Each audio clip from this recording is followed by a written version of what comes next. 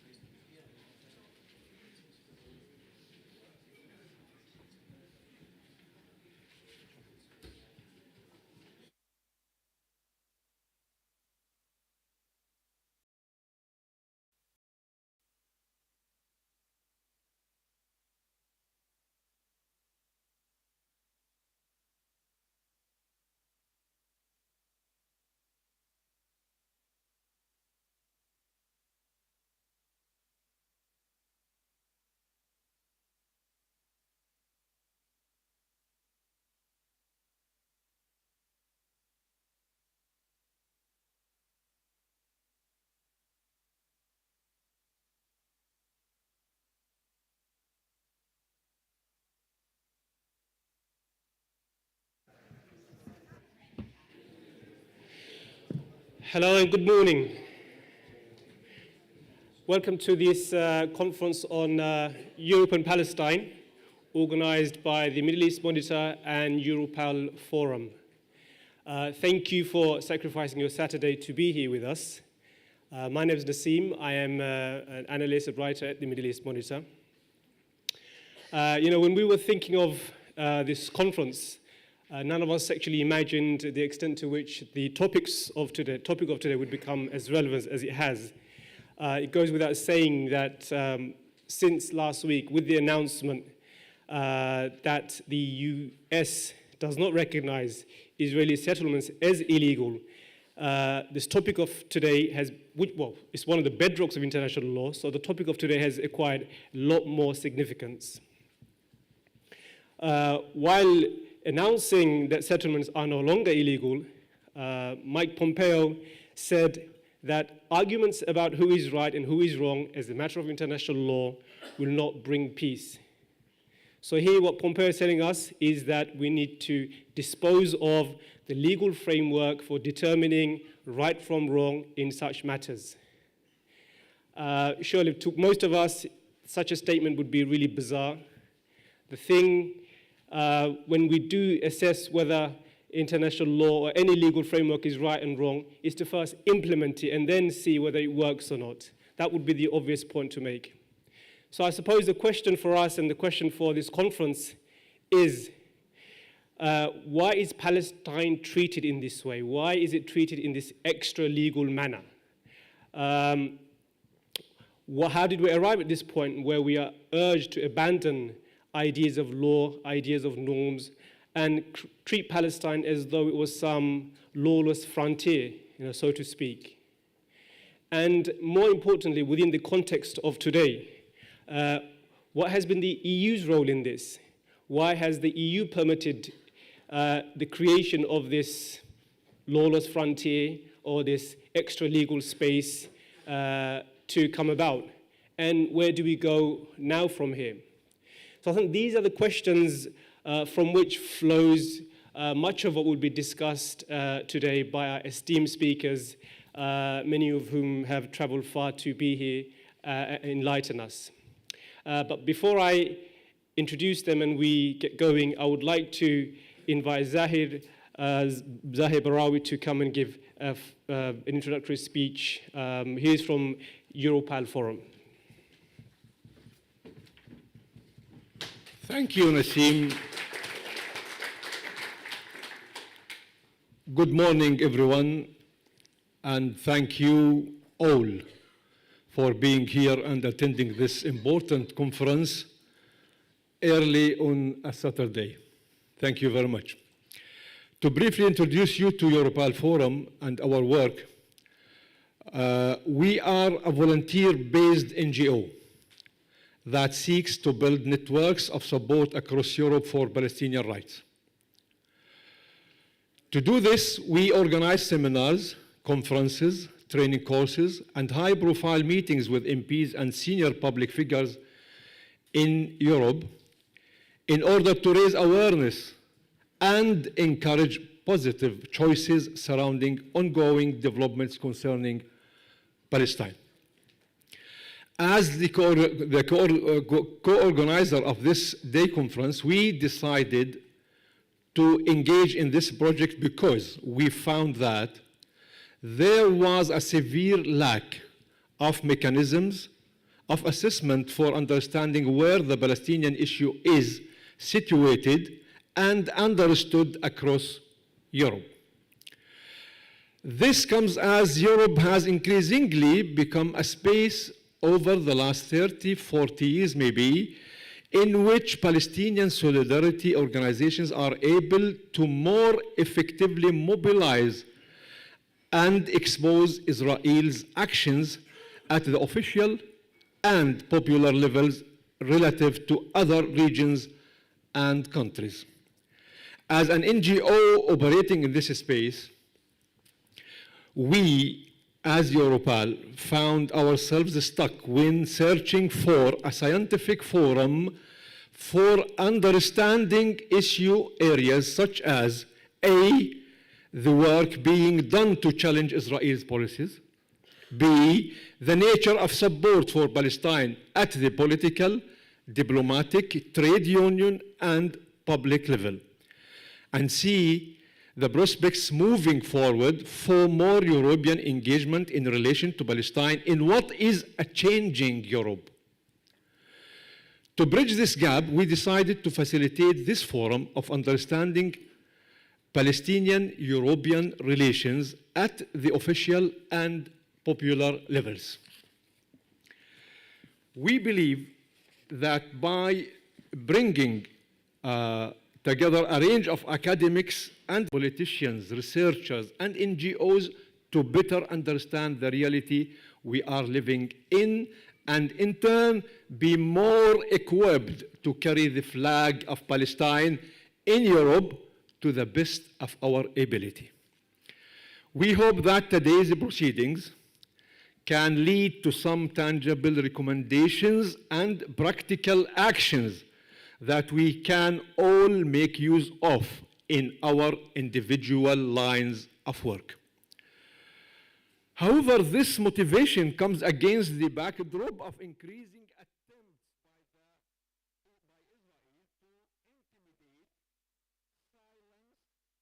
tarnish those working towards the provision of Palestinian human rights and a stronger European foreign policy.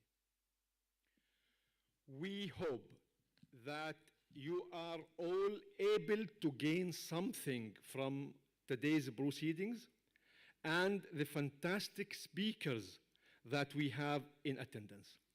And if you have any questions or would like to know more about EuroPal Forum or MEMO, we have a team of volunteers on hand to assist you.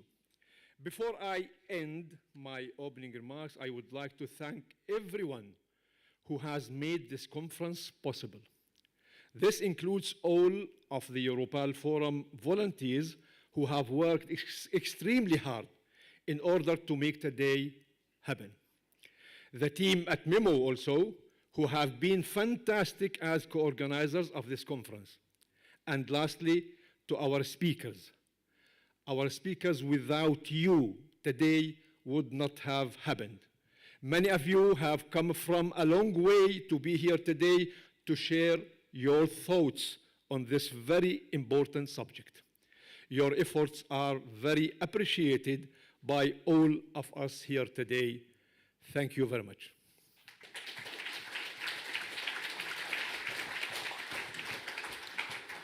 So while the speakers for the first panel make their way to the podium, I just want to run through the program for today.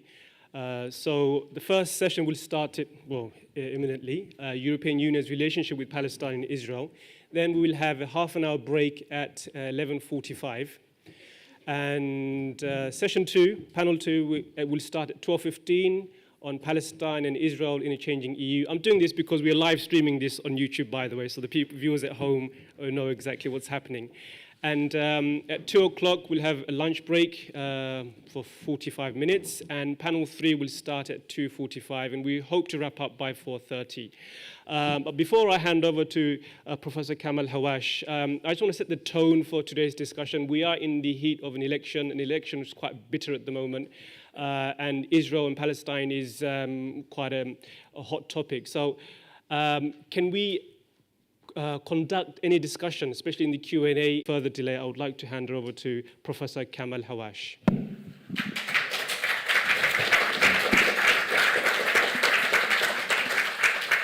Thank you very much indeed. Good morning, everyone. And I'd like to start by thanking the organizers, MIMO and the EuroPal Forum, for bringing us together.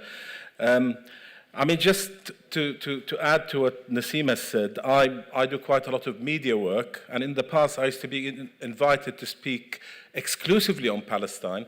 The last 3 months I've spoken more about Brexit to the Arab world, which is interesting. There's a lot of interest in the Arab world in Brexit than I have on Palestine, which is regrettable, really, because it also partly shows you that the prominence of the issue has receded. And so this is an opportunity, particularly following the announcement from the Americans a couple of days ago about supposedly that the settlements which are illegal are now suddenly legal. That sort of thing gives us impetus to come together again and look at how we move forward. And there's only one superpower in the world, and that's the United States. It's not only sided with Israel, its ambassador effectively dictates to the Americans, to the Secretary of State, what America should do rather than convey to the Israelis what the American policy is. An example of that was the fact that he, for a long time, was saying there is no occupation. And he kept pushing the State Department until it actually removed the word occupation from the title of its annual report on human rights across the world. It used to say occupied Palestinian territories, now it says West Bank. And it used to say occupied Golan Heights. I'm sure next year that's not going to figure, because the Golan is no longer, according to the signature of the American president, that's gone. So we've got one superpower. We've got Russia, which tends to almost sit on the fence when it comes to the issue of Palestine. So that leaves one major block that is important, because the other one, the Arab world, is no longer really important in the sense of having a real oomph in dealing with Israel, including the move of the embassy and what have you. So I think this is why this conference is important. Where is Europe at? This first session is about looking back and understanding the history, and then moving forward as we go through the day into understanding the sort of the challenges that are faced, but also advocacy for the Palestinian rights and how we can be effective, more effective with that. Each speaker will have up to 20 minutes. Would be sort of, as a Palestinian, I'll be a little flexible on that, but at the end of the day, we want to facilitate a really good discussion from this session, and I'm truly honored to be chairing the first session. So we have 3 speakers: Dr. Dmitry Boris, Hugh Lovett, sitting next to me here, and Dr. Shari Plonsky, who will speak after that. The bios are in your program, so I don't want to repeat that, rather use the time for the speakers to speak. So I'd like to start by inviting Dr. Dimitris Boris to address us, please.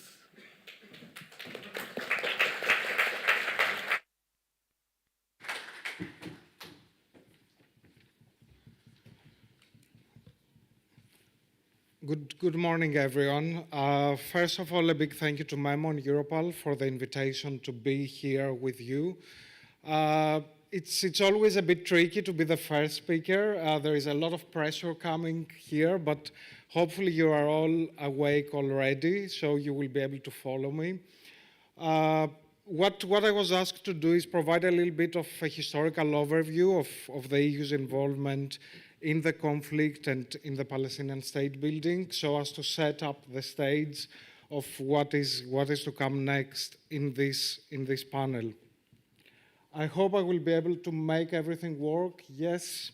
So this table here summarizes a little bit the so-called high politics diplomatic activity on behalf of the European community, or the EU much later, what happened throughout the years. One of the most important things to keep in mind is that before 1973, the Palestinians are not mentioned in any official European community documents. So, for example, in 1971, we had the Schuman document, which called for the Israeli withdrawal from the occupied territories. And this is where the first time that the term just peace is mentioned. Moving there to 1973, the community adopted two statements.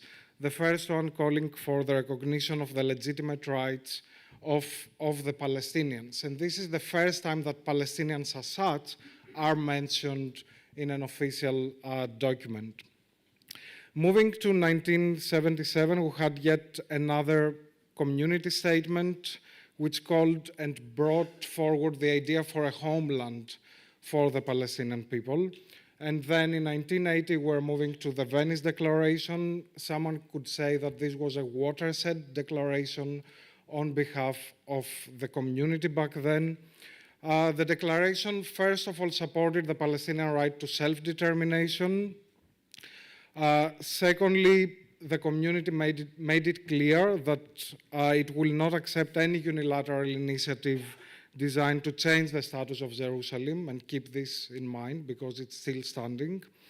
And secondly, maintain that settlements are, as well as modifications in population and property in the occupied Arab territories, are illegal under international law. And again, this remains relevant today.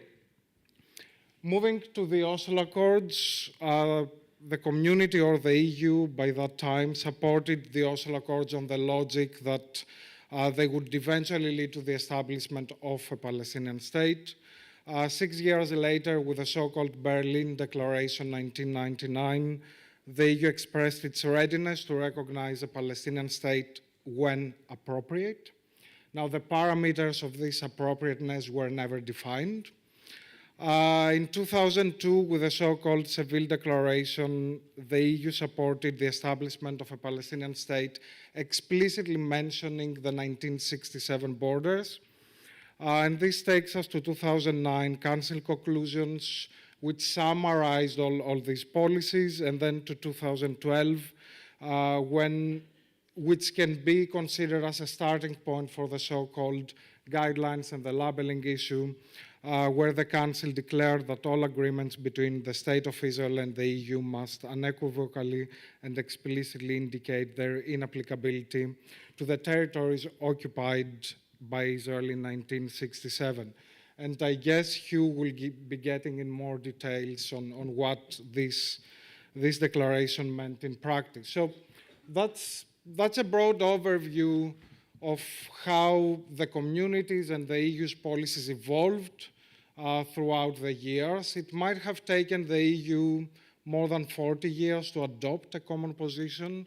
It might be the case that this position is the least common denominator that the different member states could agree upon, but there is a policy there.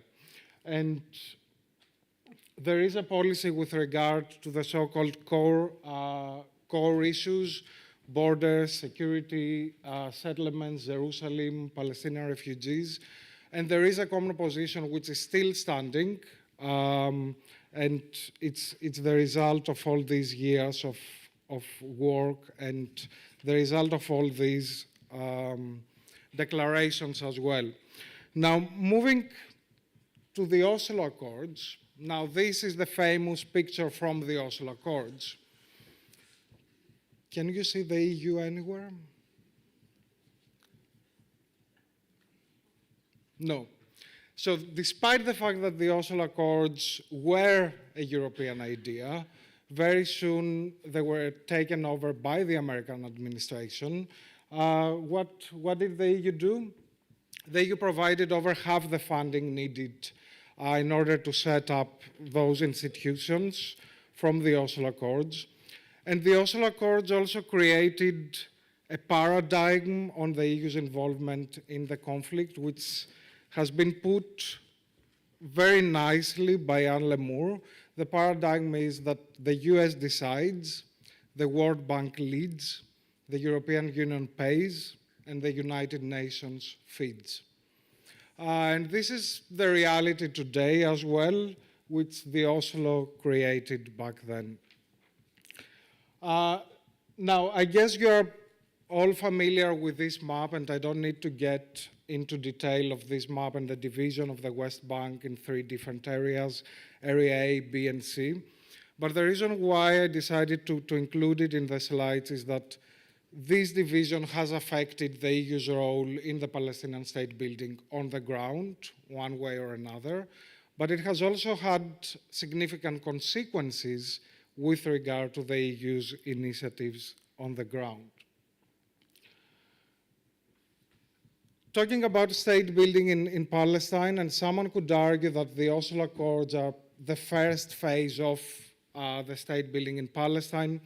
This is a very complicated aid coordination structure which was created after Oslo and was revised. I'm not going to get into details, but what I wanted to show to you is that there are 4 different groups: the economic strategy group, the governance strategy group, the infrastructure and the social development strategy group. And if you see closely into it, you will see that the EU and its member states are among the main donors in every of these strategy groups, which in very simple words, it means that the EU and its member states are behind every aspect of the state building conducted in Palestine. And this takes us to the second phase of state building in Palestine, which started with the so-called roadmap. The roadmap was again an EU idea, and it was soon adopted by the so-called quartet, comprised of the US, the EU, the United Nations, and Russia. And the idea again was to create a plan based on 3 different stages where mutual steps would be taken by both parties, Israelis and Palestinians, and the final result would be the establishment of a Palestinian state by the end of 2005. Now, the roadmap also created a shift in the way that the international community approached the topic. So someone could say that the idea of the Oslo Accords was peace now, democracy later, while the roadmap reversed this, and the emphasis was democracy now, peace later. Now, we can discuss why this happened and what led to this change. But there was an emphasis on democracy, and this is what eventually happened. There was a lot of pressure for Palestinians to go to the polls, to conduct their elections. And this is what they did in 2006, and Hamas won these elections, as you already know. Now, this is a quote from an official legal document, which reads that the EU welcomes the successful holding of January elections for the Palestinian Legislative Council. The Palestinian people have demonstrated a clear commitment to determine their political future via democratic means. These elections show impressive voter participation in an open and fairly contested electoral process that was efficiently administered by an independent Palestinian Central Elections Commission. The successful holding of these elections is an important step in strengthening Palestinian democracy and implementing Palestinian roadmap obligations. Despite this, because Hamas was included in the EU's list of terrorist organizations, the EU could not engage with this government led by Hamas. A year later, with a national unity government between Hamas and Fatah, the EU continued not engaging with the members of this government coming from Hamas. And then we had the eventual split, and we can discuss more about this, between the Hamas-led Gaza and the Fatah-led West Bank. And this is some of the initiatives taken within this framework of the roadmap. The EU deployed 2 civilian missions in Palestine. The first one, EuroPal COPS, which is a police and rule of law mission with advisory character. So the mission does not have an executive mandate, which means that policy officers of the mission cannot implement policies themselves. And the second mission was EUBAM Rafah, which remains the EU's sleeping beauty. Now, the mission was deployed in 2006, 2007 at the Rafah crossing point. It was the result of the agreement of movement and access between Israelis and Palestinians, which stipulated for the role of a third party.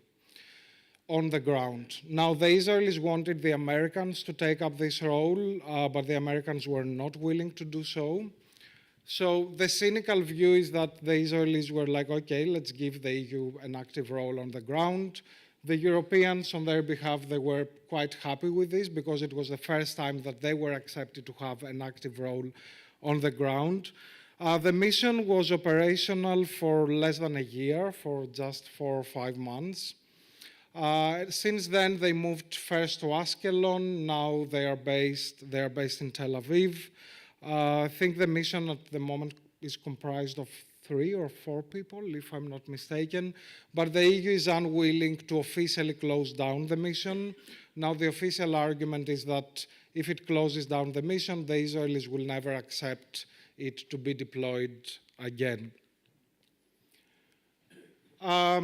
Now, you remember that I told you about the relevance of this map and the division of the different areas. Now, this has impacted the mission's role on the ground, and especially, for example, with EuroPal Corps. EuroPal Corps can only be present where the Palestinian civil police can be present, which mainly means Area A of the West Bank, and to a lesser extent, Area B. There is a quote from the previous head of the mission there, which shows you a little bit of the realities of the ground with the mission, and I quote, "Any equipment we bring in has to be approved by the coordinator of government activities in the territories." And this is just a piece of the broader picture which blames the Palestinian security forces in general and the Palestinian civil police in particular for complying with Israeli orders and occupation. Now, the mission, despite the fact that it has an advisory character, is very much involved in the drafting of key legislation in Palestine. One of the unintended consequences of its operationalization on the ground has been the strengthening of the existing status quo, and the mission, in essence, through its deployment and through its work mainly in Area A, has enhanced the territorial and factional borders that Israel has established in the West Bank. Now, with UBAM Rafah, while in the beginning the mission managed to transform Israeli perceptions positively towards an active EU role on the ground, very soon it was considered to be a failed mission. And one of the things which affected, again, the operationalization of the mission on the ground was that for the mission to be active and to be able to do its work, the monitors had to reach Rafah. Now, a lot of times what was happening is that in the end, Israel had the upper hand on whether these European monitors will reach Rafah. So a lot of times the monitors were not allowed to reach Rafah, and the Rafah crossing point remained closed. And again, another quote here about the mission to show you a little bit of the realities on the ground again. "We don't have any objective way to measure the success of reform. What that has meant for many of us is that the main criterion of success is Israeli satisfaction. If the Israelis tell us that this is working well, we consider it a success." More initiatives on the state building front, and I'm not going to get into details, but the European Commission had its own project called Sayada, which had 2 phases, and it targeted mainly staff, judges, and public prosecutors, all of them targeting the judiciary sector reform in Palestine. Thank you. And the third phase of the state building and the EU's involvement was with the so-called Fayyad Plan back in 2009. Now, the Fayyad Plan moved in 2 parallel tracks. The first one was try to create positive facts on the ground, and the second one to build support at the international community level for the recognition of a Palestinian state. Now, the plan never explicitly mentioned this, but this was the idea. Personally, I think that the plan was a very clever political plan, and this was proved 2 years later in 2011.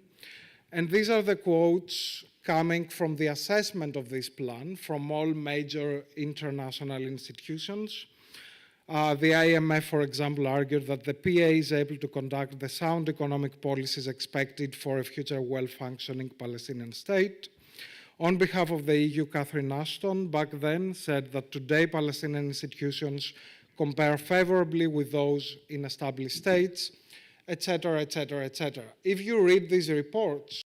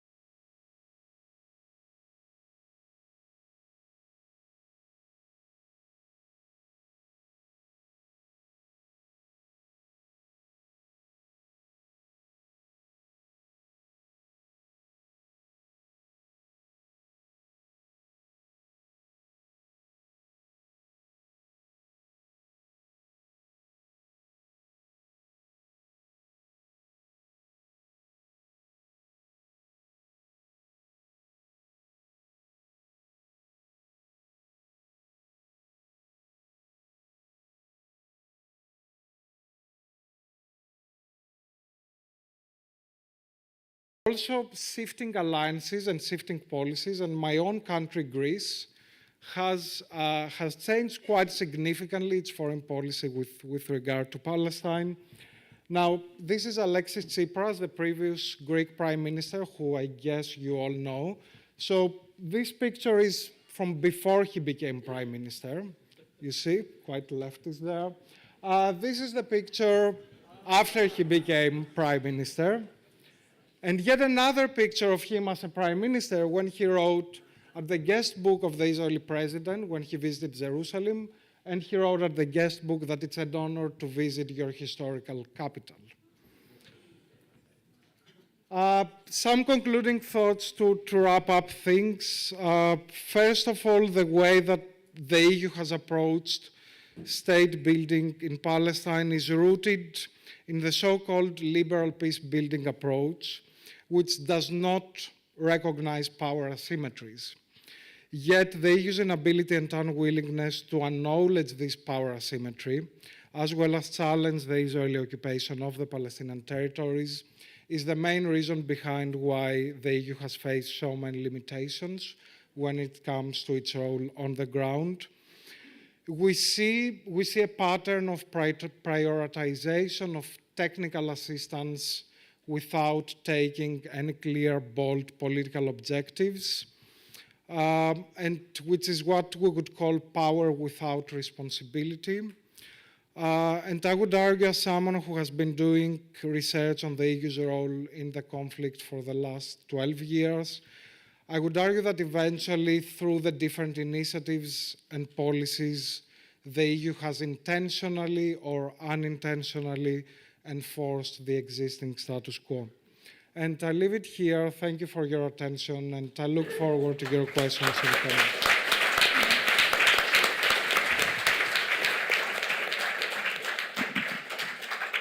Thank you very much indeed. There was a lot in that. I took from it a couple of things for me, which is this statement, the reversal of peace now, democracy later, that was reversed, because when it comes to the Palestinians, they have to do everything now, and Israel doesn't have to do anything until much, much later. And that everything has to be done to Israel's satisfaction. And I guess if you follow the Twitter feeds of the EU, one EU in Israel and one on the Palestinian side, it's quite revealing. One is talking about this fantastic country with the technology, we need to grow trade, and the other is just talking about a little humanitarian assistance, a little disappointments that it has, and you can guess which is which. Thank you very much indeed for that. We move to Hugh Lovett now, who will take us through the next phase. Thank you. I think it's probably better over there, so the cameras can.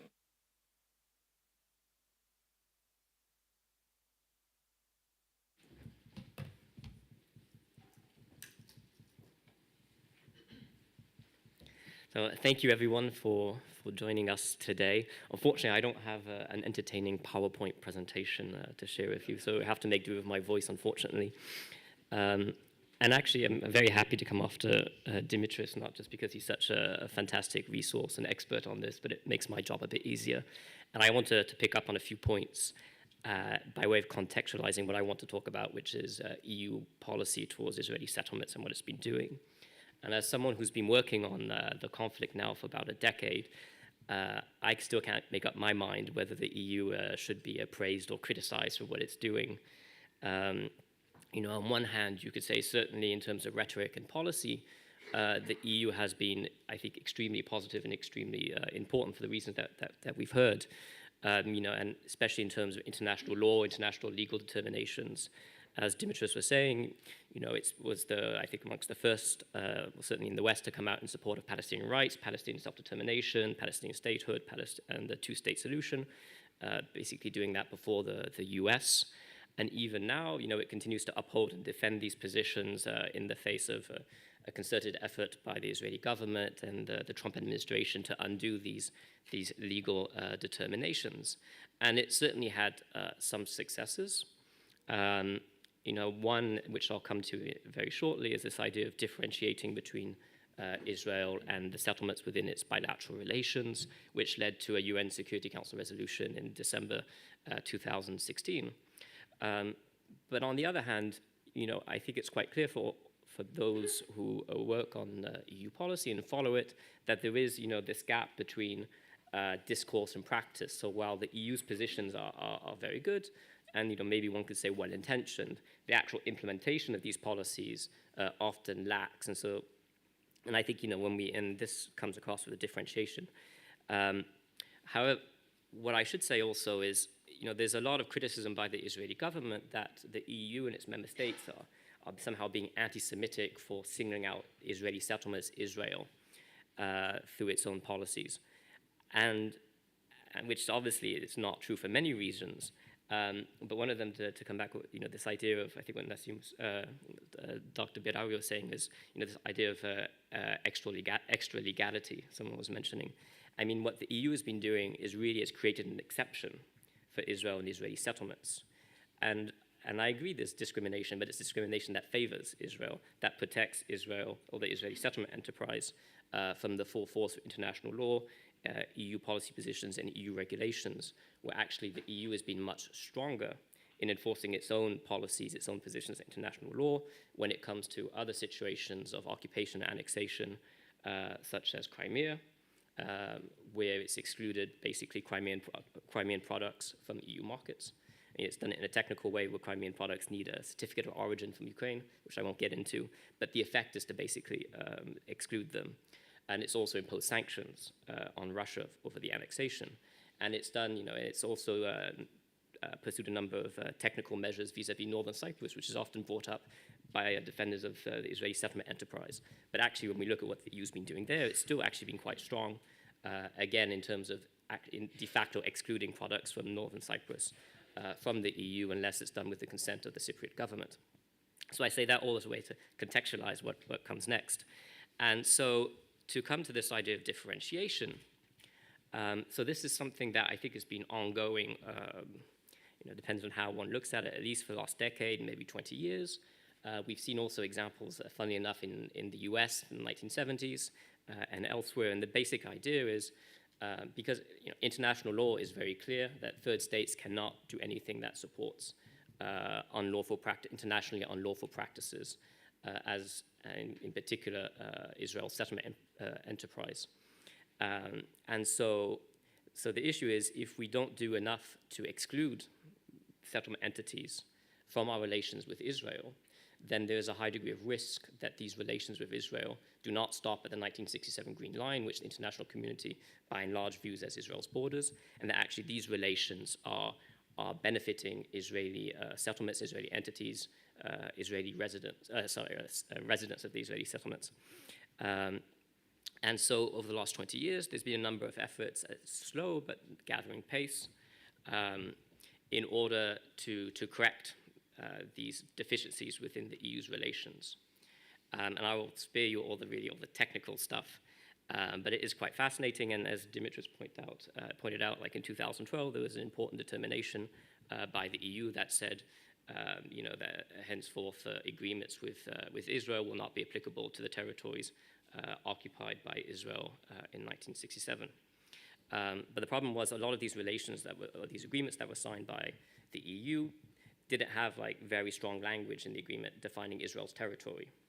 Often they didn't have any language, which then allowed Israel to interpret the applicability of these agreements according to its own views. So in other words, Israel saw these agreements as actually something that allowed it to include the settlements.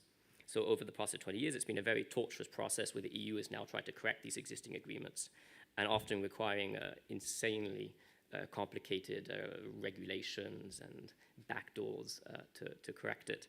But then the culmination of this, when we really saw this start to be manifested, was in July 2013, when the European Commission actually published funding guidelines. And these funding guidelines were important because they specify that no EU money can actually go towards settlement entities. And then the first example of this was the EU signed a research and development agreement with Israel called Horizon 2020. And this, and basically for this to be enacted, Israel, the Israeli government, had to sign up to the EU's positions. It had to accommodate the EU's requirements to exclude settlement entities. And this basically confronted the Israeli government with a big dilemma. Should it sign up to the EU's positions and benefit from what was actually quite an important agreement, which comes with a lot of funding for Israeli research institutes? Or should it actually refuse for the sake of ideology and its ideological commitment to the settlements, but lose access to this agreement? And initially, the Netanyahu government refused. But then there was this massive outcry within the research and development community, academic community in Israel, basically saying, how can you, throw us under the bus? How can you jeopardize important sources of funding? And the Netanyahu government reversed. It actually did sign up to the EU's positions. So basically, it changed its own internal practices. It made differentiation itself between Israel within the Green Line and the settlements. And I think that's the first point. A lot of people started to take notice of this idea of differentiation, which, as I said, has been ongoing for a bit, but that was one of the big manifestations. And we've seen it in other areas, and I won't bore you with it because it's about poultry products, dairy products, organic certification, et cetera, but even here, on these very technical things, basically the Israeli government, Israeli authorities have had to accommodate EU requirements, and they've had to once again create an internal differentiation, sometimes even physically separating certain types of settlement products from quote-unquote Israeli products. So all this is to say that actually respecting international law, respecting EU regulations, to a certain extent does have a normative power. So normative power being that you require another actor to alter their behavior. And then there was another important moment, which is November 2015, when the European Commission published guidelines on the correct labeling of settlement products. Now, to me, this is kind of the most mundane, unexciting thing in the grand scheme of things. Like, we're not talking about banning settlement products. We're not talking about banning products such as we've done, or interdicting products such as we've done in Crimea and Northern Cyprus. We're merely talking about labeling them. And it's not, they were already labeling, so it was just merely about correcting the labeling. Yet there was a massive, massive outcry from the Israeli government, supporters of the settlement enterprise, and even centrist Israeli politicians from the Labour Party, with the worst accusations and smears possible directed at the EU, accusing Isaac Herzog, who's the former leader of the Labour Party, Israeli Labour Party, accused the EU of engaging in economic terrorism. Other politicians accused the EU of anti-Semitism, invoked some of the most painful imagery in Jewish history and European history to try to defame the EU, saying that these labeling guidelines was akin to putting the yellow stars on Jews. So it's obviously outrageous. And I think part of the forcefulness of this pushback is that even though labeling or correctly labeling settlement products really isn't that significant in the grand scheme of things, from a narrative point of view, a normative point of view, there is a degree of power in it, because it's basically the EU pushing back against what has been a very concerted effort by the Israeli settlement movement to conflate Israel and the settlements together, both at home, domestically, but also increasingly internationally. And so I think this is one of the few instances where this drive by the settlers and the supporters has been somewhat challenged at an international level. The labeling was subsequently challenged in the French court by a settlement winery, calling it basically a discrimination. That then went to the European Court of Justice, which ruled very recently that, of course, it's not discrimination, it's completely in line with EU regulations. So there's no surprise in that ruling when one knows the EU regulations, international law determinations, European positions. But cue, again, once more, a massive outcry by the Israeli government, the settler movement, and now the American administration, which also put out a statement criticizing the EU's move, and then followed, I think a week later, by its announcement that settlements are no longer really illegal, which I don't think was a direct reaction to the labeling. It's been ongoing for a bit, but I think it just shows that there is this increasing, I don't know if confrontation is a big word, but the increasing divergence between European positions and those of the Trump administration and Israeli government. Now, I should say that obviously differentiation is not BDS.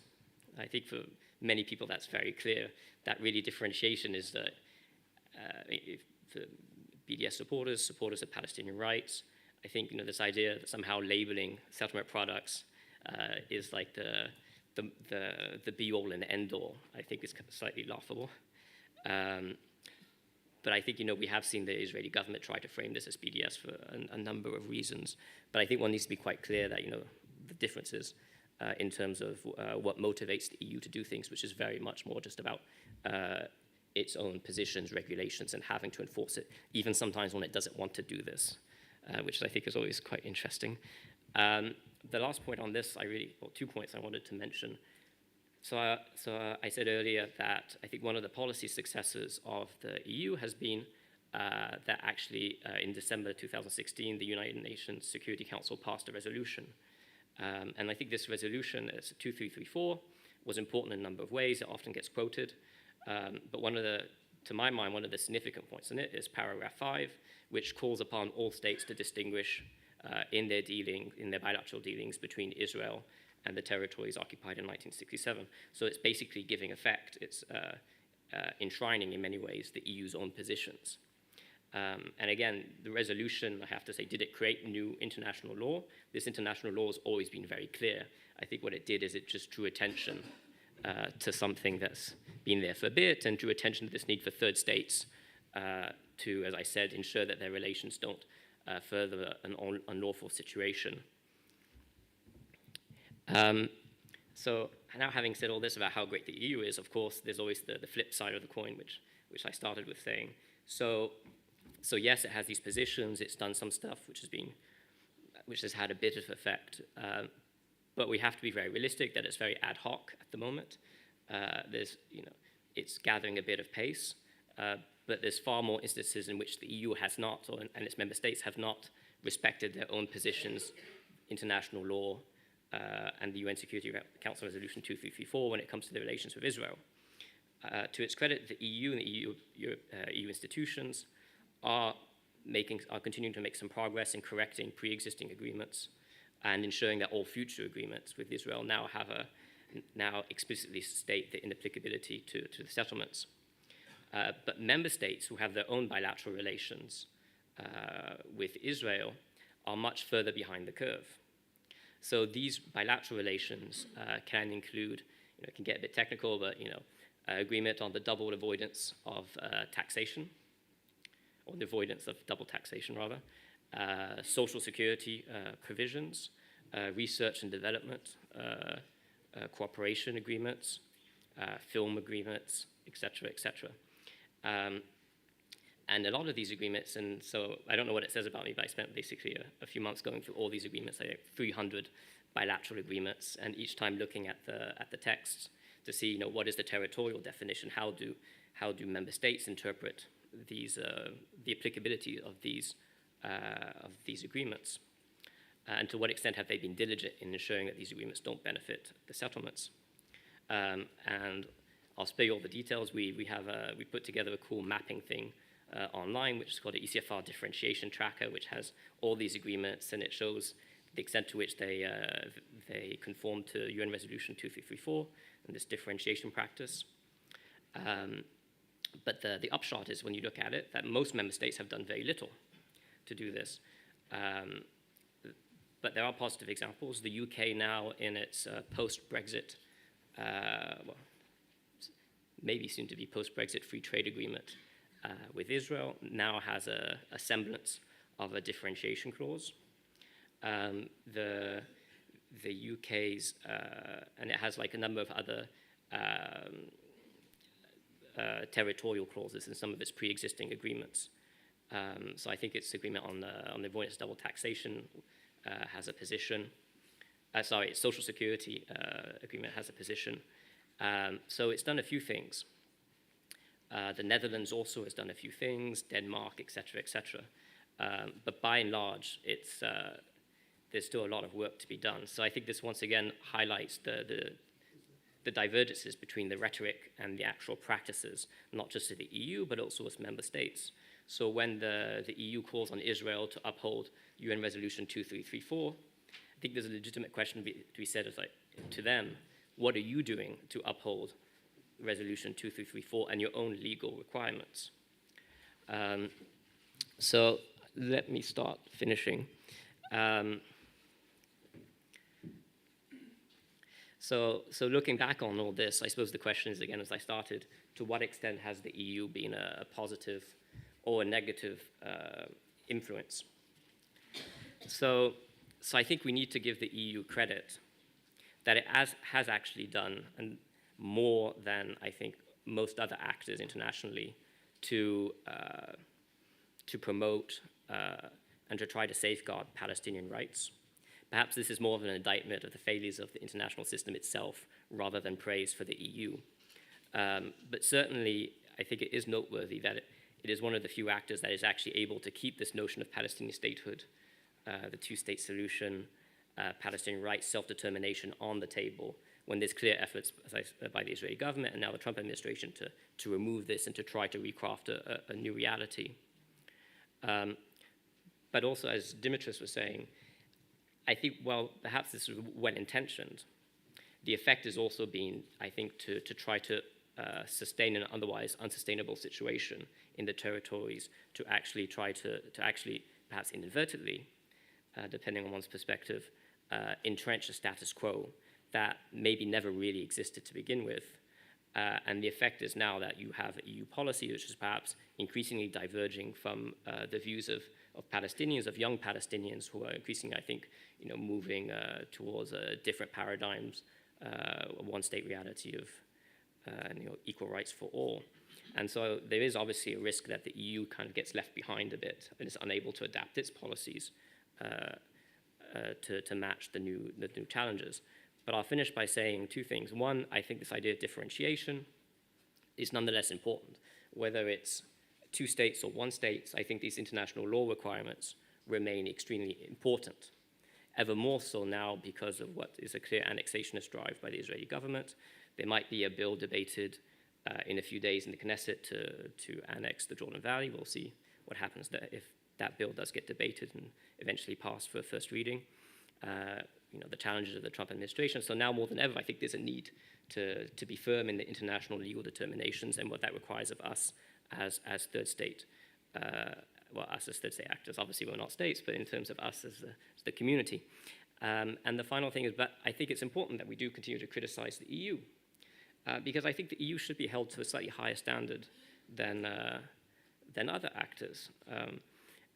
The EU, through its DNA, its founding, its history, its background, is, I think, an institution that does profess, and I think generally believes in the need to uphold law, international rules-based order. And so that is the standard to which we should continue to hold it to account. So let me end on that. Thank you so much.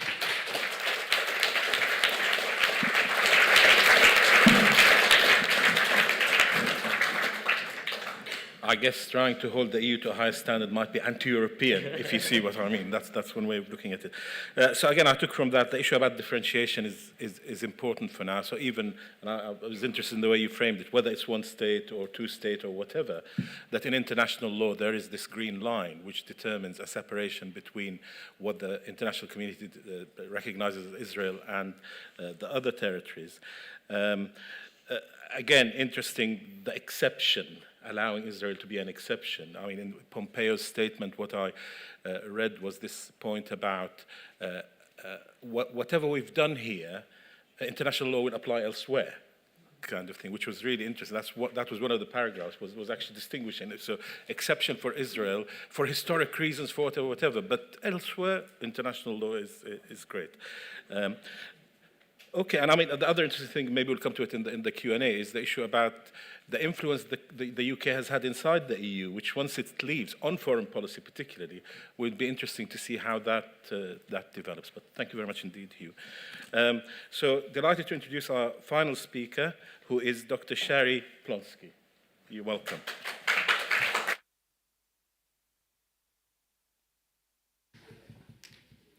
Oh dear. Yeah, I just don't think anyone can see me. I'm little. Okay. Big impact. Oh yeah. Okay. I'll just press. Anybody want to? Have you got your? These are my slides. I'm just curious how it. Yeah. Okay. There we go. This is very awkward. Okay. So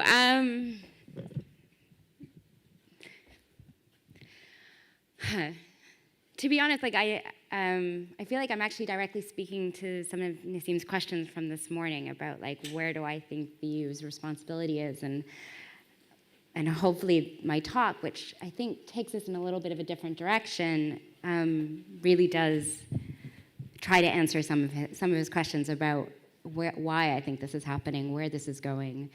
And I'm not sure that I end on a very happy note or begin on a happy note either. So what I'm gonna do is really kind of shift gears, I think, compared to the rest of the speakers this morning so far.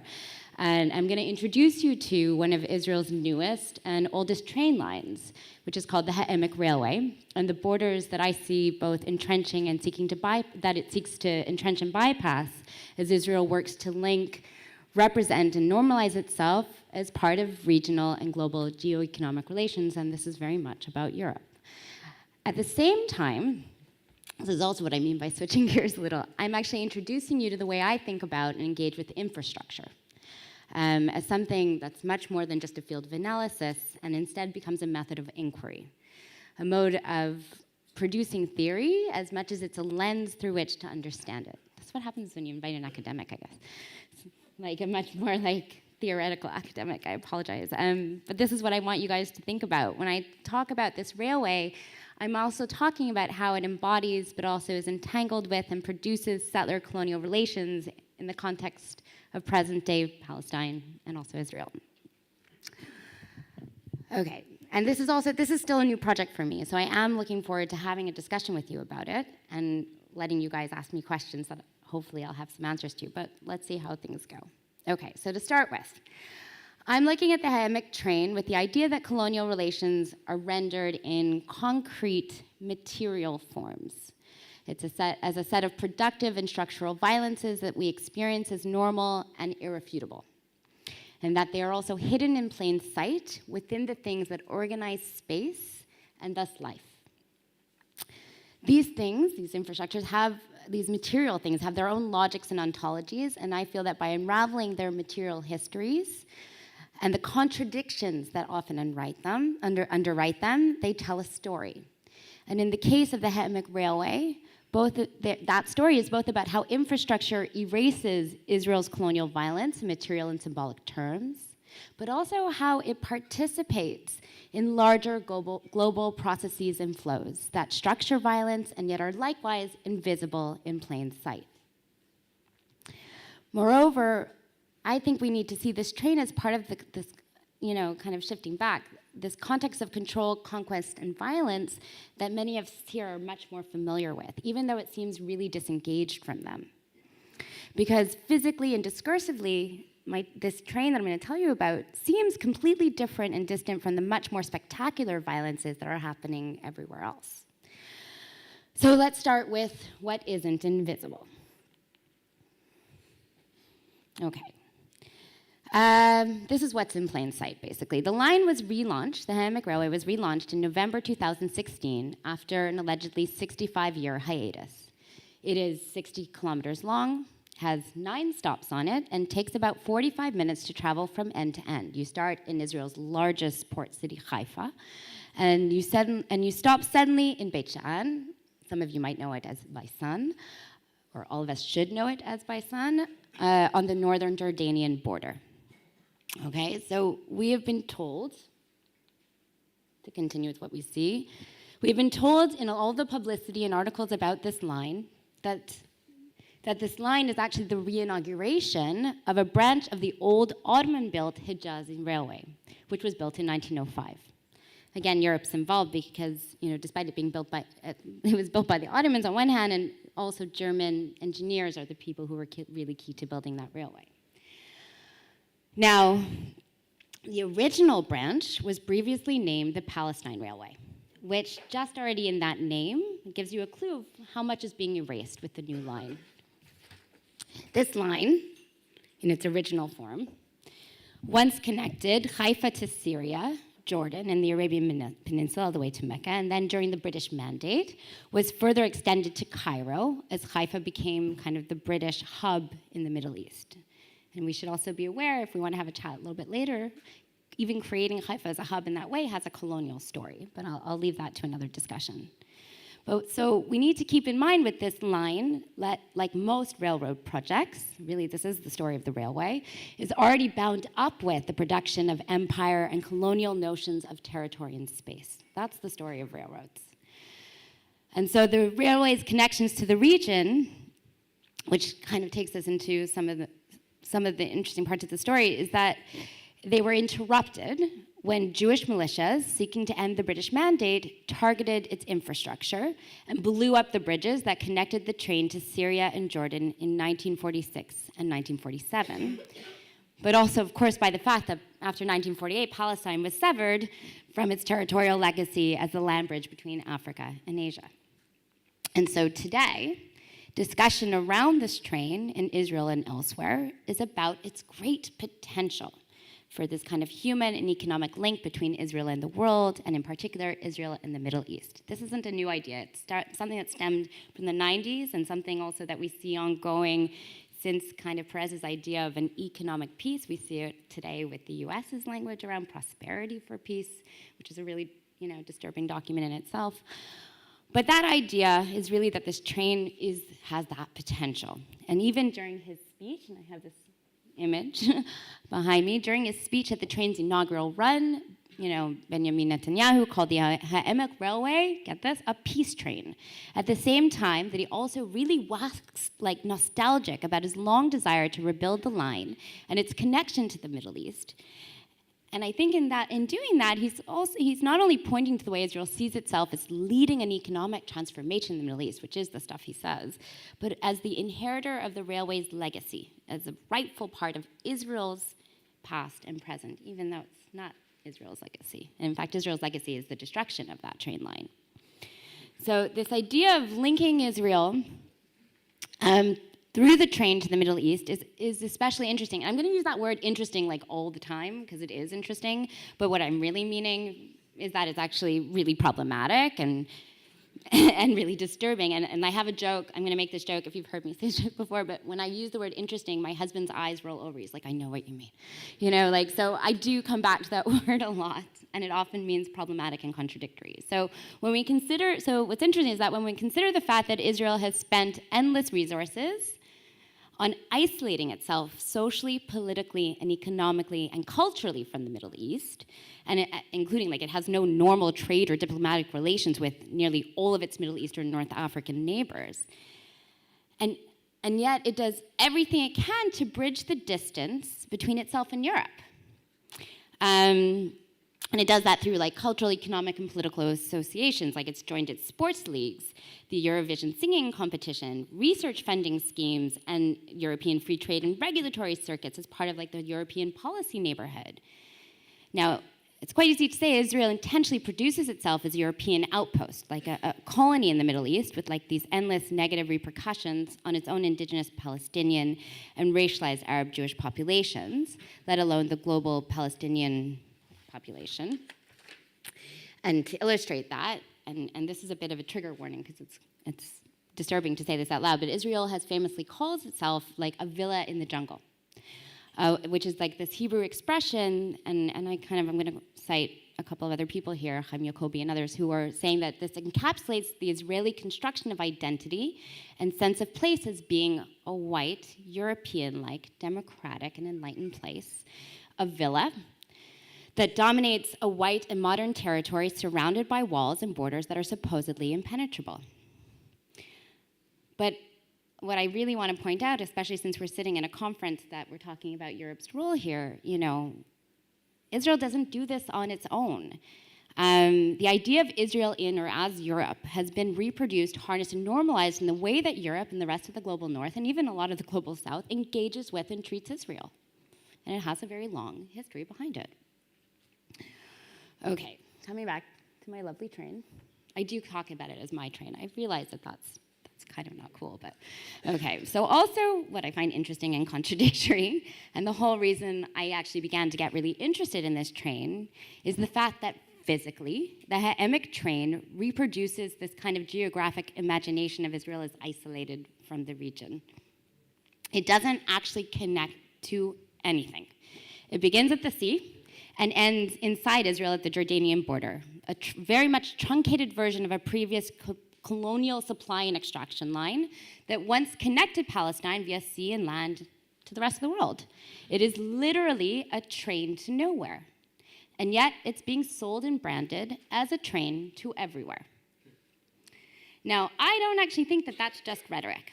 It tells us something important about new border cartographies as they're being articulated through the reshaping of global economic relations, and about how Israeli space is being reconfigured to accommodate this and in fact harness this, and in so doing normalizes the status quo and thus further entrenches its control of space and life in Palestine. Now, to get a clearer picture of this, we need to look at that train alongside certain political realities that are actually happening around its launch.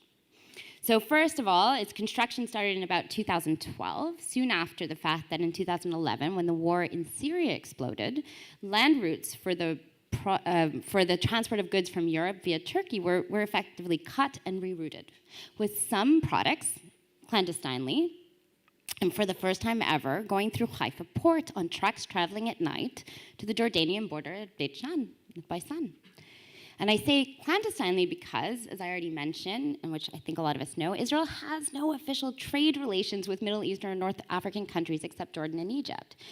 And even in those cases, economic relations are often organized under the radar because of potential political backlash locally and regionally. And so the trucks in their inventory are traveling through a system of what's called bonded customs, which actually means that when they arrive in Haifa port, they go through Jordanian customs rather than Israeli customs, and they leave no paper trail that says these products ever touched Israeli territory, and making it possible for them to bypass regulatory blockages and travel through Jordan and onwards to the larger kind of Middle Eastern markets, and they do make it there, which also I think maybe later we can talk about whether or not labeling products from the settlements are actually going to make a difference when you can play those logistical games. And so when we consider the train as part of an attempt to expand Israel's capacity to channel economic traffic through its borders and link its own internal markets with those global flows, we need to think about it at a time when other routes are being closed down and a time when other countries are seen as a risk for channeling lines of production and commodities, seen as integral to global market relations. We also need to see the train alongside two other internal intersecting infrastructural development projects sitting at each end of this railway. So on one hand, we have this new influx of capital into the Jordanian gateway and qualified industrial and free zone with Israel, which sits actually at the corner right next to Beit Shan. And on the other side of the Mediterranean Sea, a new private port is being developed to siphon these massive container ships to Israel.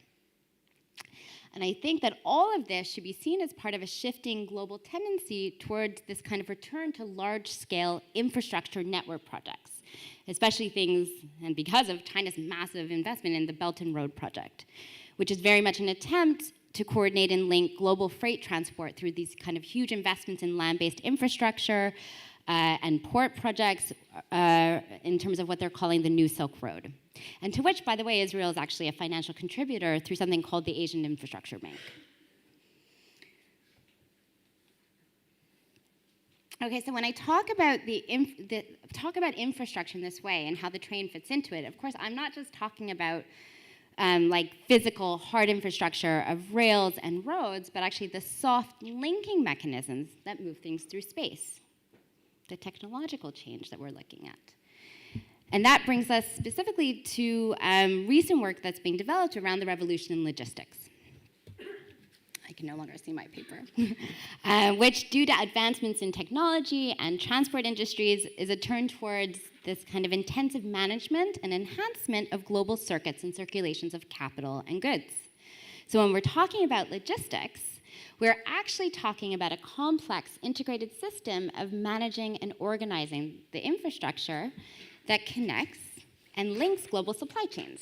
And within that, the incredibly kind of asymmetric, uneven, distorted manner in which that happens. So to quote from this guy, Jasper Burrells, who's kind of cited behind me, today's supply chains are distinguished not just by their planetary extension and speed, but by their direct integration of their manufacture and retail ends.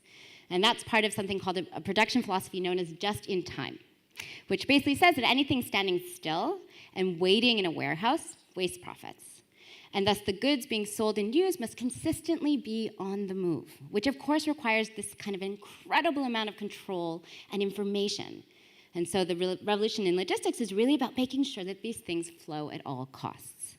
Or as Deb Cowan puts it, they need to move or die, which also makes the infrastructure being built to ensure that movement, that constant circulation, as incredibly vulnerable. And it's treated that way. Now, of course,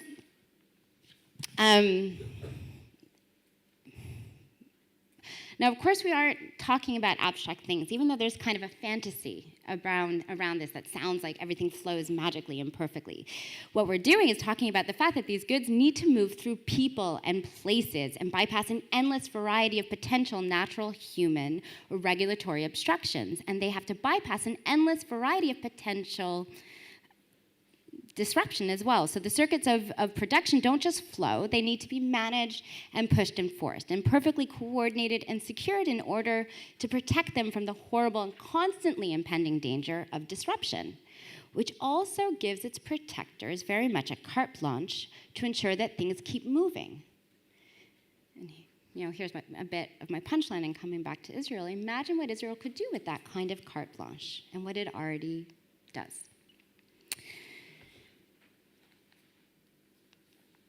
Okay, so here's the thing. Rather than attempting to control the journey of things through vast expanses of territory or seascapes, the logistics industry actually works to channel flows through a very tightly controlled and coordinated pipeline architecture. And this enables them to push and pull products across like huge tears and holes in global geography and bypass particular limits inherent to kind of global geoeconomic relations. And these are called corridors. Now, corridor spaces subvert and renegotiate national territoriality. By creating linking lines between key nodes of transport, they orchestrate a particular global cartography of narrow connectors that circumvent and concentrate friction at particular points. Focusing on these potential bottlenecks, corridor managers work to further displace and override their potential interruption to the mobility and circulation of capital and goods. And now the idea is to move across borders, reaching from the interior of one country into another, and within them, space and time become compressed and yet elastic. Reconfigured to circulate stuff as if there's no choke points or disruptions. Now, regulations and laws are different within that space. Security is much tighter, control and surveillance are integral. And so they exist alongside other lines and borders that contain potential disruptors to the corridor. Which kind of, I think, answers the question about why is there like some kind of extra, is this an extra legal space? And actually what I'm saying is it's not, it's going on everywhere. This is a global architecture of extra legal space, which is actually really legal, intensifyingly legal. So as an example, I'm going to kind of show you this thing called the new, like I mentioned before, the Jordanian Gateway and Industrial Park and Free Zone that I mentioned earlier. Oh no, I've run out of time. I'm speaking slowly for once. So, which is being, I tried to do it slow and that's I've run out of time. So, which is being advertised as directly linked to Haifa Port and the global maritime trade routes. And within this space, producers and products are immediately connected to American, European, and Middle Eastern markets. Because within this zone, they are synchronizing customs, business registration, and the free exchange of goods. And you get the immediate feeling from like the way it's discussed and publicized that within this place, space, time, and politics actually disappear. And this is despite, or perhaps even because of the fact that physically, the gateway is completely severed from the rest of Jordan and Israel, or the fact that physically the gateway is divided with different sections built inside each country that are then further separated by natural and political borders. And there's only this kind of link by a single bridge. So it's completely contradictory. And this is part of the infrastructure that turns our material train to nowhere into an alleged train to everywhere. So obviously, of course, by now you've gotten the picture. This isn't about reconnecting Israel to the Middle East.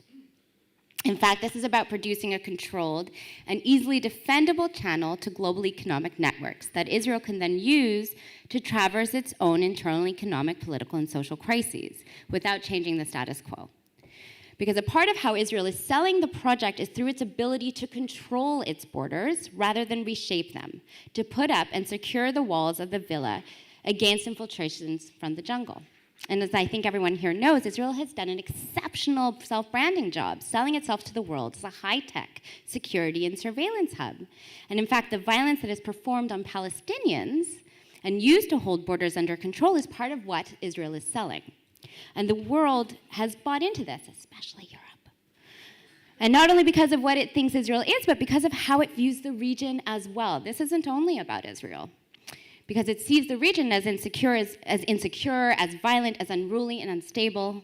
And we need to acknowledge that this is bound up with colonial legacies and the way race is being produced in the present.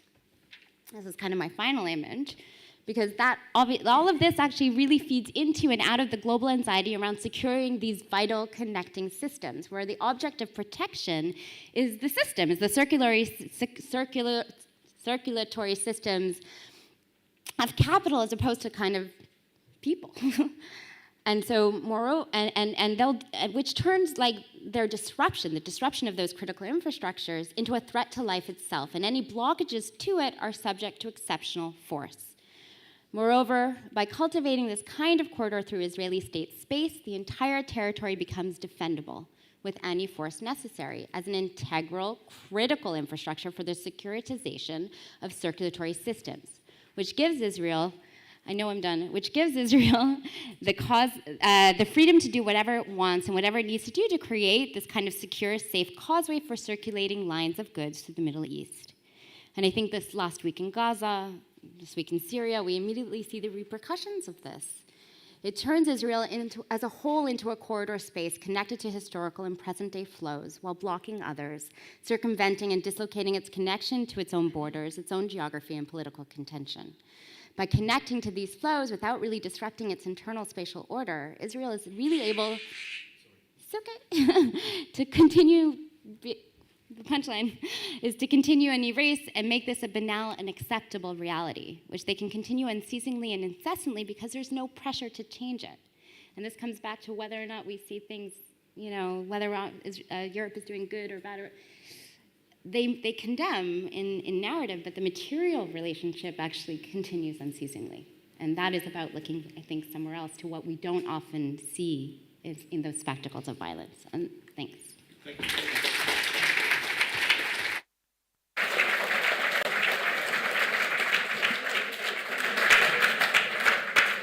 Thank you. I mean, I guess the one way of characterizing how Israel exists is that, as I've said on previous occasions, its body is in the Middle East, but its heart and brain are in Europe.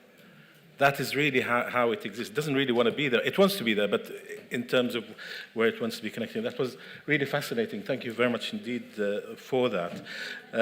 So we've got a few minutes for a question and answer session. I'd just like to start myself with one, maybe to Hugh. The passing last year of the nation-state law in Israel might have been an opportunity for the EU to say, okay, this is something we can take, but nothing really happened. I don't know if you want to comment on that. So I think traditionally, the EU has found it very difficult to criticize what it sees as domestic matters in Israel. And to be fair, domestic matters in a lot of other countries, but especially Israel. And so when it comes to Israeli treatment of Palestinian citizens of Israel, Bedouin, these sorts of issues, it's tended to be very quiet. But I think I was nevertheless a bit surprised that over the nation-state bill, there was some pushback against it and some criticism. Including from, I think, Chancellor Merkel also expressed some concern. And there has been increasing concern also, I think, expressed over this sort of shrinking space in Israel for anti-occupation voices. So I think it's all relative in terms of, I'm lucky I have quite low expectations. So in this case, for me, it did something more than I expected it to. Okay, thank you. Okay, but can I just remind you, of course, that there are two more sessions. In terms of the framing of the questions, to remember that the second session is Palestine and Israel in a changing EU. And the third one is assessing pro-Israel strategy in Europe alongside advocacy campaigns for Palestinian human rights. So you may want to hold questions related to that area to this. So I saw one here, second there, and the lady over there to start with. We'll take the three together. If you can address them to a particular member of the panel, if you could do that. Please, if you could start over there. And maybe say your name, please, if you don't mind. Thank you. Andy Simons. This is for Dr. Plonsky. Sorry, Andy Simons. This is for Professor Plonsky. About maybe 3 or 4 years ago, I first heard about the Jordanian Gateway, and I was really shocked by it. And I gave the news article to Dr. Hawash, actually, at the same time. And he didn't know anything about it. It was a new thing, and I haven't heard anything about it since. So my question is, how could this be, given the demographics in Jordan? How could that be achieved on the Jordanian side? Okay, second question here. My name is Les Lebedev from the Jewish Network for Palestine and many other groups. At a conference like this, I expected to hear a criticism of how the PNA and EU systematically collude with the Zionist colonization project, but instead the first two talks sanitized that collusion. I want to ask why you would give such a talk at a conference like this, and I'll briefly explain what I mean by sanitize. Of course, they both espouse the idea of an independent Palestinian state and two-state solution, but these play no practical role whatsoever except to cover up the continuing Zionist colonization project. The PNA continues to play the same role for which it was established by the US government, namely to police the Palestinians on behalf of that colonization project by persecuting, jailing, and sometimes torturing its opponents. And second, from the two speakers, on the EU side, you left out a crucial detail. When Israel decided to sign, reluctantly, that agreement, it added a disclaimer from the ban on any money going to the settlements, and the European Commission turned a blind eye to that disclaimer. Why? Because there are strong political pressures within the whole European Union for the European military-industrial academic complex to integrate with the Israeli arms industry. So the weapons being tested on Palestinians are funded by our tax money. Okay, thank you. Why don't you attack this collusion? The lady at second row over there. Hi, my name is Hala Sabah, and my question is for Hugh. I just wanted to ask you, when will the EU and representatives of the EU catch up on language? So using words like conflict, using words like expressing concern are very disturbing when it's almost 2020 and we see that it's not a conflict, it's actually settler colonialism, it's apartheid, it's ethnic cleansing. Thank you. Question is, first question, if you'd like to. Can you use the mic there? Easy questions to start with. Thank you.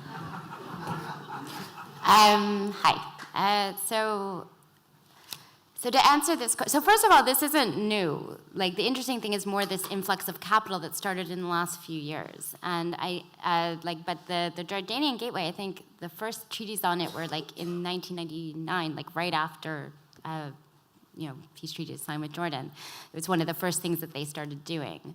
And then what's happened is, so there was a moment where, and I'll be honest, I'm literally starting this project now, and these are one of the questions I'm going to be investigating, is what's going on the Jordanian side, not only in terms of the industrial park, but in terms of these larger roots that we're seeing through the region. And my hunch and my feeling, based on people I've started talking to, is it has a lot to do with what I said at the beginning, that this is a global thing, right? These kinds of architectures, these corridor architectures are renegotiating how economic and political and military flows are working. Jordanian also has similar kind of relationship going on the other end of that border with Saudi Arabia. They're building land ports. And there's these huge kind of logistical infrastructural things happening, especially in the GCC. And this is about building these spaces of disconnection and connection, right? The idea that you can offshore some of those politics in order to make sure that these circuits flow. And so that's why I would say it's actually really key to look at what's happening regionally, because Jordan, as far as I can tell, and talking to some people about this, and please don't cite me on this because I'm still new, but my feeling is that this is about galvanizing something. And Jordan's political leadership, I don't think historically has had a lot of problems with these types of benefits that they get from having certain types of relationships with powers in the region. And I don't believe that's what I mean by we cannot think of Israel on its own, right? Like, Israel is not doing this magically, extraterritorially, without a lot of support, not only from the international, global north, and especially Europe and the US, but we're talking everywhere. I heard, sorry, I'll say one more thing and then I'll move on. Adam Hania had this wonderful talk. I don't know if you know his work, but he also does stuff like this. But he did this wonderful talk where he was talking about the GCC's role in the region, the type of capital accumulation and moves that they're making, about really taking control materially of the region. And he was saying that the world and the GCC look at itself, the world looks at it as this kind of island of stability and security within the region. And it was mirroring the exact same language that we talk about Israel. Like this, not we, sorry, I shouldn't, but like the way Israel is also seen as this kind of, you know, this villa in the jungle. And it was really interesting, and I think it's really important to keep that in mind. Yes, thank you. I'll just cover very briefly the question about where is the criticism towards the PA. I think there are limits to what someone can cover in 20 minutes and what they cannot. What I was hoping to have a question like this so that we can have a debate about this. But I think that you're doing kind of the same mistake, treating the two parties as equal. While there is a very clear power gap, we know which party is the strongest in this conflict and which is not. And by equating the weak and the strong, you... No. Speak to the question. Don't heckle, please. No heckling. No heckling. Thank you. Thank you. I mean, I understand people are very passionate about this subject, but we're here to have a civilized debate. Thank you. Please. I tried to have some and to include some criticism, and one of the ways I try to do this is that by bringing things on the table. And I mentioned, for example, the democracy now, peace later idea, and what happened was that this phase of the roadmap of the democracy now, peace later was because the international community was not considering anymore Arafat to be the main person, so they wanted to curtail his powers by creating a prime ministerial post in Palestine, and this was the idea of the roadmap. Now, we all know, I don't need to say it to anyone, I guess, that there is a big legitimacy gap in Palestine. We have a Palestinian Authority, and we have Palestinian governments which have never been democratically elected. We have a president in Palestine whose term has expired since 2009. So I assume that I don't need to say these things in a conference like this because everyone is aware of them. But I'm not trying to say that the PA is this kind of angelic actor which doesn't have any kind of say on what is happening on the ground. I tried to cover the aspect of security cooperation between the PA and Israel during the presentation. So I do find the criticism a little bit unfair, but I'm glad that you brought it up, which enabled me to clarify some aspects. Thank you. Okay. So once again, Dimitris makes my intervention so much easier. I basically agree with everything. I mean, to be fair to what we said, you know, I think it is clear that the EU has contributed towards enforcing status quo, whether that's sustainable or unsustainable. I think it's making it unsustainable sustainable. It is trapped in a paradigm that is obviously two-state centric, that is still firmly focused on state building. I think for the EU and I think one of the difficulties for the EU, of course, is this idea: should we still be funding the PA, which I think is a massive question. But I think from the EU's position, it can't do anything other than continue down the current trajectory at the moment, because this is still the official position of the PLO. Now, I know there's a lot of criticism of the PLO, and this is another conversation about the need to revive the PLO and the PNC, but it's still officially the official representative of the Palestinian people. And again, I know that young Palestinians are somewhere else completely, but from the EU's position, if this is what the PLO says, it's going to be very difficult for the EU to move quicker than the PLO. But I also do want to say is, of course, so while one can't expect the EU to pull the plug or to be a radical or revolutionary actor, as I said, it's very status quo orientated. Certainly, yes, the EU should be doing much more with its leverage, like through the leverage that it has with funding, to hold the PA to account. And again, I have to say there is a context of occupation, of asymmetry, which Dimitris mentioned. But nevertheless, I think it is clear that there needs to be, a re-democratization. So long as we remain in the two-state paradigm at the moment, there needs to be a re-democratization of Palestinian institutions. The PA needs to be pressured to reverse its own, measures that have led to a shrinking space for civil society, that have increased human rights abuses.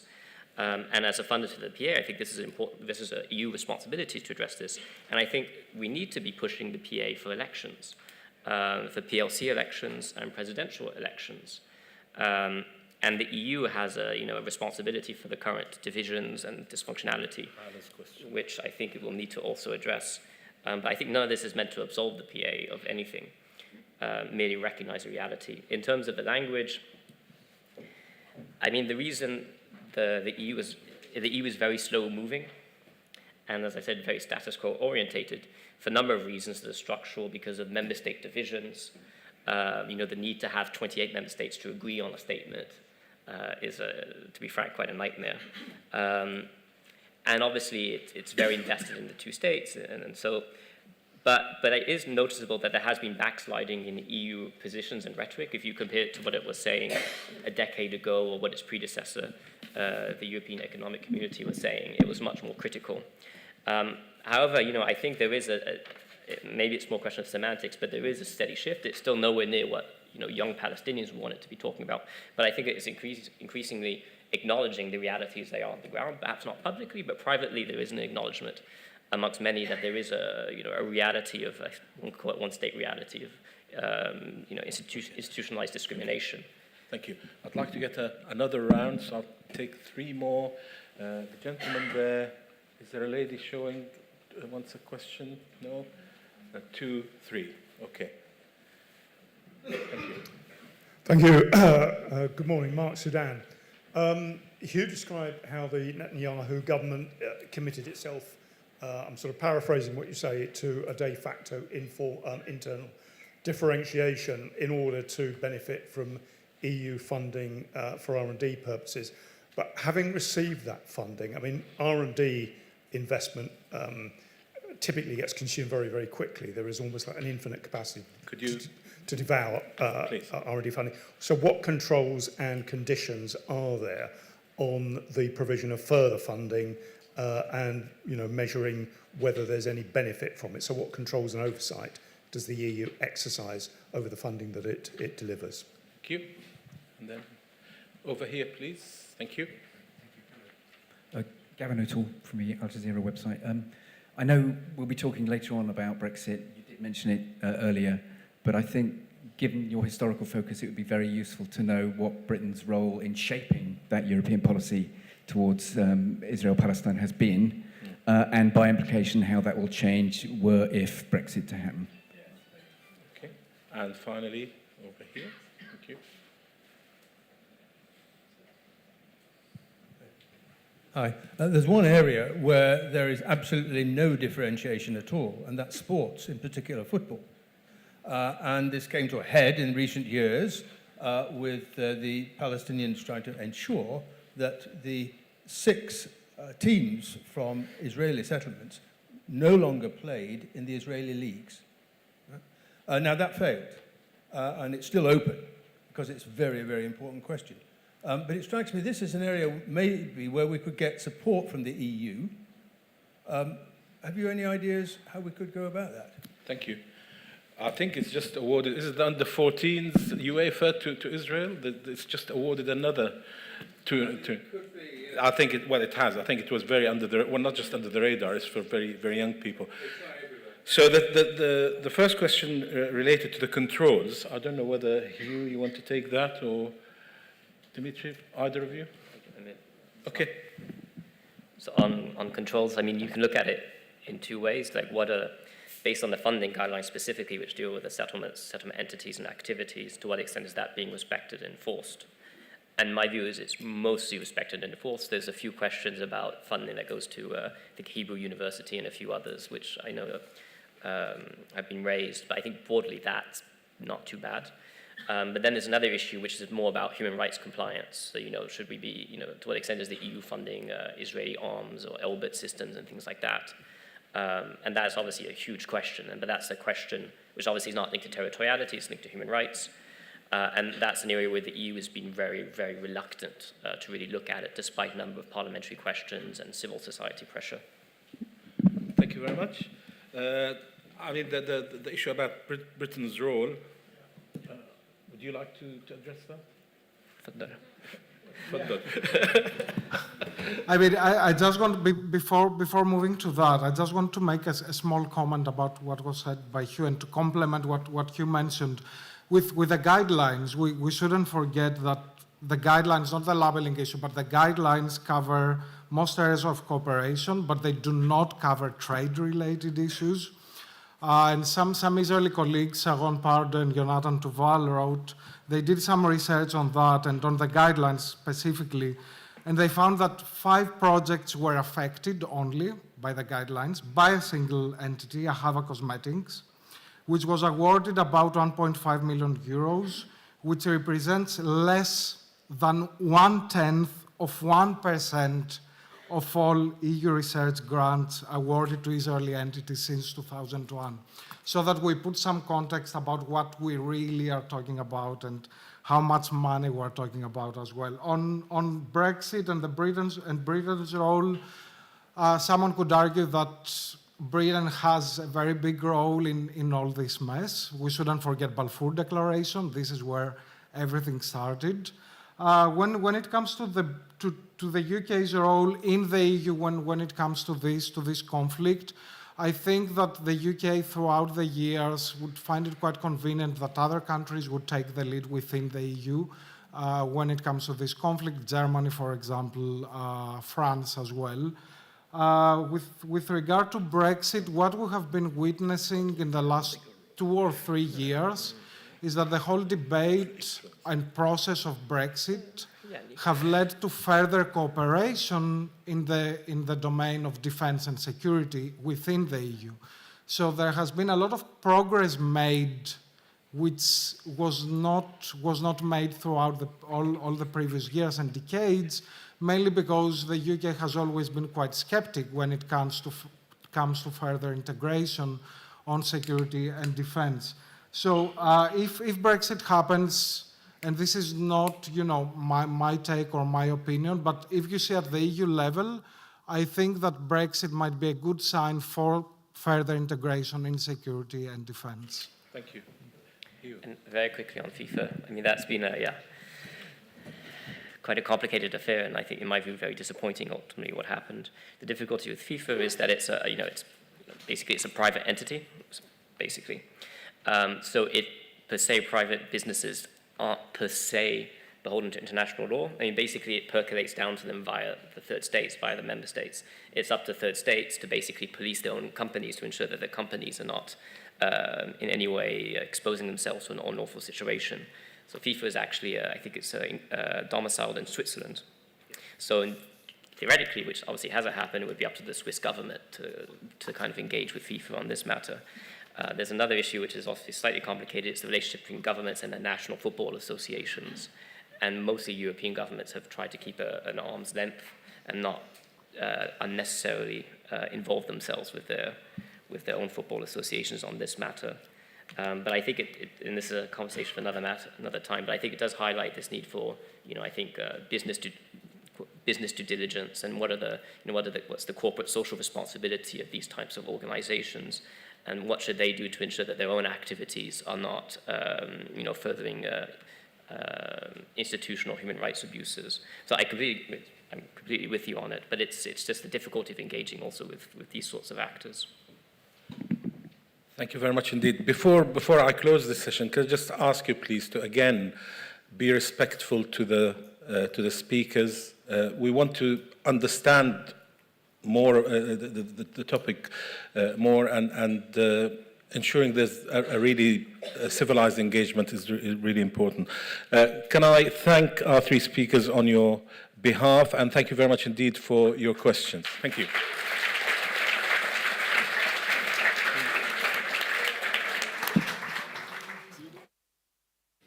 Yeah, we've got 25 minutes for a break, so please be here by 12:15.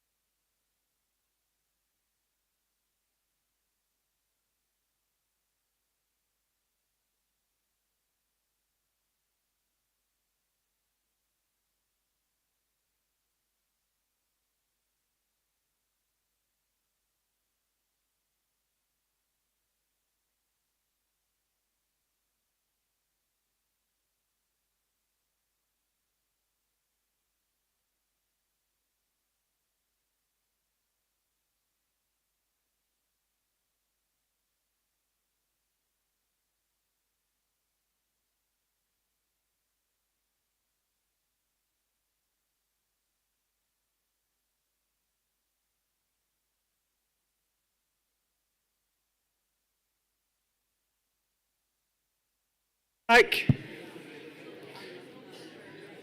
Hello, welcome back. I hope you had a chance to grab some refreshments. We're ready to move on to our second session, which is on Palestine and Israel in a changing EU. Before we do that, I just want to say that we've had nearly 800 people register for this conference, which is quite a lot. As you can see, we don't have 800 seats. But fortunately, not everyone comes at the same time. People come in different times during the day. So if you do have a seat next to you, just without disrupting anyone, just call someone to sit next to you, or if you can, occupy these seats on your left and to you on your right. And so we are also waiting for one more speaker. So hopefully he will be making his way as we begin our conference, our second session. So without any further delay, I want to hand over to Nadia Hijab. She is the co-founder and board president of Ashabaka. Excuse me. I see. Okay. Thank you. Okay. So yeah, they have. Okay. I was reassured that the microphones would come on when we start speaking, which is pretty magical when you think about it. So it's really, really good to be here with all of you. And I'm not surprised there was all this interest in the conference, because the panels are very covering areas that are of real concern and real interest. And especially this panel, I think, the whole conference is covering very interesting ground and new ground by focusing on EU and the Palestinians, which, as Zahir said, we don't focus enough on to understand. And I am very happy to be the moderator, the chair of this session. I do think the memo conferences have a record of excellence over the years, and this year it's great that they have EuroPal forum with them. So, as was said, one of the panelists is on the way. He's not here. It's Dr. Atif al-Sha'ir, and I'll introduce him when he comes. But in the meantime, let me start by introducing Professor Neve Gordon. He's just here. Okay. We should have some kind of a drum roll for you. Palestine time, yeah, so on my left is Professor Neve Gordon. He's a professor of international law at Queen Mary University and the author of Israel's Occupation, co-author of The Human Right to Dominate. And on my immediate right, Dr. Catherine Sharrett. She's a lecturer in international politics at the University of Westminster and has conducted this very interesting field work in Palestine and Brussels to see how ritualized diplomatic relations function. And Dr. Atif al-Sha'ir, who has just joined us, is a lecturer in Arabic literature and Middle Eastern politics at the University of Westminster also, and his primary research interests are discourse analysis, post-colonial studies, and the politics of the Arab world, which is quite a wide sphere. So each panelist is going to speak for about 20 minutes. I am going to be rather draconian in controlling the time so that we have more time for audience participation. We didn't have as much time as we would have liked, I think, this morning, because the audience does always ask provocative and interesting questions. That said, the topics for this panel, I think, are really gripping. Neve is going to speak about lawfare and the attempts, and this is something that we all need to know a lot more about, the attempts to reframe liberal human rights NGOs as a security threat. And this is an issue that's rising greatly, both in Europe and in the United States. So looking forward to hearing more about that. Catherine is going to speak about the EU and Hamas, as well as, I believe, about the security sector. But I think learning a lot more about the EU and Hamas would be very interesting for all of us. And then Atif, if you don't mind my getting quite informal here, is going to speak about the impact of Brexit on advocacy for Palestine, as well as the impact of US-European relations on advocacy for Palestine. So we have three terrific topics and great speakers, and why don't we start with Niamh? Should I do it again?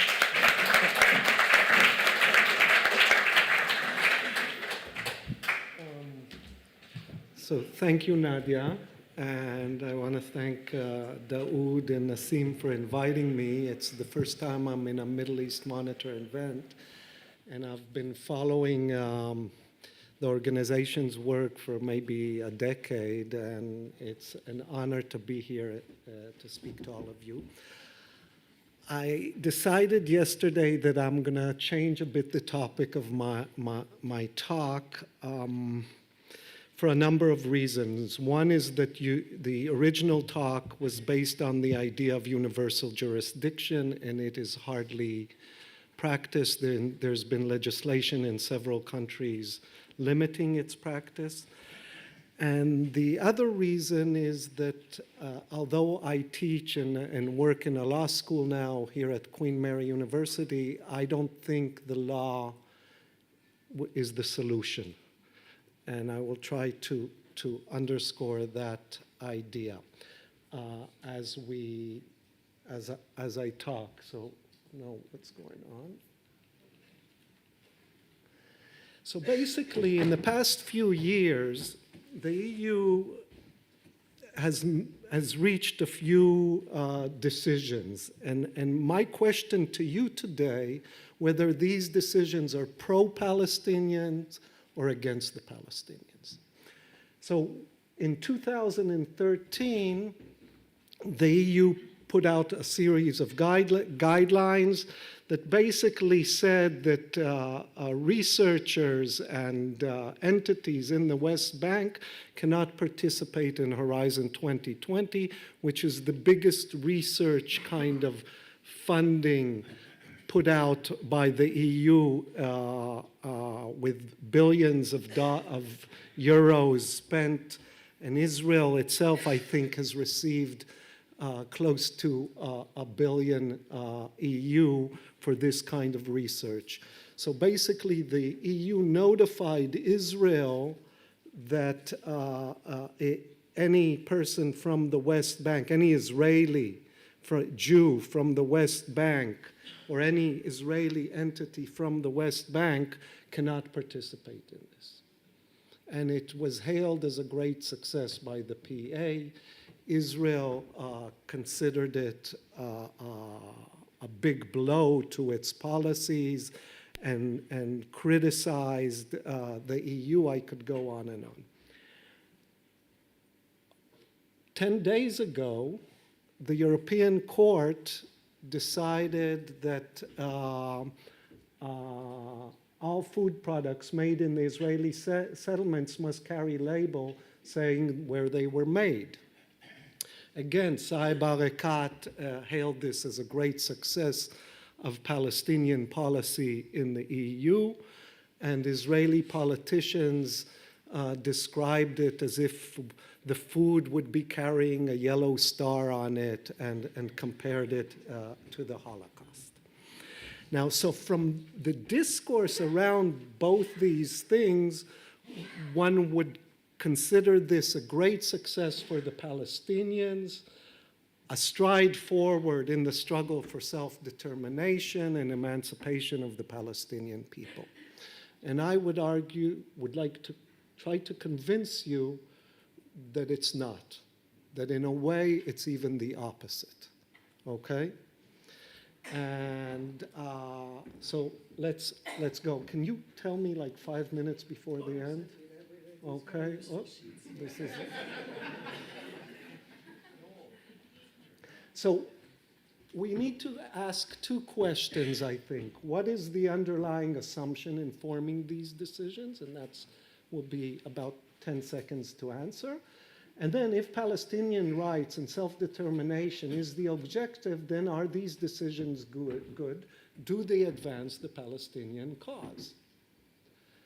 Now, clearly, this is the underlying assumption of both these decisions, this map. And this map shows Israel and the post-1967 borders and distinguishes thus Israel proper from the West Bank, Gaza Strip, and the Golan Heights. Now, there's two problems with this map. One is that it basically assumes a good Israel and a bad Israel. The good Israel is the Israel prior to 1967.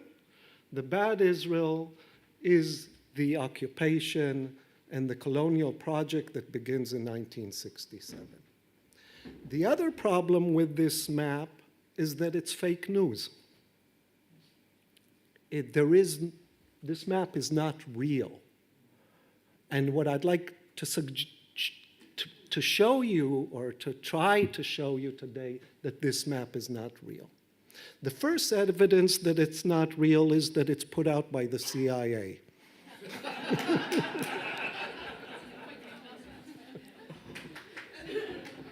The second evidence. No, you haven't seen the new one. So the assumption of a good Israel and a bad Israel is the liberal Zionist assumption. This is the assumption in terms of the Israeli political map. It's the assumption of all parties from Meretz right to the right. So all the Zionists and all the liberal Zionists assume that there was a good Israel, and then came the occupation, and suddenly the moral compass of the state has changed. Now, this assumption is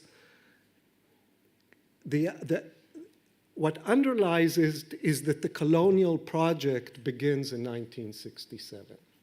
But the colonial project doesn't begin in 1967, and Ilan, who will be speaking, I think, in the next panel, was among the first Israeli Jews. There were Palestinians much before him, but Ilan has spent many, many decades trying to convince people, and among them I was one of his convinced, that actually everything begins much earlier. Now I want to show you a few maps and to show this, to exemplify this point, and then go back to the decisions. So this is a map of Jewish settlements before 1948 and a couple of years after 1948. So what you see is an immediate addition of settlements right after the war. This map,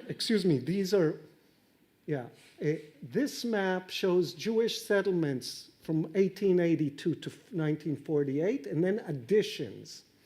So what you see is immediately after 1948, the 19 years that passed, there's an immense amount of addition of Jewish settlements. And then you see after 1967 how the expansion moves to the West Bank, Gaza Strip, and increasing the expansion into the Galilee. And the Galilee, which was supposed to be allocated to the Arab state, and where there was a vast majority of Palestinians after 48, became the major project of settlement and dispossession of land after 48. So you see these different, and how the spread of the Jewish settlements. And so the claim would be, what this map shows us is that there really isn't any difference in the expansionist methodologies, in the expansionist strategies before 67 and after 67. You see an increase of settlements, and each increase of settlement is, of course, an increase in the expropriation and dispossession of Palestinians of their land.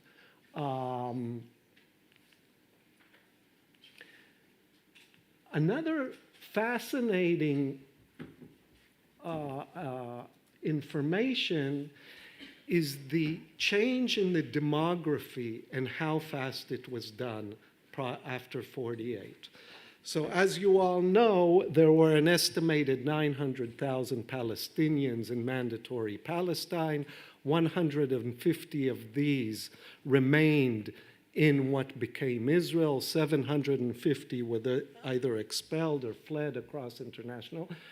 So you have 750,000 people leaving what became Israel in 1948. And if you look, by 1951, you have a larger population in Israel than there was in 1948.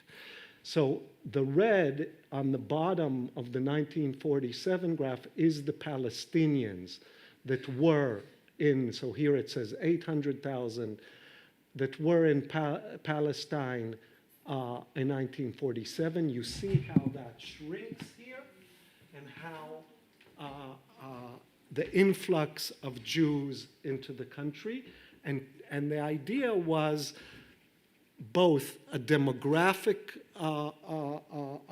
a war or a demographic, beating the demographic threat, and with it, of course, the expansion and taking over the land. Now, so what we see, or what is clear is in terms of the legal strategies, the different policies, there is really no difference between 1948 to 1967 or today and what has been carried out in the territories occupied in 1967. I will just say that we are, in a way, finishing now a boomerang.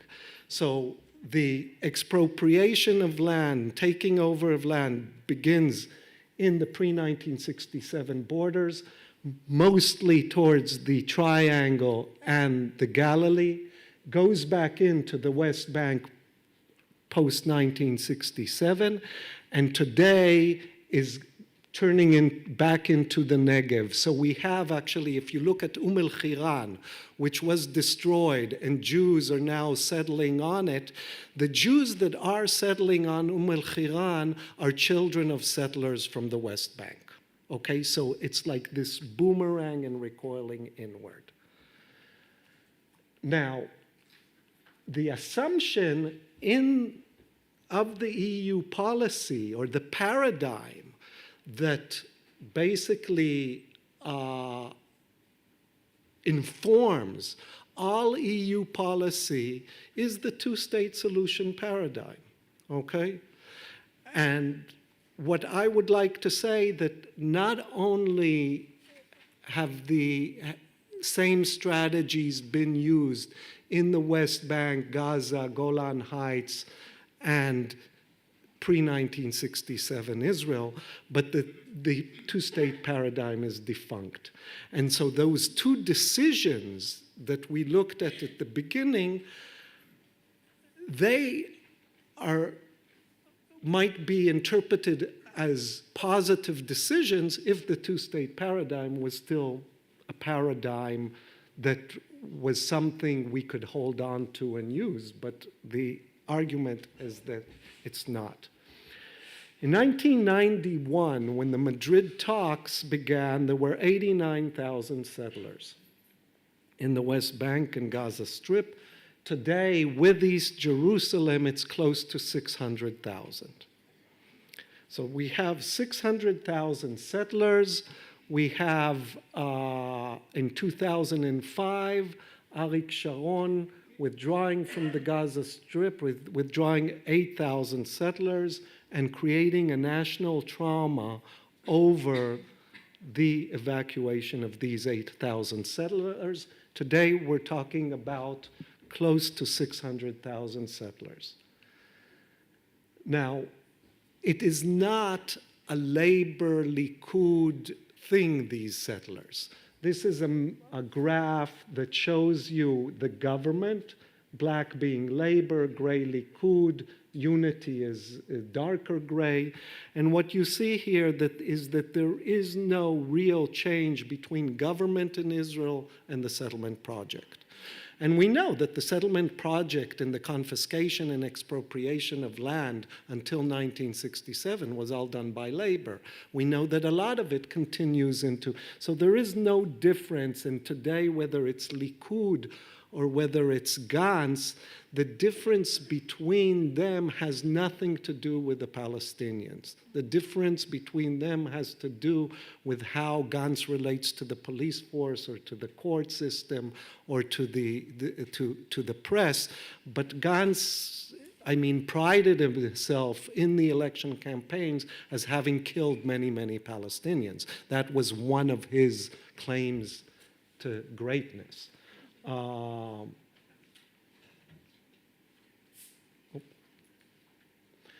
Now, this is probably the most important graph in terms of the West Bank. This graph looks at migration to the West Bank from Israel.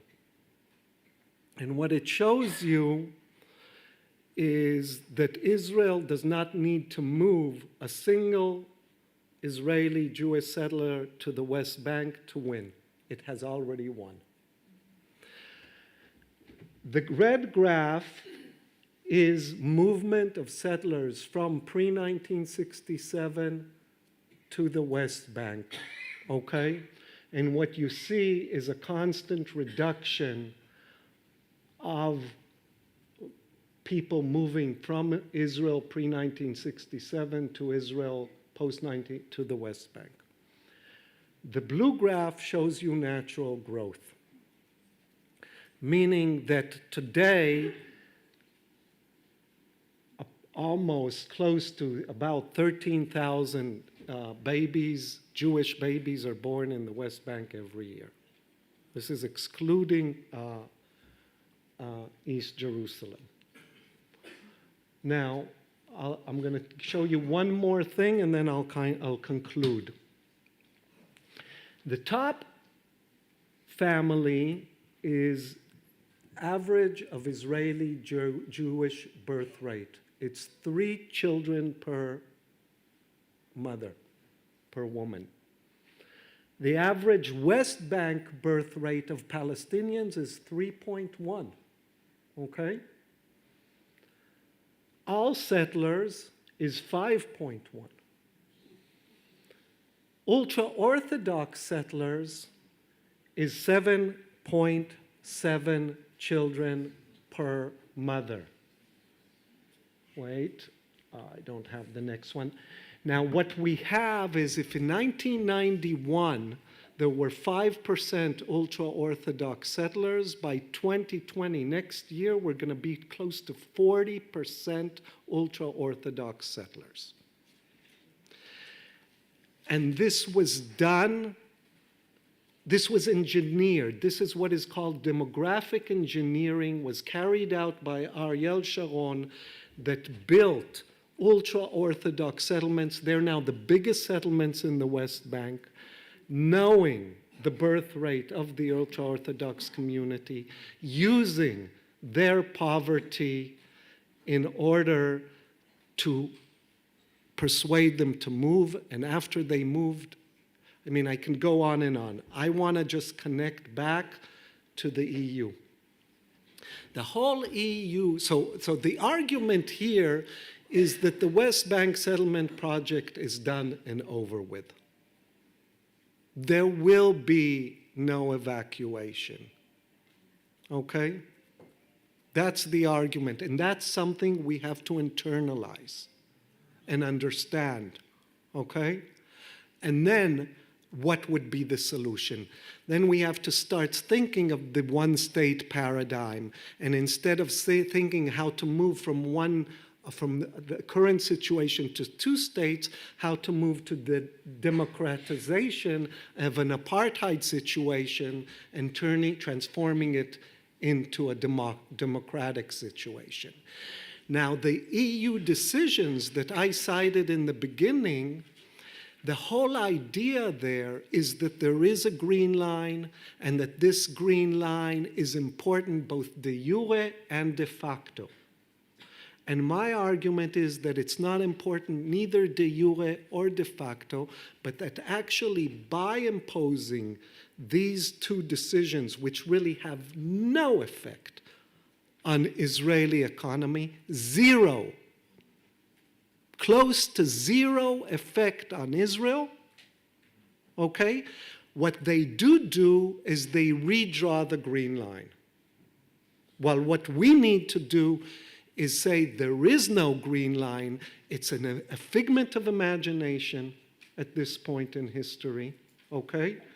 And if it's a figment of imagination, then what is clearly is that you have two people living in the same space under two legal systems, and in all definition, that is an apartheid situation, and therefore the real question we have to ask ourselves is not how to create a Palestinian state in a few Bantustans in the West Bank, but how to democratize the current situation.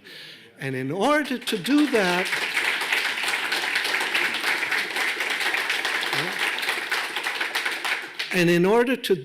we have to go to the EU and we have to tell them enough. Enough with this paradigm, enough with the two-state solution. We need to start thinking seriously what a one-state solution is. And I'll just end with one more thing. When I go to the EU and say this to them, you know what they say? They say, but the Palestinian Authority is not for a one-state solution. The Palestinian Authority wants the two-state solution. And this is part of the complexity of the situation, because the minute the Palestinian Authority comes and says, they all understand it's a figment too. I mean, they understand that the PA itself is a figment, okay? The minute they will say this, their whole raison d'etre is kind of evaporates. And therefore, they who receive 300 million euro a year from the EU, and I don't know, another 200 or whatever from the US, they are invested in the. So the struggle within Palestine also has to be a struggle against the PA. And most of my friends in Palestine hate the PA more than, but that has to be because the EU is paying the PA and then using the PA as justification of not overcoming this paradigm. So thank you very much.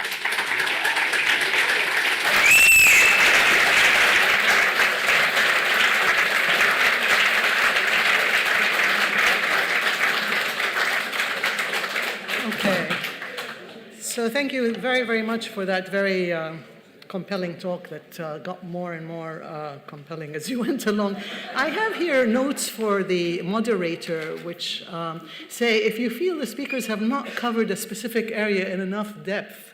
So I want to note that you didn't cover the lawfare area in any depth at all. I can answer questions. Yeah, I think that would be good to answer questions. And I have a question for you, but maybe when we get to the Q&A session, we could start with that.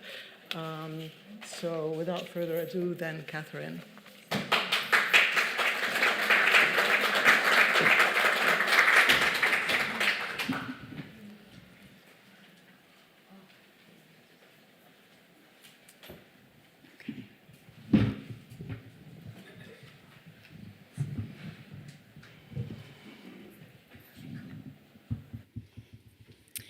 Okay, I'm much better at telling stories And so I'm going to sort of share a few stories with you. I think this comes from my Egyptian heritage and my grandfather sitting and telling stories. But I think drawing on from Niamh's talk, I guess, these stories are about how Europe should sort of reorientate itself towards Palestinian and Israeli politics.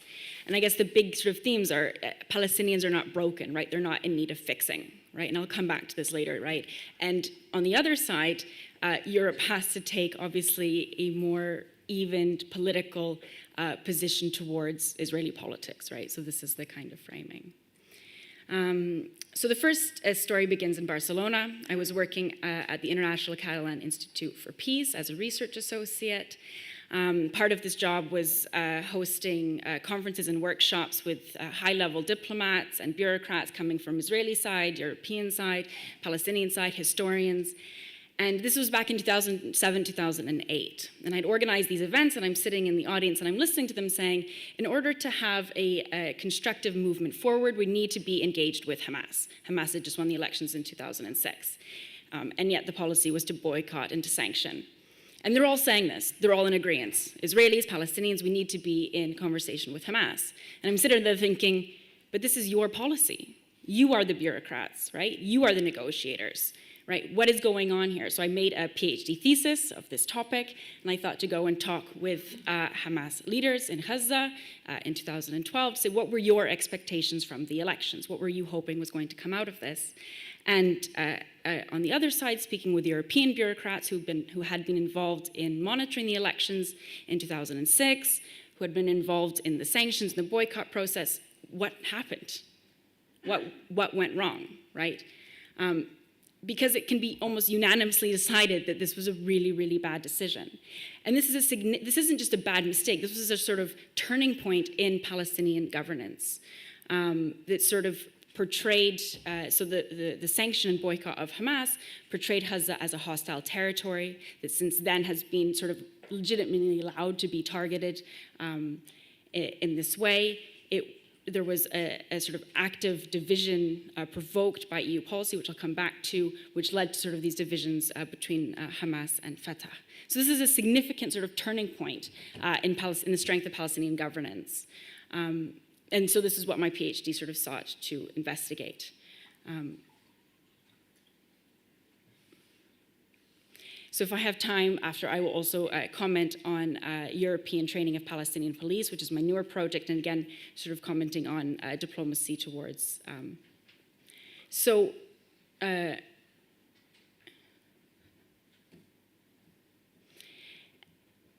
And EU policy at this time actively deconstructed Palestinian governance, right? So at the time Hamas came into power, it had formed the 10th government in the elections, and it had agreed to a reshuffle to include more moderate, more technocratic, more independent leaders, which would as such allow sort of European to engage with conversations. And even with this, so even with the unity government, the EU decided to sanction and to boycott and to divert all funds towards the Fatah government. And there's lots of evidence that comes out at this time that EU bureaucrats and diplomats were well aware that this was a really, really bad political decision. They said, if we do this, if we invest in one side of the government, we're actively going to create fragmentation within Palestinian politics. And so they're actively saying, yes, we know this is a bad idea. We know that we shouldn't do it, but we're going to do it anyways, right? And I mean, I think that it was said this morning, there was this idea that European leaders were not allowed to meet with Hamas because they were on the EU terrorist list. This is not true, right? There's lots of European leaders at lower levels that did go to Gaza and met with Hamas people. They weren't allowed to finance Hamas, but of course, I can comment on this in the Q&A, there were ways in which they could move around these barriers. The EU, I was meeting sort of senior EU leaders who were saying, like, they know that the Palestinian population are not dogmatic. Right? They know that Hamas are not terrorists, right? And Hamas leaders would say the same, that European leaders would come and meet with them and say, yeah, we know that you're not really that bad, but, you know. And so they're allowed to create these sort of openings to meet with them, and yet they sort of refuse to go forward.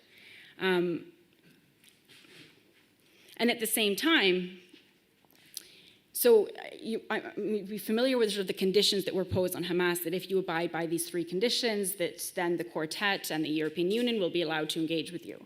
And these were the conditions I think that we talked about this morning, is that if you abide by these 3 conditions, then you will no longer magically be considered a terrorist movement and will be able to engage in diplomacy with you.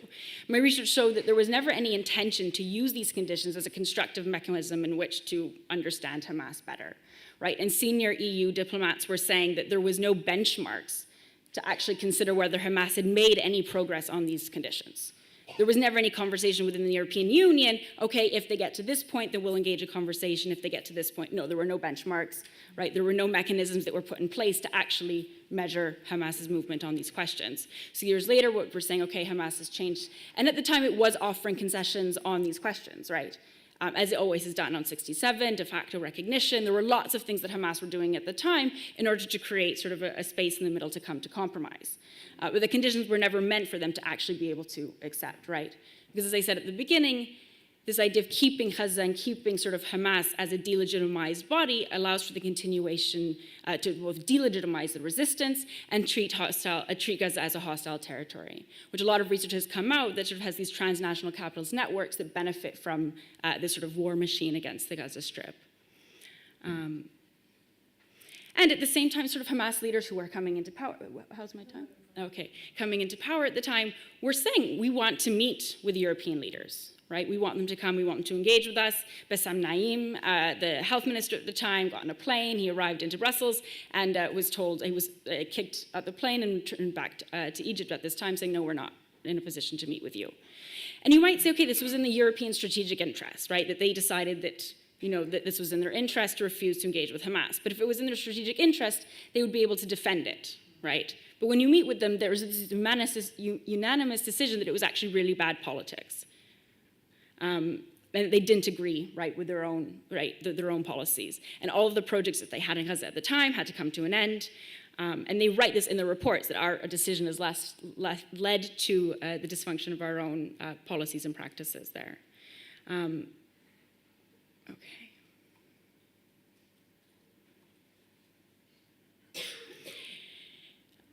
And so I guess what I'm trying to sort of provoke is, what are our expectations from politicians at this time, right? And I think to create a kind of environment in which, whether or not we see change from diplomacy, from your EU bureaucrats, is to create an environment in which grassroots movements, in which sort of you can see positive change. But what is the European Union doing to sort of actively discredit a lot of these possibilities? So if I have time, I'll share my second story. Are we? Yeah. So I want to also share some recent research that I've been doing with the European Mission on Training Palestinian Police, based in the West Bank. This organization was mentioned this morning. And I spent the last sort of 2 summers doing this research with the European Mission that's been based in Ramallah, training the Palestinian police. They're training them on questions of gender, they're training them on questions of rule of law. And I would meet with them on a daily basis, and most of our conversations were not about gender politics, they weren't about the rule of law, they were about the incessant and daily violence that Palestinians receive by settlers that goes unaccounted for, that the Palestinian police do not have any jurisdiction over these questions. They don't have any capability of monitoring settler violence against Palestinians based in the West Bank. And so drawing, as I said, from Neve's talk, that if we think about a sort of moving forward in a one-state option, that there's a sort of apartheid regime in the way in which these sort of crimes are accounted for.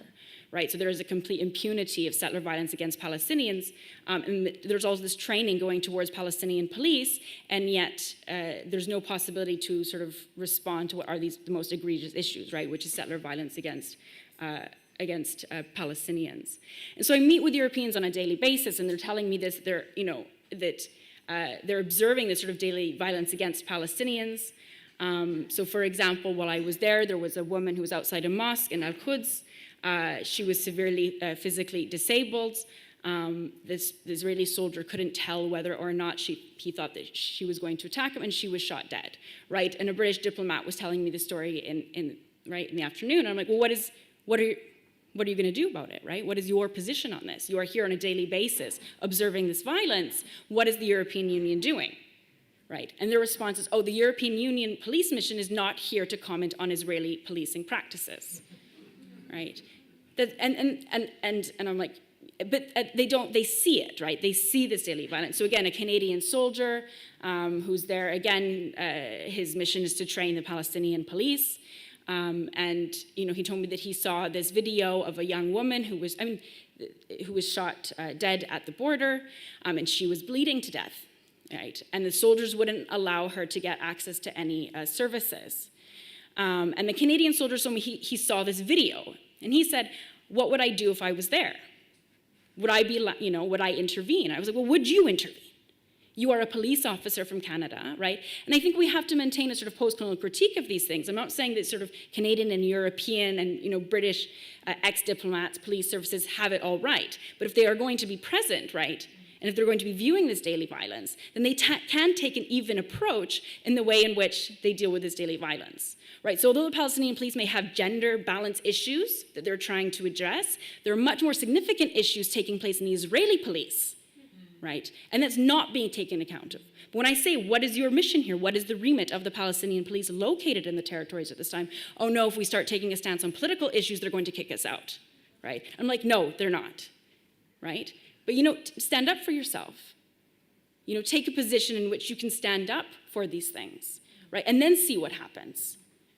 Right, and I think the comments, or I guess the way that the stories link, because you would be thinking, and I wanted to comment on both this kind of research, is there is sort of, they're aware of these practices that are taking place, right? They're aware of these things, and they've taken upon themselves not to get involved, right?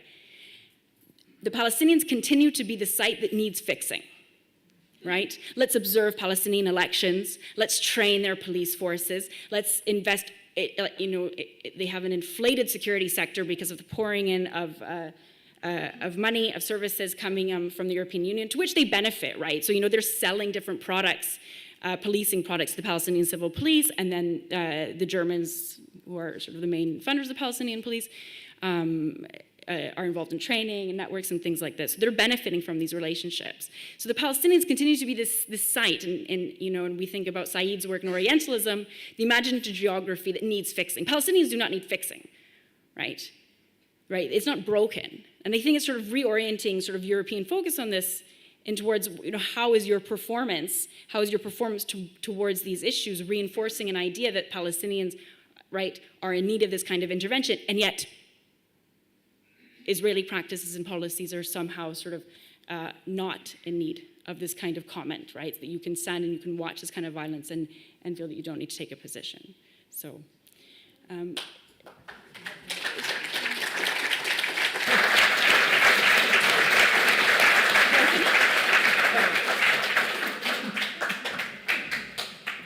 You have more time if you want to. You're done? Okay. Well, I can read a tiny story. It's okay. 1 minute. All right. No, okay. Take it. You have time.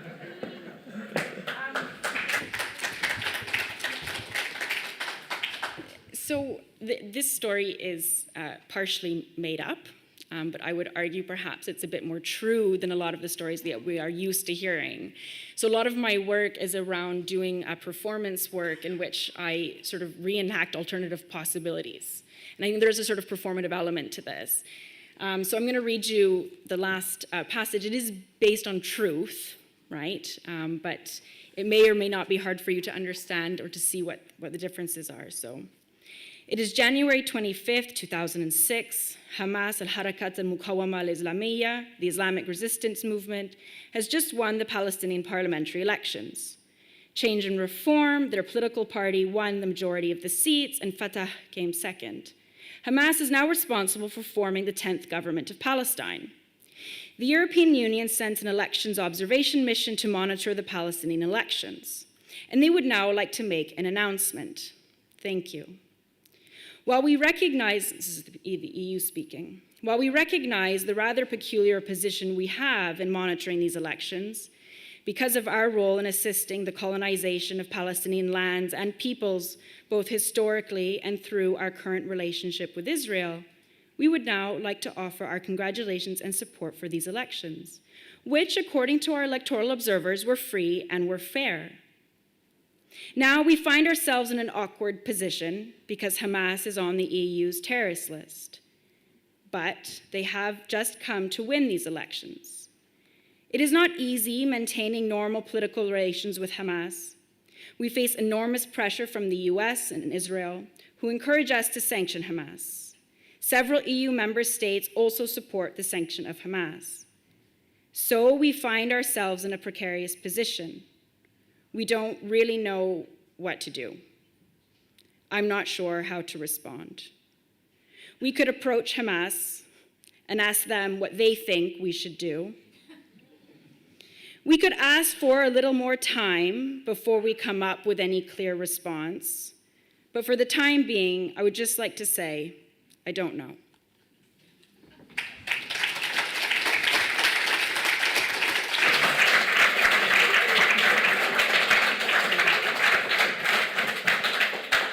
Thank you. I'm glad you took the time to read that, that little piece because it about sums it up and very indicative.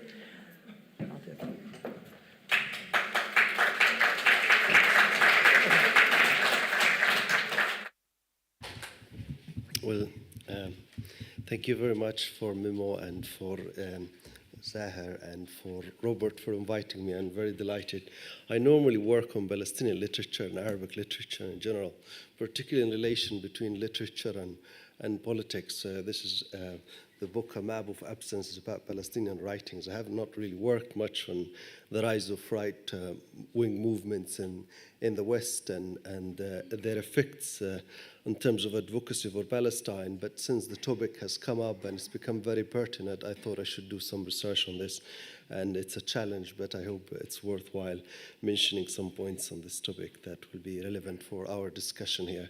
So in terms of advocacy for Palestine in light of Brexit and Trump, obviously there are a few ways in which one can look at this, but I thought about it in terms of nationalism and internationalism. Now we're living in an extremely nationalist kind of a climate, and this nationalist climate is not conducive, is not helpful for Palestinian advocacy. Historically, the times when there was sort of an internationalist tide of some sort, it was much better in terms of Palestinian advocacy. So particularly if we think about the 1960s and 70s, Palestine obviously in the West was not quite visible. It was quite superseded by the Zionist narrative, particularly in relation to the liberalism and the idea of Israel is democratic, etc., etc. These sort of brushed aside any claims for Palestinians, and they didn't help. These were the kind of categories. It's very much an Orientalist perspective on Palestinians, essentially. Those are backwards, etc. It's things that Edward Said have talked about very clearly in his book Orientalism, but even more significantly in the question of Palestine. So these are the time of, and obviously nationalism is a climate that is very much is also helpful for Israel. Israel very much exploits this kind of nationalist climate. So in the past, what used to be the case was that Palestinians, you have a lot of solidarity from international figures, from international world thirdist movements. Palestine was very much on their agenda, even though Israel was using categories such as liberalism and democracy, and that it's a democratic extension of the West or in relation to the West, even though it's understood by Palestinians and many others as a settler colony.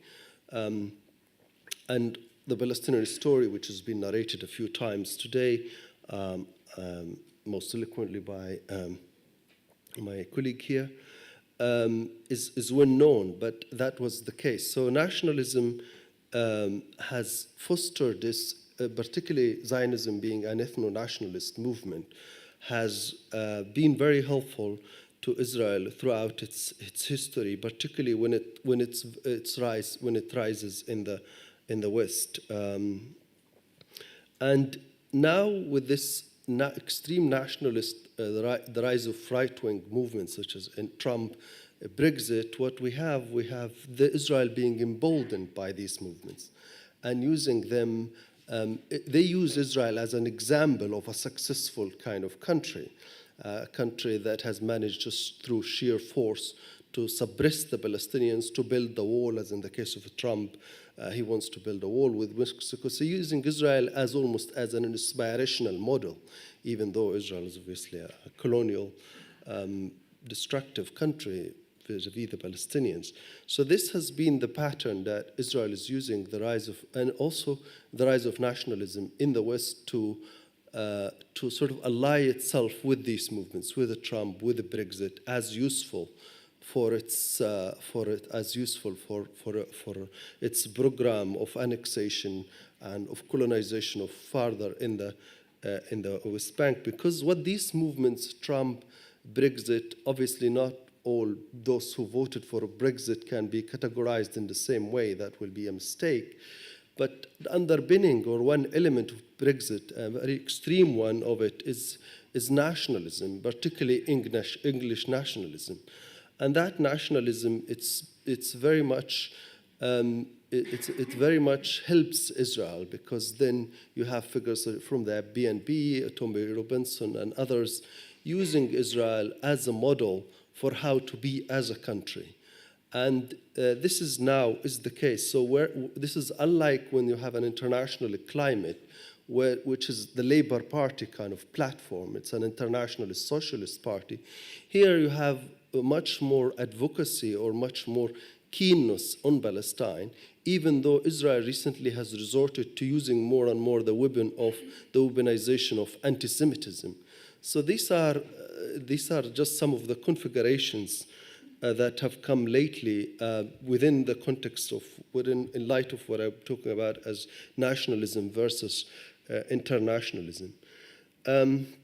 But Palestinians, nonetheless, though Palestinians have already been facing very extreme difficulties in terms of advocacy for their cause recently at universities. What used to be normal, like about when I was at SOAS, for example, 10 years ago, you could easily have a talk and event on Palestine and there will not be problems. But now even the name Palestine is being challenged. And that is a difficulty that has increased farther and farther. So Palestinians are, as it were, their whole case, which was before seen within the prism of liberalism, democracy of Israel versus the backwardness and the irrelevance of the Palestinian Arabs. And that's essentially what was the Balfour Declaration kind of underlying discourse and rationale.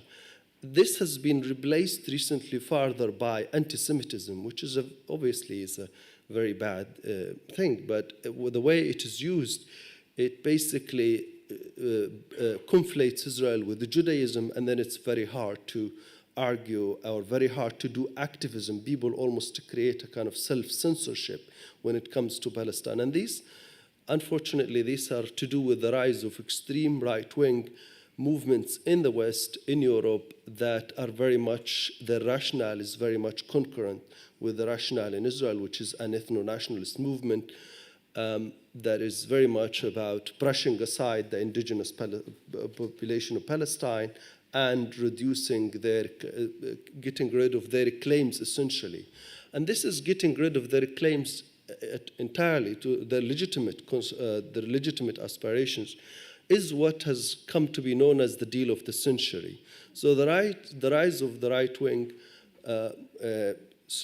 like Trump or Brexit, this is what has fostered this kind of deal, which completely makes the Palestinians as almost invisible. You can apply to them whatever you like. And the deal of the century is something, obviously, it's talked a lot about in Arab media, but actually, but it has already been implemented step by step. So all the major claims of the Palestinians, the refugees, the settlements, the Jerusalem, as you know, and there have been talked about them already here. These have already been dealt with by Trump and his administration. And therefore, this kind of extreme nationalism in the United States is helping Israel a great deal, and also shunning the Palestinians totally, as if they are completely irrelevant and non-existent, and their claim are not legitimate.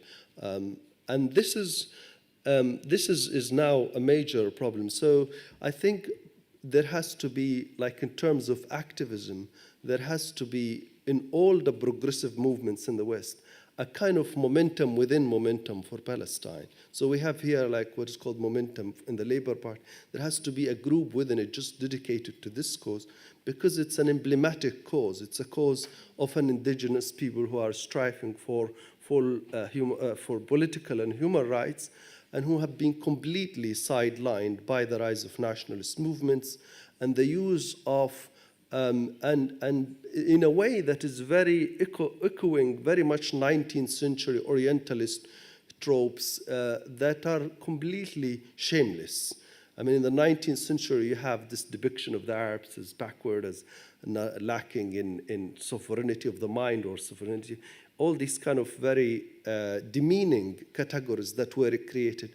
And now we are seeing the resurgence of these kind of categories. There was a period, perhaps from when the Palestinian cause became known internationally, particularly after the Sabra and Shatila massacre in 1982, that there was this kind of period where there was more sympathy and solidarity with the Palestinians. And the idea of Israel as a democratic state, Israel as a liberal state, it's very much a Western democracy. This kind of idea, it didn't, as it were, it was a challenge. It was challenged very strongly.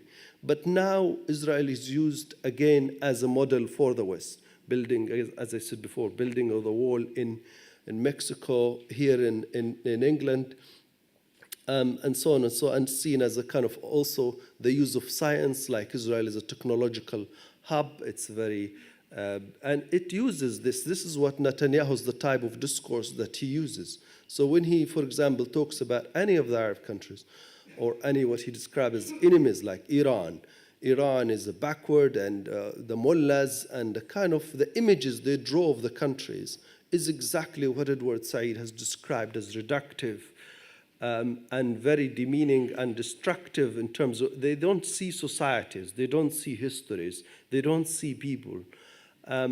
That is what nationalism does, particularly extreme forms of nationalism.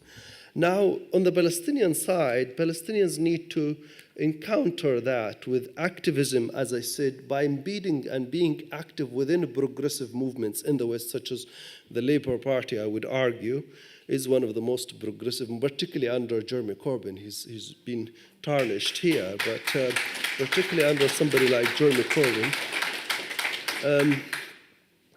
And to, as well, Palestinians need to upgrade their discourse. I agree to some extent that it's very important now to shift the discourse to one-state solution, but at the same time also not to use the law against Israel. The law has been useless when it comes to Palestine. The law is on the side of Palestine for a long time, but at the same time it's against Palestine in other respects. But there are a lot of areas where the law can be very useful in terms of advocacy for Palestine, and there's need to shift the discourse from the two-state solution to one-state solution decisively, so it becomes human rights, about human rights violation and political rights of the Palestinians that are violated on a daily basis as described there. And actually before, there was almost a mask, the two-state solution. But now with the settlements being declared as not inconsistent with international law, what happens there is that this mask has fallen. There is nothing else for the Palestinians. So before they might have gone along with the United States saying two-state solution, even though it was wrong, Oslo was wrong, was a major mistake. But at the same time, the Palestinians went along because of what used to be called international community and international consensus, which are very vague terms anyway. So the European Union and the United States and the Quartet, Russia and all, with the kind of Israeli practices on the ground, it's time for the Palestinians to shift their narrative on Palestine for a one-state solution as the most legitimate and most, it's the solution that can get them somewhere rather than the current impasse and current situation that they are in, which is a terrible situation. And here also there needs for advocacy, there needs to highlight the importance of the BDS movement, which is boycott, divestment, and sanctions against Israel. And this needs to be reinforced, the message of this needs to be reinforced, particularly again within progressive movements in the West. as a legitimate form of resistance against Israeli occupation. And so the Labour Party has been, I come back to this point because it's quite important that now within the climate of the elections we have, students have been very important in advocating and in helping the Labour Party hopefully to get elected. It's a very difficult struggle, but this cannot be undermined, the importance of the universities. And Israelis have been targeting these universities with the help of right-wing figures in the West. And also writers and so on who are sympathetic to Israel and who are very beholden to the old narrative of Israel as the innocent kind of entity that it describes itself as. But again, the mask has fallen so many times because of many massacres, settlements, Trump, etc., etc. So Palestinians can advocate using students' movements, joining with movements such as the Labour Party and other similar sister parties in Europe and elsewhere, and making their claims much more stronger and much more focused, particularly on the idea of one-state solution, because if we have these two narratives running side by side, two-state, one-state solution, it creates difficulty for people to see which way the Palestinians are going. Saeb Arakat, for example, recently was talking about now there is no other chance for the Palestinians but to have to go for one-state solution. Then a few days later, he's writing an article for Haaretz saying we are committed to international law, committed to the two-state solution. This kind of confusion is not very helpful to anyone, and for advocacy in particular. So I'll just end with this note. Thank you.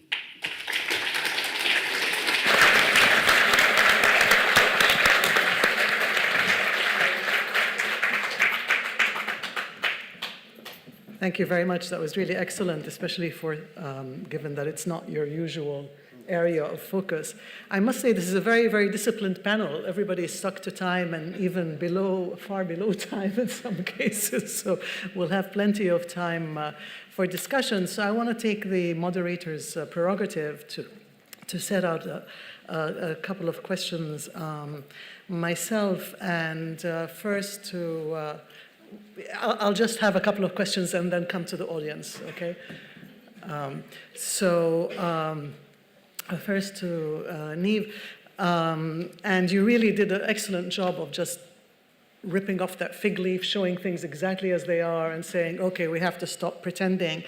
All three speakers touched on the discourse and the need to change the discourse on the issue. So, and how would you change the discourse on this issue in order to move it forward, if there were some ideas on that? So that's the question for you. Maybe I'll give the question to all three speakers so you could think about them.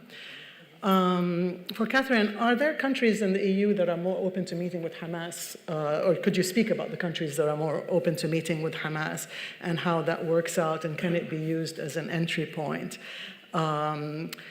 And then also about the extent of involvement of the European police mission in PA violence, in abetting or turning a blind eye to PA violence. And for Atif, you know, very often the Israelis state their objectives extremely clearly, but very often they don't. And so it might be potentially a smart thing to do to focus on the question of human rights throughout the areas controlled by Israel or governed by Israel, and to say that the Palestinians are okay, whether it's one state or two, so long as they have human rights. So that's the question for you. But let's start with Niamh. Thank you very much. I mean, that is probably one of the most difficult questions to answer, but I'll have a go. I think we need to rethink our discourse and our strategies. And I think that the law is not the answer. It's not the solution. And so we need to look elsewhere. We need to move from a discourse of occupation to a discourse of colonialism, from a discourse of human rights violation to a discourse of apartheid. We need to think of methods like extinction rebellion and occupation rather than going to the courts.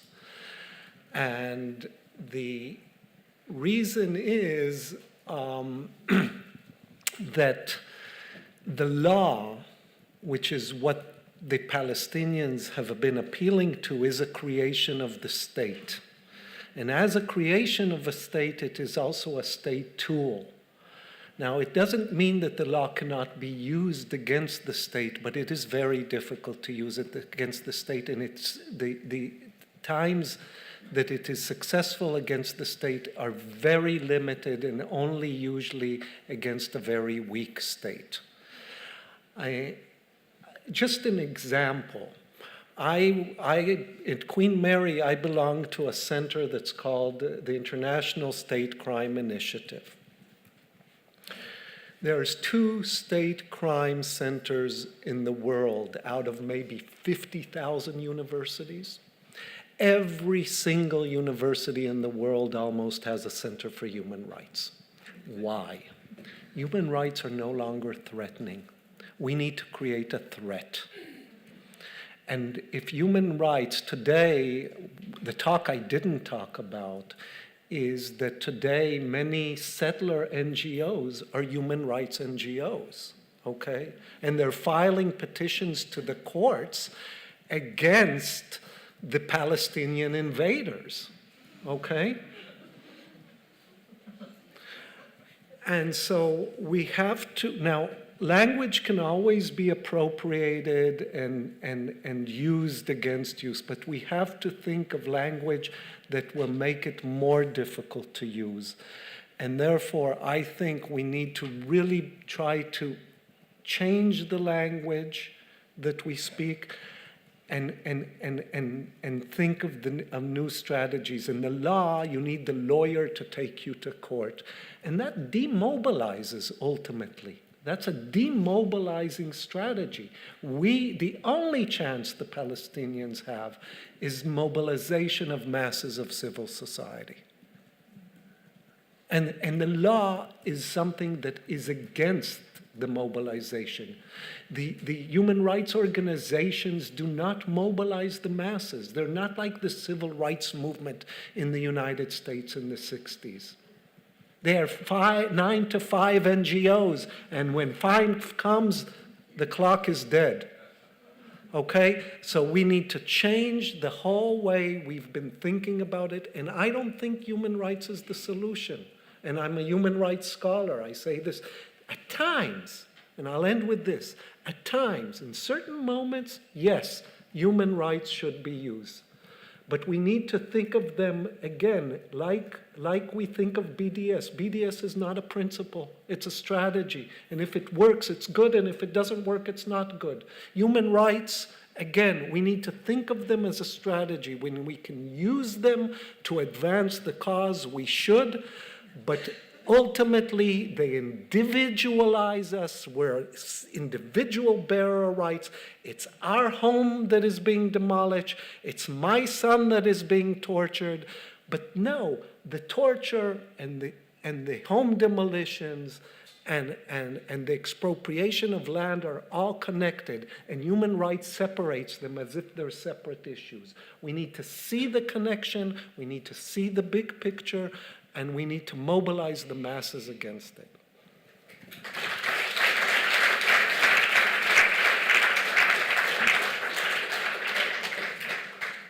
Yeah, definitely the project of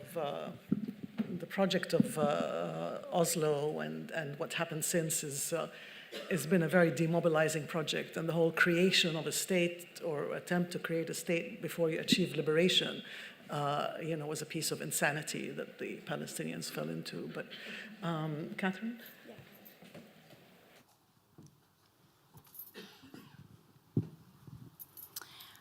Okay, you asked 2 questions, and I'll actually start with the second, which is sort of the European involvement and response to sort of PA violence. And so I think 2 years ago, there was a protest by activists held in Ramallah, and there was a significant amount of violence used by the Palestinian security forces, not necessarily the Palestinian civil police, but the security forces at this time. And this was a huge shock, right, for Palestinians that were there. It was not usual for this kind of violence to be used against activists. And the European Union came under some criticism because they had been involved in training the Palestinian civil police in riot policing and things like this. Now, they quickly they withdrew that part of their training of the riot police and sort of said, well, we weren't responsible for this and things like this. But I think when we look at sort of the involvement of not just the European Union, but other European actors in training different arms of the Palestinian security services, it has taken a sort of very anti-resistance model, right? There's a sort of divide and rule practice with which this is conducted. So the MI5, MI6 were responsible for training arms of the security services in Palestine that were sort of had this counter-terrorist model, and that their raison d'etre should be to go after Hamas. And a lot of Hamas leaders were assassinated and imprisoned during this time. Now, you can imagine that obviously this is not good for Palestinian unity and the strength of Palestinian governance, right? But this was the model of their training, was to go after Hamas activists. And I guess now a shift in concern, or is the way in which perhaps the Palestinian security services are being trained to monitor and prevent Palestinian activism and Palestinian resistance against the Israeli state. And of course, I mean, this is what police forces do, right? Police forces are meant to quash labor revolts. They're meant to keep minority groups in accordance with legal apparatus. And so I think when we look at the sort of the state building without a state, you have this sort of police force who's meant to sort of monitor the local population in this way. So I mean, these are new things, but I think it's something that's worth keeping an eye on. And I don't want to impose sort of the entire blame with the PA, because I think a lot of the training has come towards this. But for example, sort of, and some of you probably know this, but a lot of new internet laws that were come into place to allow sort of the PA to monitor different activist internet projects and things like this. New surveillance technologies, right? And we can imagine where these technologies come from. So new sort of tools that are allowing the PA to sort of monitor. And this is a raison d'etre of a state, right? Is to try to keep these things in order. And okay, so I'll wrap up there. Yeah, okay. Do you want to address the second question? I mean, just very briefly. I mean, I think we have examples of sort of Scotland and Sweden taking sort of different positions on this. But I guess what's more telling is that although there may be voices, the fact that they don't immediately pop out is that they're not strong enough, I think. And so I think, I mean, I don't want to sound defeatist, because I think using these sort of openings is extremely important, and there were examples of Sweden inviting Hamas delegates to come and to give talks and things like this. So as I said before, it wasn't illegal for these kinds of relationships to take place. So there are things that can be done, but I think it's slow and not big enough. Okay.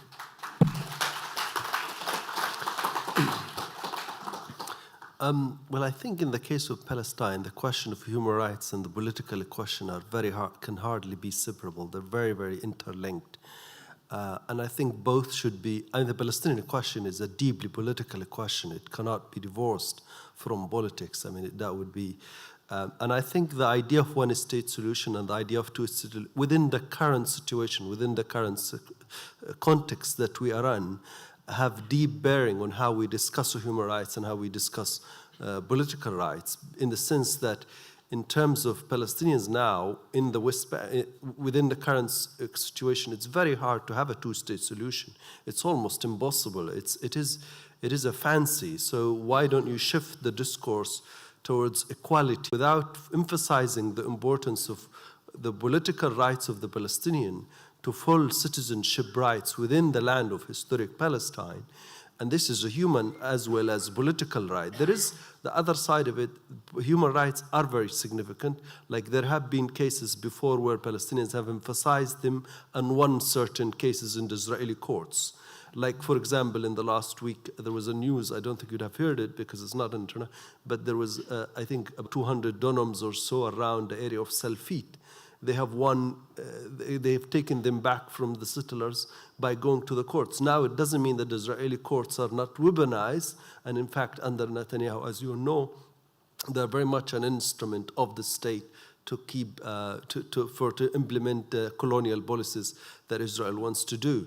So human rights and the use of the law for that purpose is useful, but it shouldn't override the important category, which is the political category that is concerned with equality between Palestinians and Israelis within the land of historic Palestine as the ultimate solution. Because particularly, if we could have highlighted human rights about 3 decades ago, and we talked about two-state solution, but now it is too late in the game. Israel has completely changed the reality on the ground. It has created facts on the ground, very hard to move. And also, it is actually a much more righteous solution to have a one-state solution, which is based on equality, to accommodate the claims of Palestinian refugees and all the fundamental tenets of the Palestinian question. Right. So this is a wonderful audience. You're very encouraging for all the speakers, but maybe we could keep the applause until the very end so that we have more time for discussion. So there were a number of questions over here, and I'm going to privilege those who didn't ask questions last time. So yourself and back there and there, yeah. This here. Whoops. My name is Michael Abramov. My question is to Dr. Charet. And my question regards your loyalty to Hamas. In light of the fact that since 2007, billions of dollars have disappeared into the back pockets of Hamas, there has been a lot of money spent on Gaza City, but very little money spent on the people. Please. The question is, how can you justify your moral support of Hamas? Thank you so much. Okay.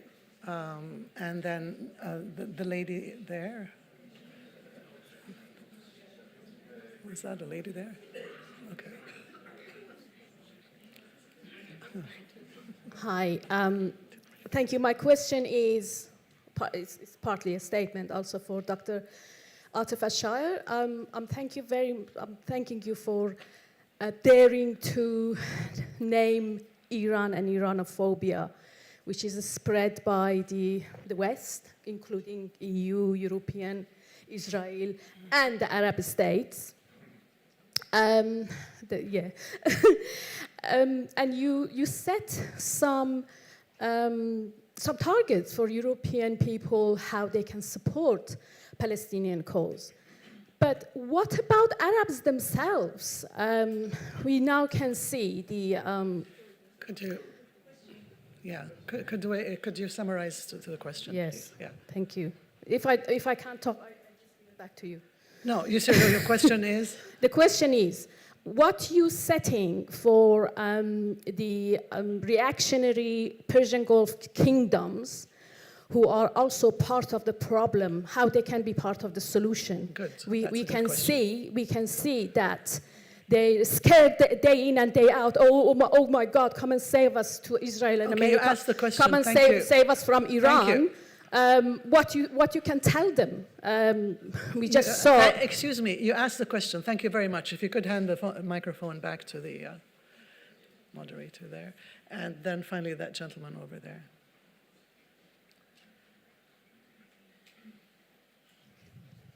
Hello, my name is Doug Holt, and I'm a Palestinian activist for many years and a theatre practitioner.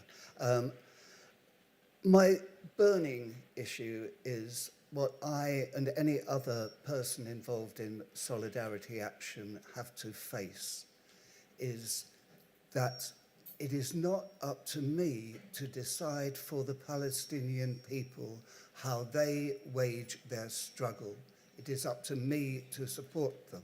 So while I accept every single word and possibly more that can be of criticism that can be leveled at the Palestinian Authority, and I'm really pleased that there is a new level of leadership coming up from Palestinian civil society, Yeah. I'm very wary of Okay. exerting my influence in telling people what to do. Okay, thank you. So let's go to the panel now. Do you want to?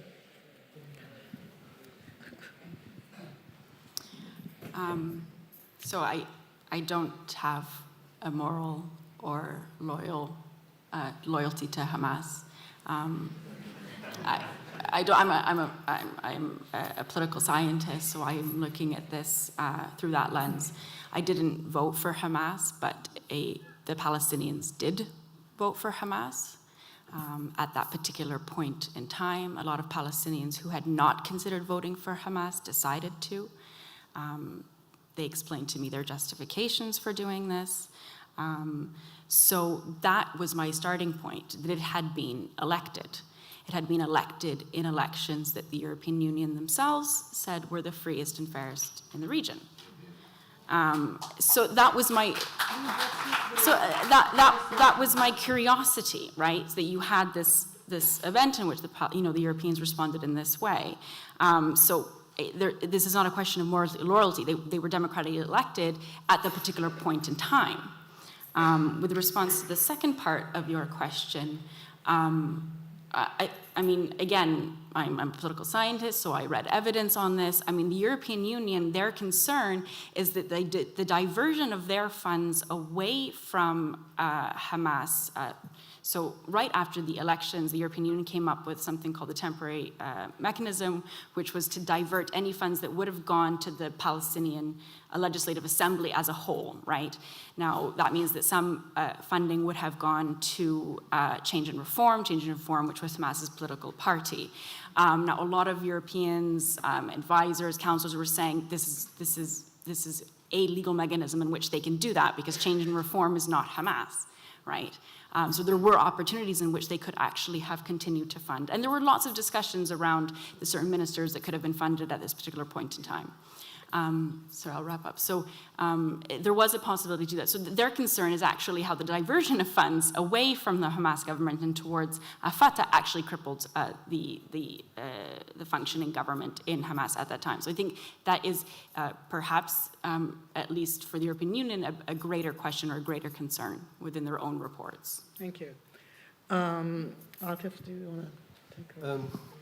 I think the question concerning Arab regimes, certainly, I mean, Arab countries are, there's diversity within these Arab countries, but I think we shouldn't conflate Arab people as people with the regimes. Most Arab countries, in one form or another, are occupied by the regimes, if I can put it this way. The reactionary regimes they're obviously they're reactionary, but it doesn't mean that on the grassroots level in Egypt, in Morocco, in Tunisia, there are a lot of activism and a lot of Algeria, obviously. Like we can go on more. It's a bit long to speak about 22 countries. But there is now, Israel is very much, Netanyahu's discourse has been normalization with Arab regimes, particularly the Gulf countries. And recently they've been talking about building this railway that will run from the Gulf countries to Jordan through to Haifa. And that's the discourse of Israel, trying to highlight that the problem is obviously whether it's Hamas or Iran, or trying to build an alliance with obviously some Arab regimes at the expense of the Palestinians, and some figures within these regimes buy into that. But by and large, these have not materialized. There have just been, obviously it's dangerous. Clearly it is dangerous if this materializes and the Palestinian question is totally sidelined and there's an alliance between Zionism, Israel, and the Gulf countries in particular. But I think there has been that historical accumulation and the importance of the Palestinian cause and its resonance and all the other rhetoric that goes with it, that is still alive in many Arab societies. And I hope that is strengthened and that continues. That's, yeah. Thank you very much. So, I was going to ask you to answer how people in solidarity with the people should behave. So, first of all, I think your assumption is right. I think that we need to follow the lead of what the Palestinians want. But the Palestinians, as you probably also know, don't speak in one voice. They speak in many voices.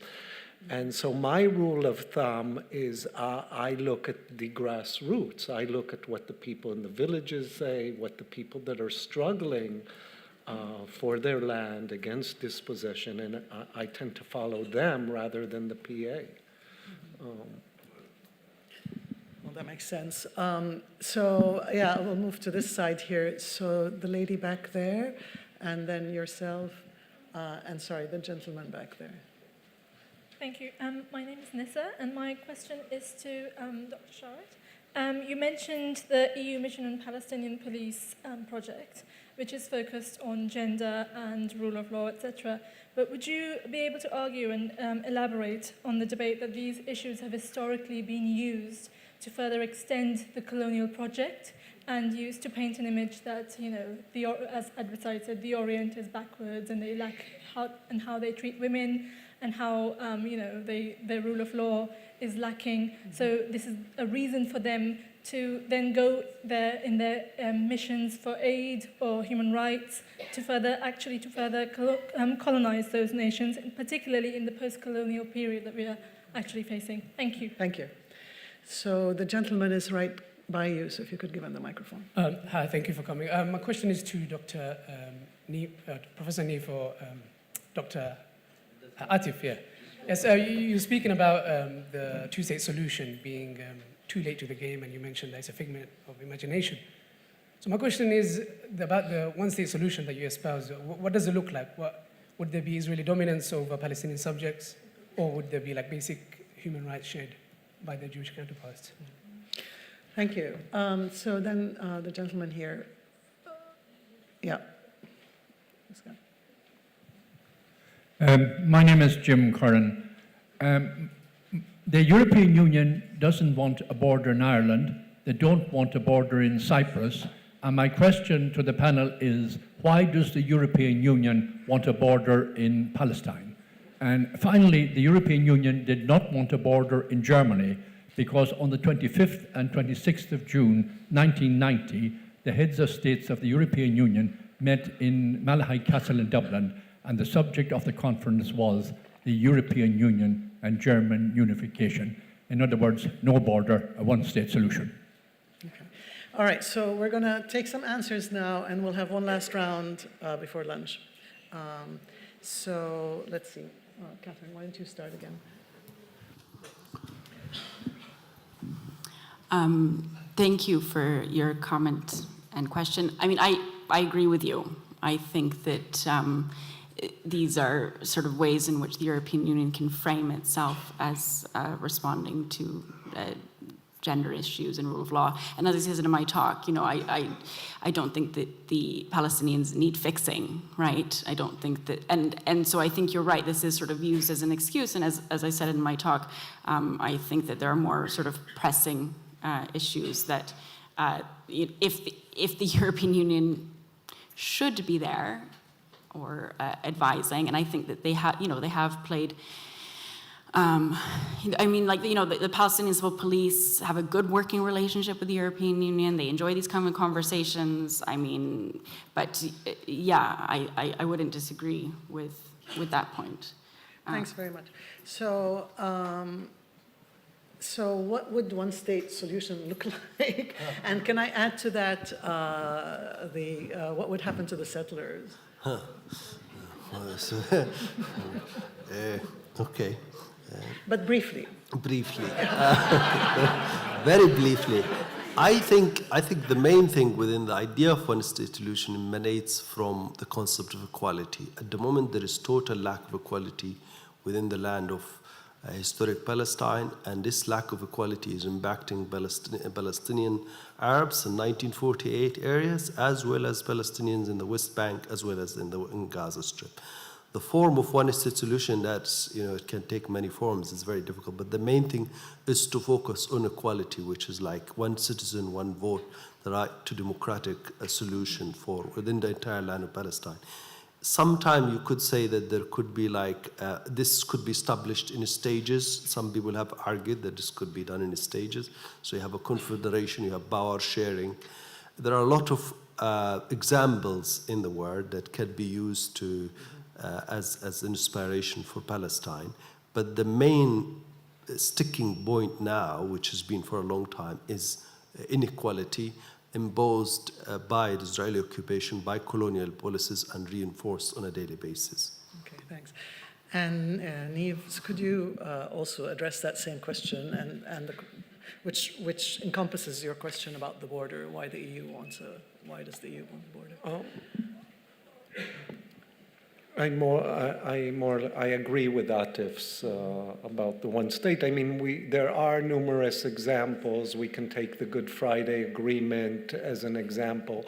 Of course, every example will have to be modified according to the actual context of the situation and so forth. But once, to start thinking of models and investing, we need to invest in this thought. There's different groups that are doing it. Ilan and Jeff Halper and a few others are in one group. There's other groups doing it.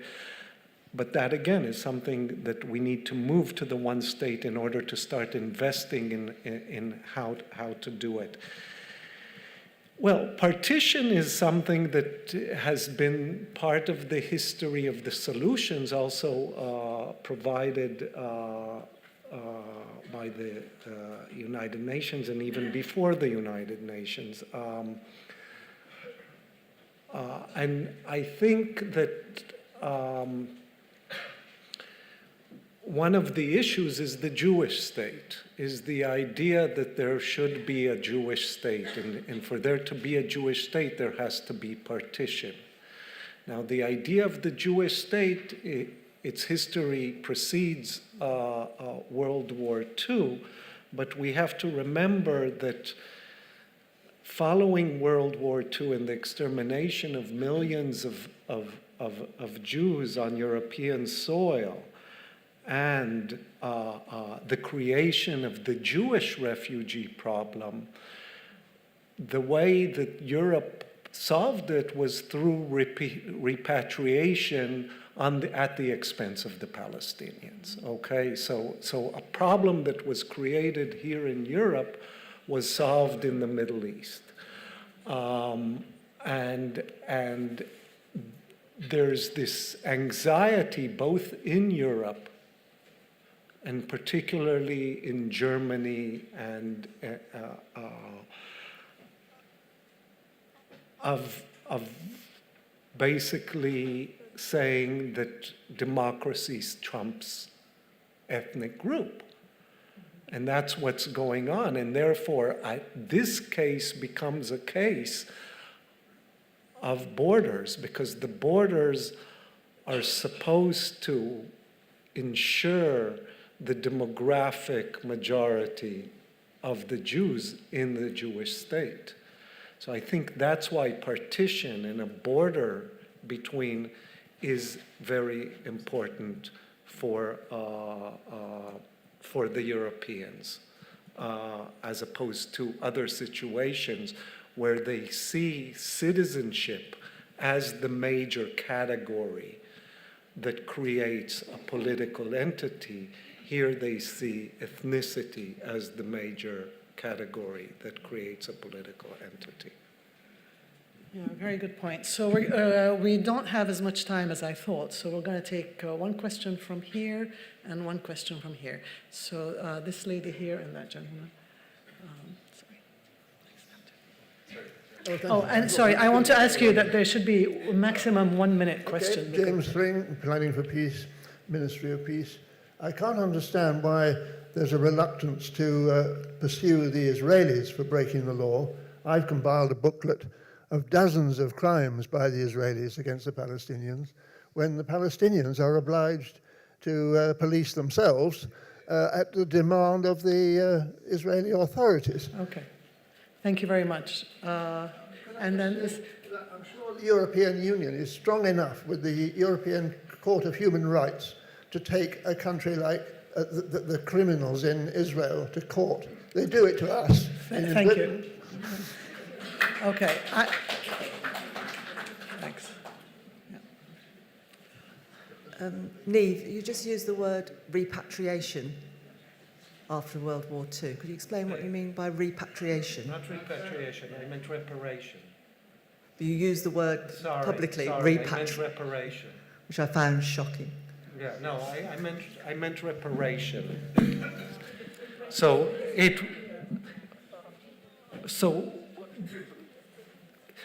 the Europeans realized they created a crime. They were criminal, and then they also had the refugees. There were hundreds of thousands of Jewish refugees. Instead of seeking a solution where the problem was created and by the culprits of it, the solution they found was elsewhere. There was a dislocation, both spatially and historically, of what had happened. So the solution for the crimes that were perpetrated on European soil was done through giving the Jews a state. Okay, so that was the idea, basically. That was the reason. That was the incentive or the fact that so many countries supported the creation of a Jewish state. Okay, and regarding the question here,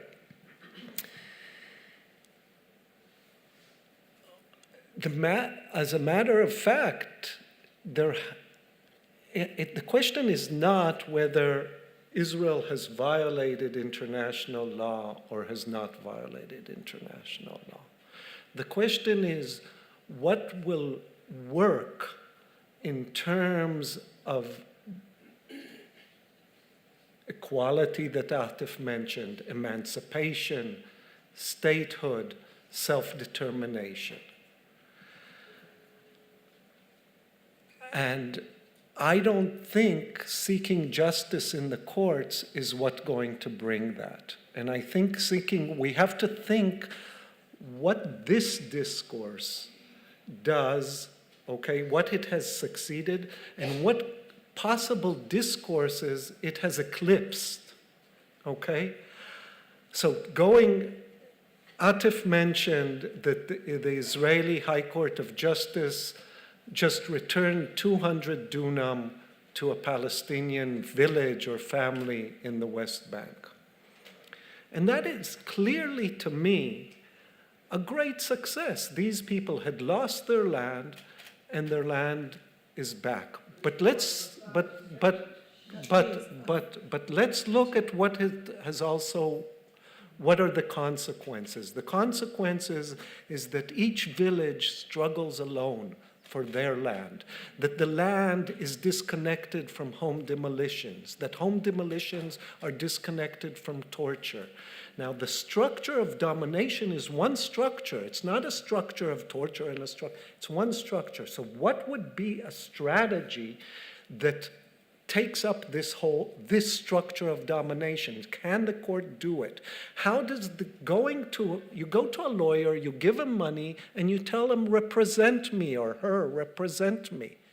That demobilizes. That makes me powerless. It doesn't empower me as a person who has been wronged. No, I'm sorry. I'm sorry. I think he's attempted to answer the question. Thank you. I was going to ask if you had anything to add to what Niamh said in 1 minute, or to the questions that were asked. Maybe just adding a point to pursuing Israeli leaders and whether in the army, in European courts and elsewhere is a very important one, and it's useful. And Palestinians have been using. There are some, as I understand, there are some cases going on in the Netherlands, for example, And for example, before Livni was coming here and then she postponed because there was a case raised against her. I think that is important because they are really war criminals. There was, for example, a chilling massacre that was committed in Gaza just a few weeks ago, particularly against one family, Sawarka family. 9 members were just eradicated totally overnight. There have to be cases that are brought alongside other forms of the struggle. It's just not exclusive to the law. This is just one area where they have to at least get the idea that there are consequences and grave ones for the crimes they commit.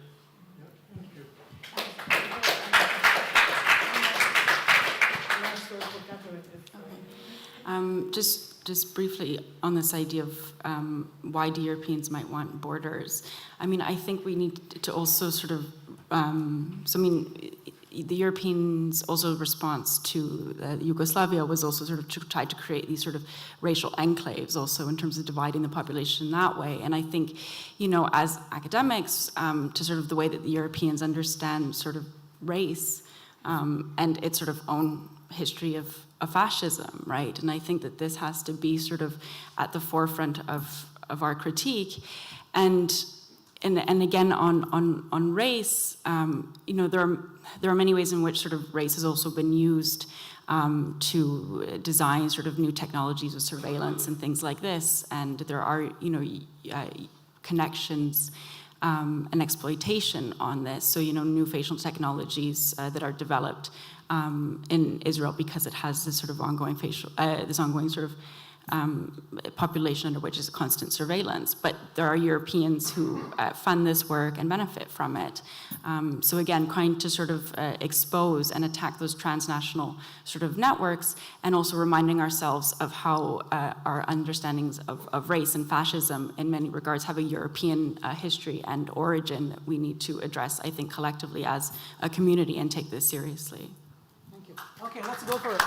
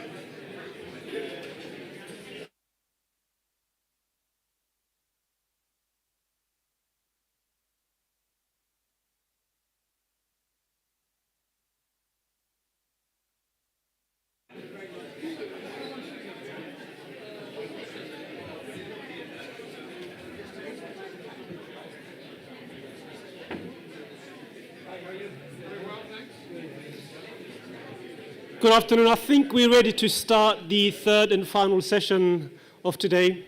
So without any delay, I want to introduce the chair for this session, my colleague, Amelia Smith. So I'll leave it to Amelia. Good afternoon, everybody. Welcome to the third and final panel of Middle East Monitor and EuroPal Forum's conference.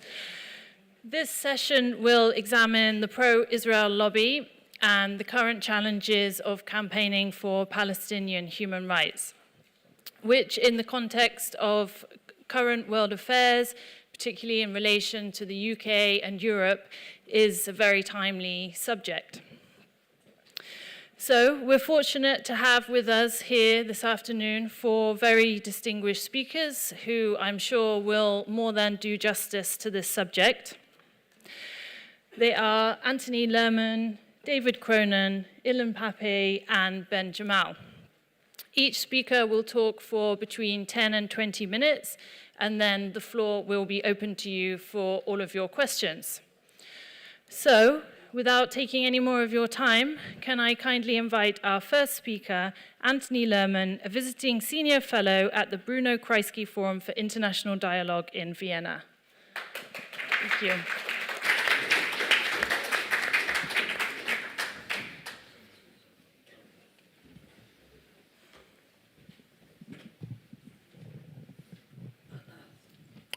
Can you hear me okay? Good.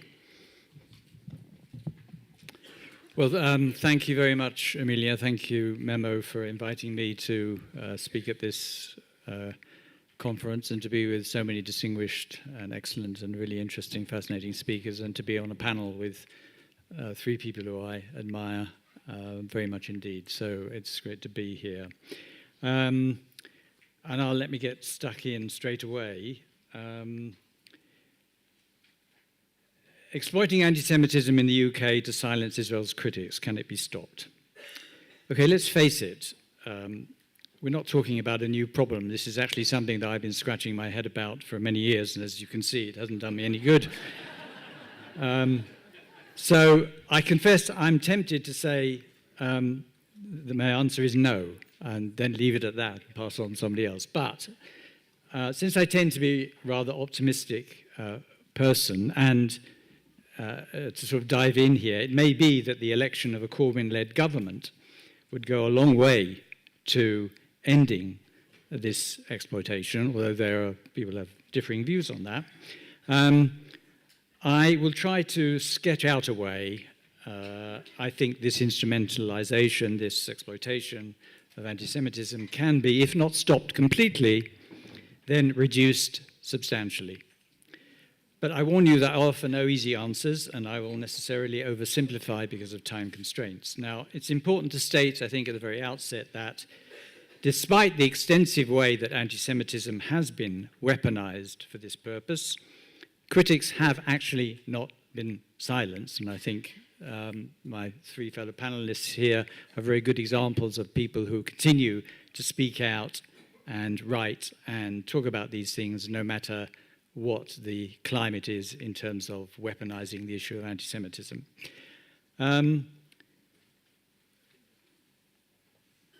But nevertheless, there's no doubt that in recent years the public space in which criticism can be expressed has markedly narrowed.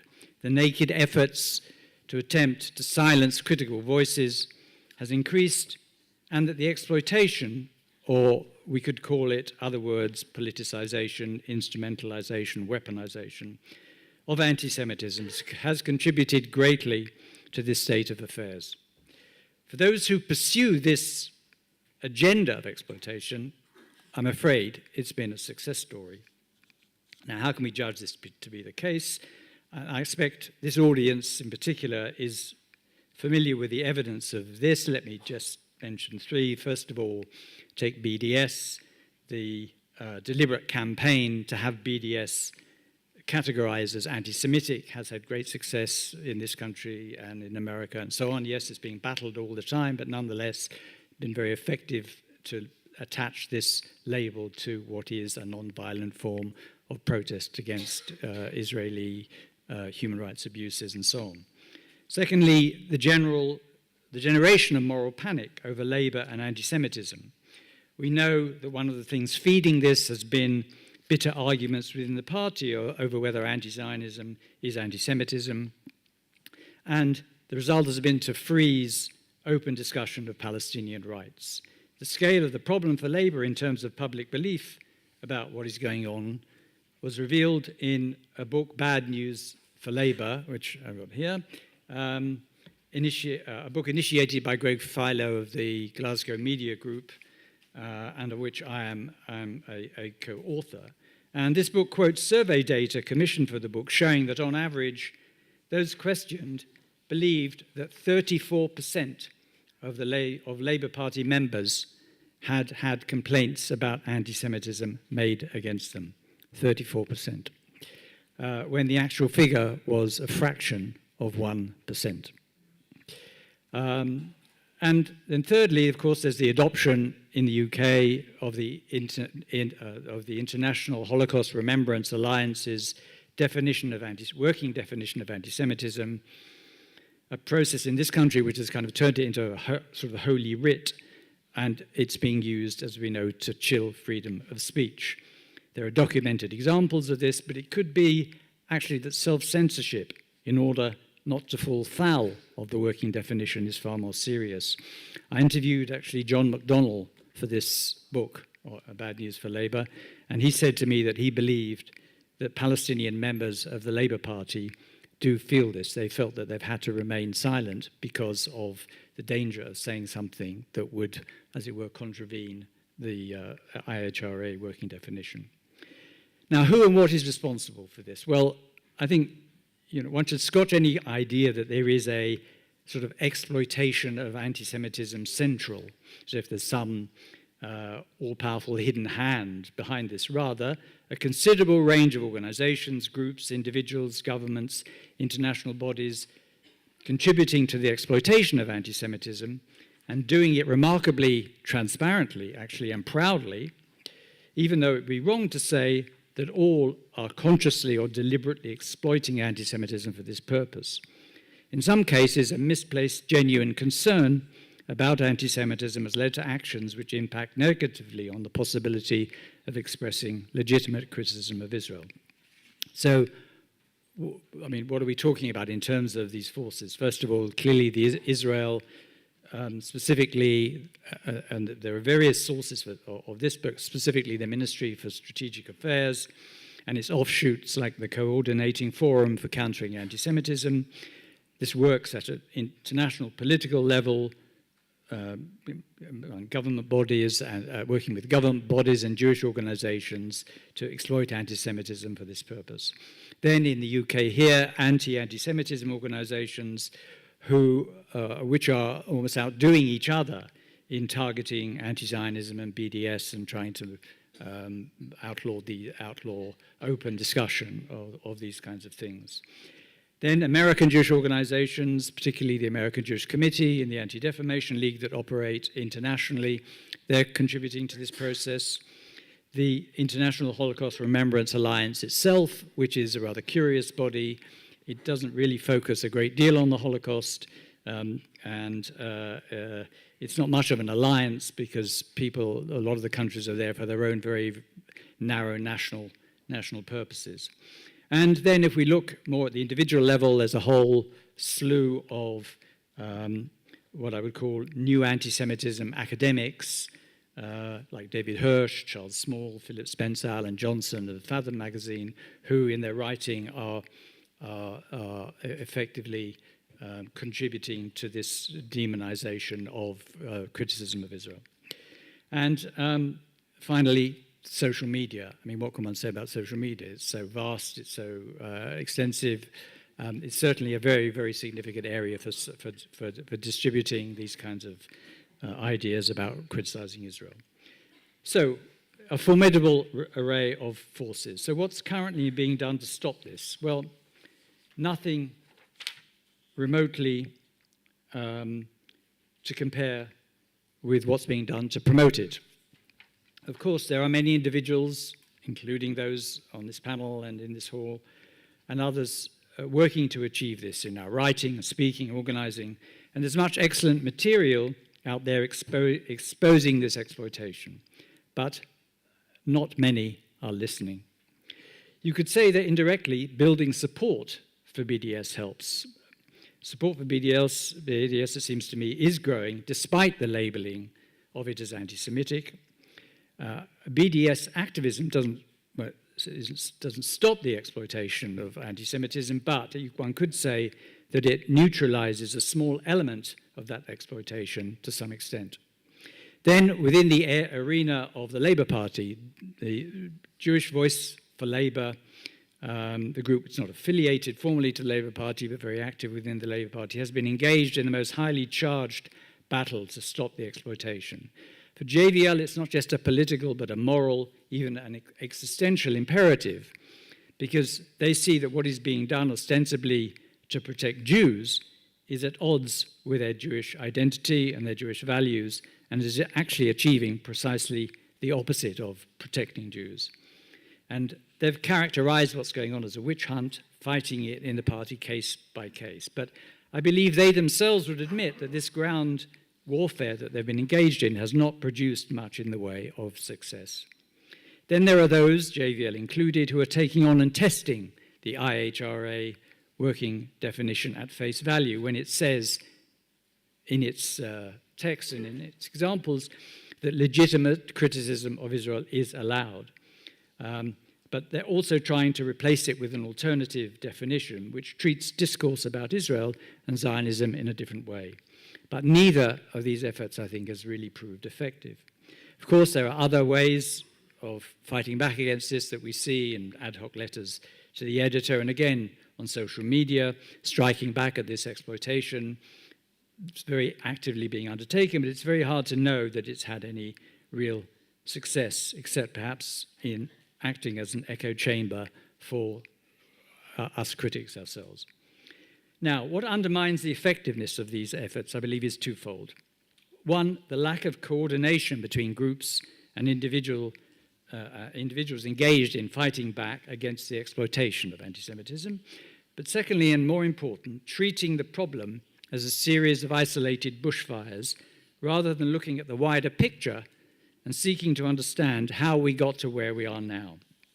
Without that, I don't see how we could stop the exploitation of anti-Semitism for these purposes. So let me address this briefly now under a heading I call the redefinition of anti-Semitism as new anti-Semitism. Now, in modern times, anti-Semitism has always been subject to politicization. This largely went on in Jewish communities where there was disagreement about the way incidents of anti-Semitism should be dealt with politically, whether it was best to play down such incidents as publicity could make matters worse, or vigorously publicize them because history, especially the Holocaust, teaches us that we must speak out or even err on the side of exaggeration.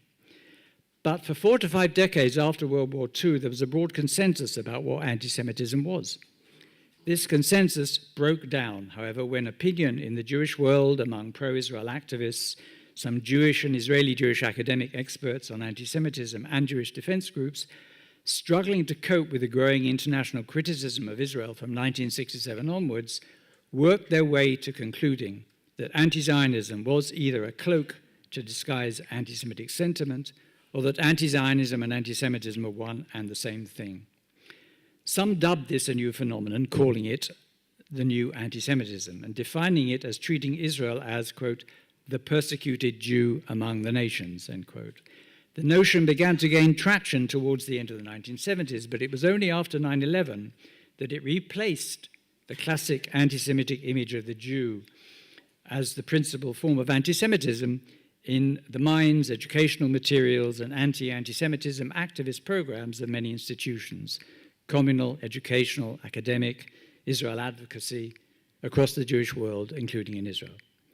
Up to the turn of the century, this was largely an ad hoc organic process, but the Israeli government's decision to exploit what the new anti-Semitism idea or theory or notion offered by way of a threat characterized as facing all Jews in order to bolster its international position, and the decision of initially one of the major American Jewish organizations, the American Jewish Committee, to codify the notion of the new anti-Semitism, brought the two, the Israeli government and American Jewish Committee, together in a single sustained campaign. Its initial public manifestation was the publishing and publicizing of the European Union Monitoring Centre Working Definition of Anti-Semitism in 2005, which the EU and other international institutions and governments were encouraged to adopt.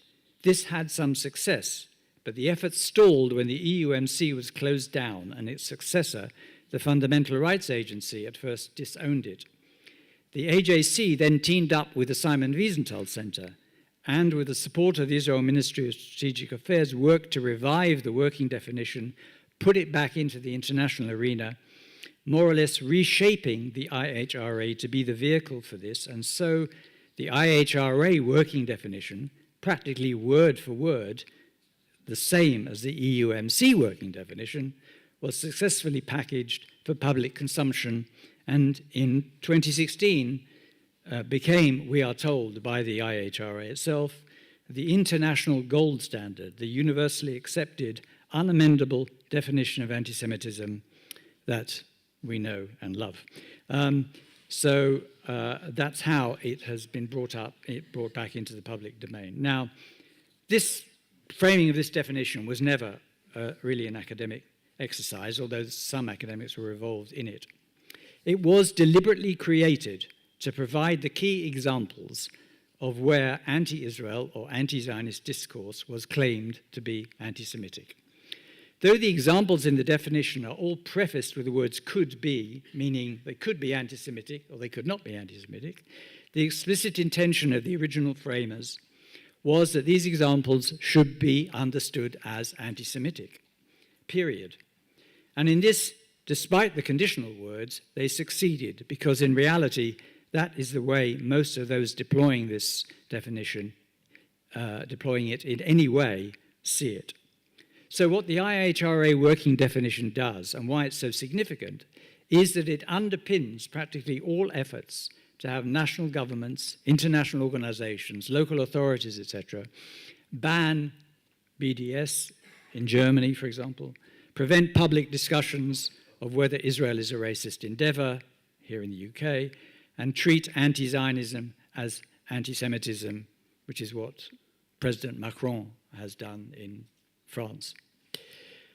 The point of explaining this is to show that what we are currently doing in terms of combating this exploitation of anti-Semitism is inefficient firefighting in the face of this grand and highly successful and coordinated effort. My contention is that if the weaponization of anti-Semitism can ever be stopped by human agency, or at least its impact greatly reduced, we have to tackle the problem at its roots. So what precisely is wrong with new anti-Semitism theory? Well, it holds that for someone to count as an anti-Semite, it is sufficient to hold any view ranging from criticism of the policies of the current Israeli government to denial that Israel has the right to exist as a state without having to subscribe to any of those tropes and images that historians have traditionally regarded as making up an anti-Semitic worldview. For example, hatred of Jews per se, belief in a worldwide Jewish conspiracy, belief that Jews generated communism, controlled capitalism, that Jews are racial mutants, etc. In effect, the essence of new anti-Semitism theory is to drain the word of anti-Semitism of any useful meaning. Now, I am quoting actually from myself here because I wrote an article in 2002 where I said this for Prospect magazine. And I'm afraid to say that I was right. The door was thrown wide open to labeling any Jewish sensitivity anti-Semitic. At that time, the use of the redefinition was mostly confined to deflecting criticism of Israel's increasingly repressive treatment of Palestinians and its ongoing expropriation of Palestinian land. But fast forward, the full dangers of what was done are apparent. The resurgence of old-style far-right, white supremacist, neo-fascist and neo-Nazi anti-Semitism has proved new anti-Semitism theorists wrong. The new anti-Semitism allows populist, nativist, far-right leaders of countries such as Poland, Hungary, Russia, Brazil, the United States, Netanyahu's best friends, who profess love of Israel but encourage anti-Semitism at home by demonizing Jewish political opponents, especially those who are liberal, critical of Israel, etc., a free pass to demonize Jews. It's led to widespread confusion in the general public and among Jews as to what anti-Semitism means, and to sheer absurdities, such as the accusation leveled just the other day at Jeremy Corbyn that when he referred to the now dead paedophile Jeffrey Epstein as Epstein, that this was anti-Semitic. In the past, an anti-Semite was someone who hated Jews. It seems we've reached a situation now where an anti-Semite is someone Jews hate. The point I'm making, and I'm just drawing to a close, is that the very vehicle, new anti-Semitism theory, dreamt up to protect Jews and the state that is presumed to be integral to a Jew's Jewishness, is actually doing the very opposite. Because if everything is anti-Semitic, nothing is. So to stop the exploitation, I would argue that a coordinated and concerted effort to highlight how dangerous this is, in fact, for Jews, has to be the way forward. This isn't easy because certain state actors themselves support this redefinition because it serves their own national interests. Now, there's one last final, very important element to how I think it can be stopped, and mentioning it briefly before I finish is very unsatisfactory, I understand, and does not do justice to its importance, and I apologize for that. Let me say that although anti-Semitism, if it has any meaning, is all about Jews, stopping its exploitation to stifle criticism of Israel and justify denying Palestinians their rights has to address the latter crucial problem, denying Palestinians their rights, head on. Jews and Palestinians are dual victims of this exploitation project. And it seems to me that there is insufficient clarity and unity of focus on pressing the legitimate demands of the Palestinians for equal rights wherever they live in a de facto one-state Israel-Palestine area, and on making it clear that the two-state solution is dead. Let me be clear that I'm not positing an equivalence of suffering. So if there is to be anything like an end to the exploitation of anti-Semitism to silence Israel's critics, it needs to be based on a new dual narrative which clearly and unambiguously demonstrates that for Jews, their human rights are being put at risk by this exploitation, and for Palestinians, whose human rights are already severely curtailed or virtually non-existent, it puts the justice to which they are entitled even further out of reach than ever. Thank you.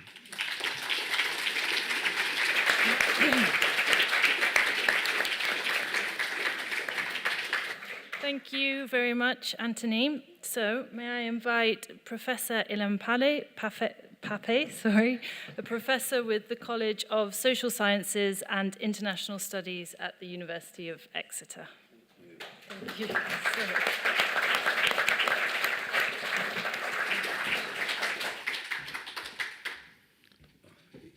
You'll tell me after 10 minutes, right? Yes. Or 15, I don't know. Okay. Hi. It's a great pleasure to be here and share the podium with such excellent speakers. I was asked to do a bit of distribution of labor with Tony, who focused on the UK, and I was asked to cover Europe, analyzing the tactics of weaponizing anti-Semitism in Europe in order to stifle debate over Israel and Palestine, and talk about possible strategies that can be carried out in the European continent. Let me say from the beginning, I think that actually Britain is a very crucial actor in Europe when it comes to this particular topic. Namely, I don't think that our early successes in challenging this alleged and false equation that anti-Zionism is anti-Semitism will be a successful project in the continent. If it has a chance of being a successful campaign, it is here. And if it is successful here, it will impact Europe as a whole. So don't expect places like Germany, Italy, or France to be the venues where people will come out with effective counter campaigns of this particular desperate attempt by Israel to stifle and silence the criticism on the state's ideology, policies, and strategies. The Israelis are helpless in the face of the change, the shift, the fundamental shift, even in Europe, in the public opinion in favor of the Palestinian cause. They feel still quite secure in using either intimidation or timidity or guilt complex to secure the political elites in Europe to continue their support for Israel, or when they rebuke Israel, never to make it too harsh, and definitely not in such a significant way that would force Israel to change its policies. So this is how it is viewed from Jerusalem or Tel Aviv, that the major thrust is not towards, in Europe, unlike in Britain, is not towards politicians, but the major thrust is towards civil society. Britain is a different case, or became a different case, only when Jeremy Corbyn was elected as a leader of the Labour Party. And as Jeremy himself never thought he would be elected as a leader of the Labour Party. Definitely the Israeli Mossad could not predict it. And there was a shock, as much as there was a shock among Jeremy's friends, a similar shock and trauma occurred in the corridors of powers of the Mossad. And when they had to strategize again, because up to that moment, all the efforts of Israel were towards civil society, not towards political elites. They thought, and rightly so, that most political elites in Europe are in their pocket, that they have nothing to worry about governments. They have nothing to worry about major parties in any country, including Britain, and rightly so in many ways. And this is where something has changed, and Tony did an excellent job in explaining that. So I think it's very important to understand that European politicians are not yet targeted by Israel. They are seen, unfortunately, rightly so, as part of the Israeli network of influence and impact. The Israeli worries in Europe are about the civil society. Now, in order to understand what Israel is doing in Europe and how we can challenge it, as I said, apart from challenging it through Britain in order to influence the rest of Europe, we have to go back a little bit in history. The European political system, and until recently also European civil society, worked or engaged with the question of Palestine on the basis of a tacit, implicit understanding that was formulated immediately after the Holocaust in the years between 1945 to 1948. It's a crucial period for understanding European position towards Zionism in Israel.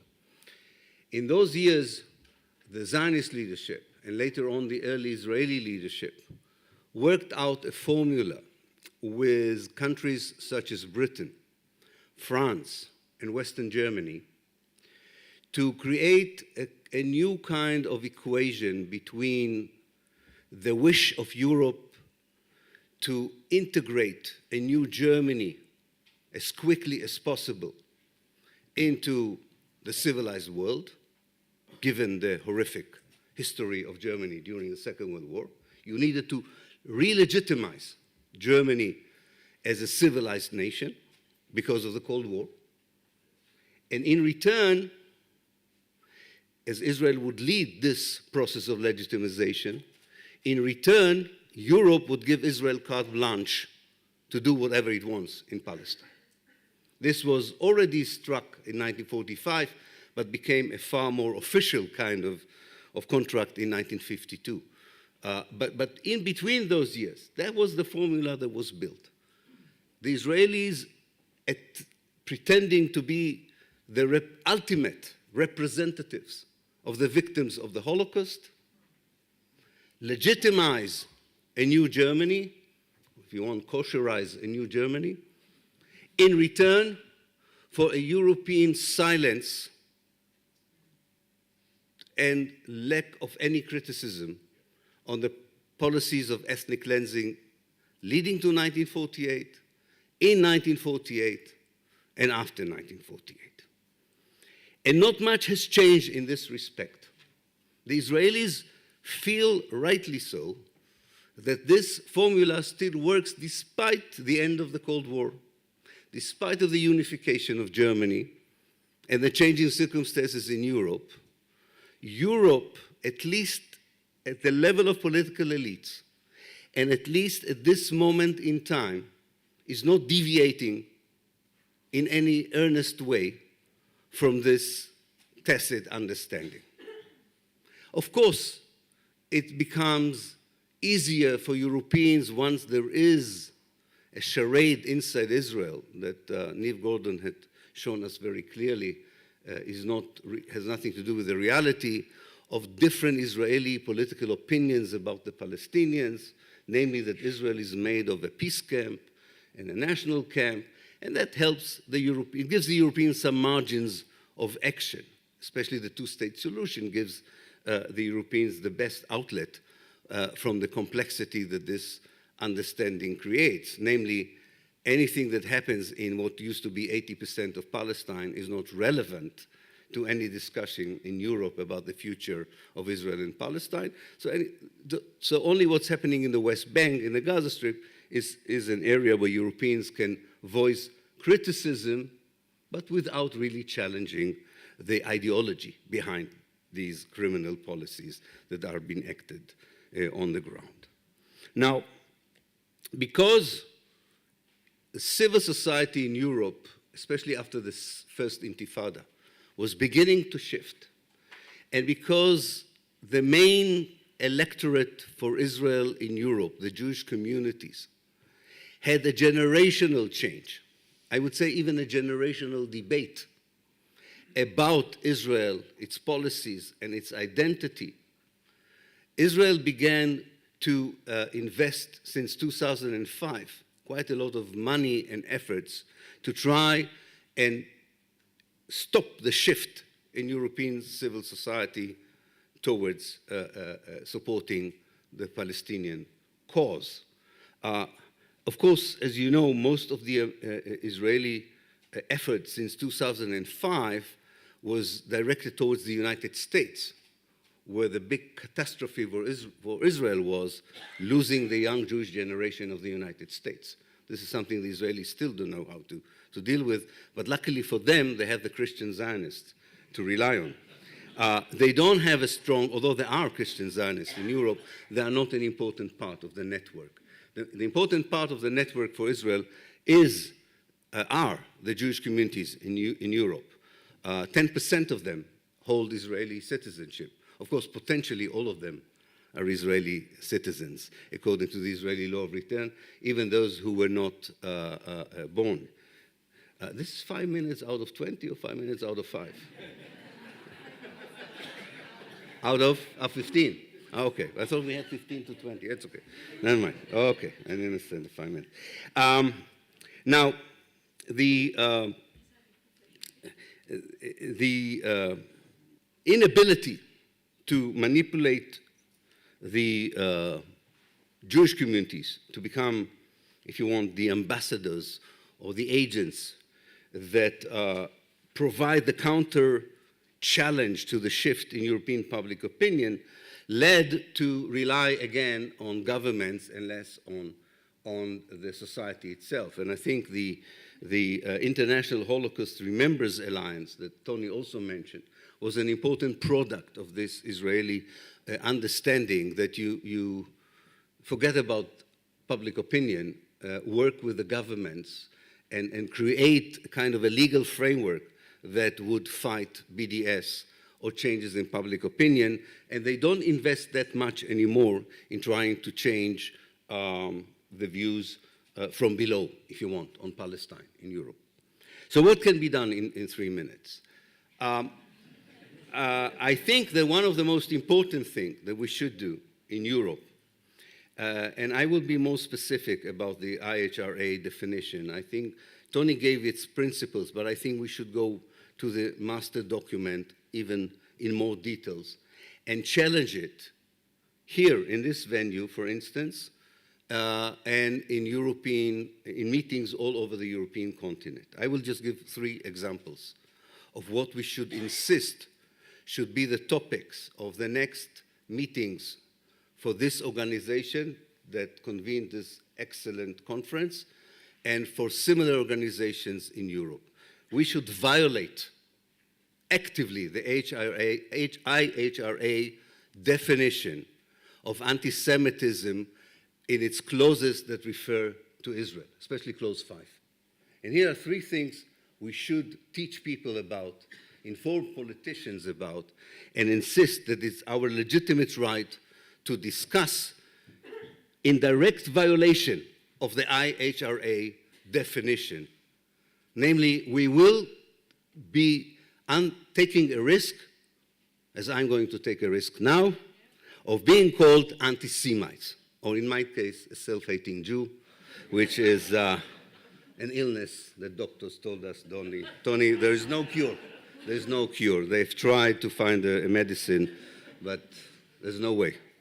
So, the first from this is if you're defining Judaism as a religion, and you refute the definition of Judaism as nationalism, you're an anti-Semite according to the IHRA definition. So here I am stating, for me, Judaism will never be nationalism. Judaism is not a national idea. Judaism is a faith, it's a religion, and it was politicized as nationalism in order to colonize Palestine and uproot the Palestinians.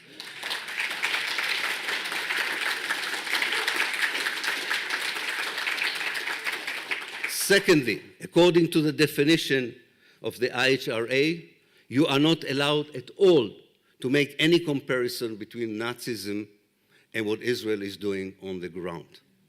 Nazism started in 1933 and ended in 1945. And there are definitely aspects, in fact, the worst aspects of the Nazi genocide, thank God, are not comparable to what Israel is doing. However, a lot of things that were done before the extermination happened in 1942 are comparable to Israeli policies on the ground. And the lesson from the Holocaust is that it can happen in Palestine as well. And when you say this, you are not an anti-Semite. You are someone who is loyal to humanity, to human values, and who care about injustice wherever it exists. And we should not be afraid of this. Finally, and with this I would end, finally, according to this definition, quite a lot of Israeli historians I know who accused Israel of manipulating the Holocaust memory in order to demonize the Palestinians, in order to justify the worst criminal policies Israel pursued against the Palestinians, are, in this definition, anti-Semites. Because all of them are Jews, I would say all of them are self-hating Jews or anti-Semites. I think this is very important not to shun a full discussion in the open in the way that the Holocaust memory is being used in order to Nazify the Palestinians, in order to justify the inhumanity towards the Palestinians, and to provide a shield of morality to the most immoral project in the land of Palestine. We have to do this not only because it's a ridiculous definition of the IHRA, because it is at the heart of the relationship, with this I would end, between Europe, Israel, and Palestine. At the heart of this relationship, in this respect, I think that Britain is an exceptional case which has to be dealt differently. But at the heart of the European engagement with Israel and Palestine is the fact that Europe never had a closure for its anti-Semitic chapters, and especially the Holocaust. Europe has not dealt properly with this question by blaming only the Nazis or the Germans and disregarding what the municipalities in Belgium, in Holland, in France, in Denmark, in Norway have done at that period, They were absolved from dealing properly from a structural racism that can easily be transferred, as we have seen, from Jews to Muslims, from Jews to Gypsies, to Jews to other minorities. Europe takes the moral high ground to colonize the rest of the world in the 19th century, and now takes the moral high ground by allowing Israel to be an exceptional case of abusing human rights and civil rights in an area that needs a proper discussion about these issues, but cannot have it as long as this exceptionalism is safeguarded by European politics and European politicians. Thank you.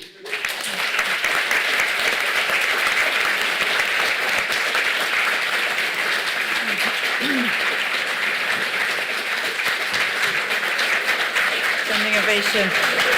Okay, thank you very much, Ilan. Thank you very much. Next up, we have David Cronin, an Irish journalist and a political activist living in Brussels. Thank you.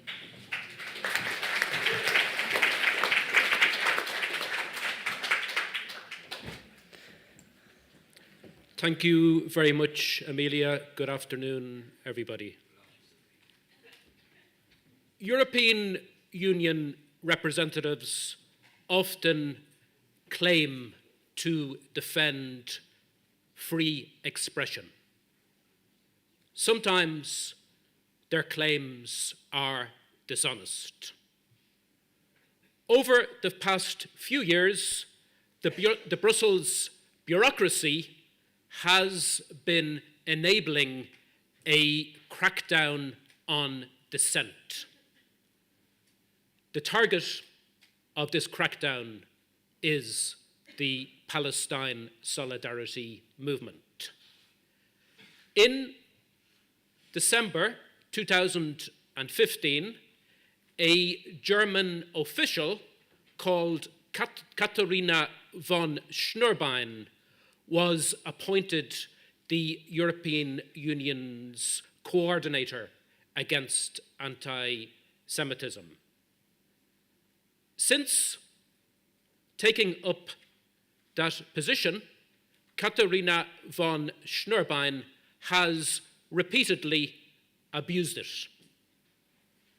It is no exaggeration to say that Katharina von Schnurbein is an agent of a foreign state, namely the state of Israel. Katharina von Schnurbein is an agent insofar as she acts in Israel's perceived interests, regardless of whether she is paid by Israel to do so. Israel and its lobbying network have devoted considerable resources towards waging a dirty war against advocates of BDS, boycott, divestment, and sanctions. This dirty war has been greatly assisted by Katharina von Schnurbein. She has made a series of unsubstantiated allegations against the Palestine solidarity movement. One of her favorite claims is that BDS activities can have discriminatory repercussions for Jewish students in Europe. Katharina von Schnurbein has declined to produce evidence of such repercussions when she has been challenged. The dirty war became even dirtier a couple of months ago when Gilad Erdan, an Israeli government minister, went to Brussels so that he could launch a study, in inverted commas, attacking prominent BDS advocates. Katharina von Schnurbein participated in the launch of this study, and during it, she repeated the lie that the BDS movement is motivated by anti-Semitism. Gilad Erdan's visit to Brussels was arranged by the European Jewish Association. What is the European Jewish Association? Despite presenting itself as a religious or a communal group, the European Jewish Association really serves as an extension of the Israeli embassy in Brussels. The European Jewish Association has scheduled discussions between Israeli representatives and the European Union institutions, as well as organizing a number of joint events with the Israeli government. The European Jewish Association has a significant amount of money at its disposal. Its latest entry in the European Union's so-called transparency register says the association had a budget worth almost 4 million euros in 2017. 4 million euros is worth approximately 3.4 or 3.5 million pounds. Where does that money come from? I recently contacted the European Jewish Association asking how much funding it receives from the Israeli state. The European Jewish Association refused to answer that question. The European Jewish Association is in the vanguard of the dirty war against the Palestine solidarity movement. Earlier this year, it urged candidates taking part in the European Parliament elections to reject Palestinian calls for a boycott of Israel. It is also pushing political parties across Europe to formally adopt policies declaring BDS activities as anti-Semitic. Those of you who have been following the surrounding issues will probably not be surprised to learn that the European Jewish Association is peddling a very dubious definition of anti-Semitism.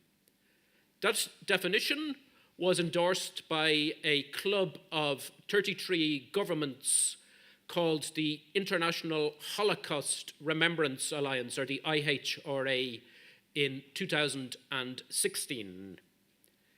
Yet the definition was actually drafted as part of a European Union exercise conducted more than a decade previously, as Tony mentioned earlier. Who did the European Union's officials invite to help with drafting this definition? The answer is a number of pro-Israel lobby groups. Because time is limited, I will not I will not outline the history of the definition in detail now. If you would like to find out more, I would encourage you to read a report that I had a role in preparing. The title of this report is The Israel Lobby and the European Union, and I believe that there are still some copies available outside this room. My friends, The real purpose of the IHRA definition is not to protect Jews from persecution. The real purpose is to protect Israel from accountability. Among other things, as I think Ilan mentioned a moment ago, the definition and an accompanying memorandum suggest that describing Israel's foundation as a racist endeavour can be regarded as anti-Semitic. The aforementioned Katharina von Schnurbein has interpreted that suggestion as applying to Israel's present-day policies and behaviour. She has argued that people who label Israel an apartheid state are anti-Semitic, according to the IHRA definition.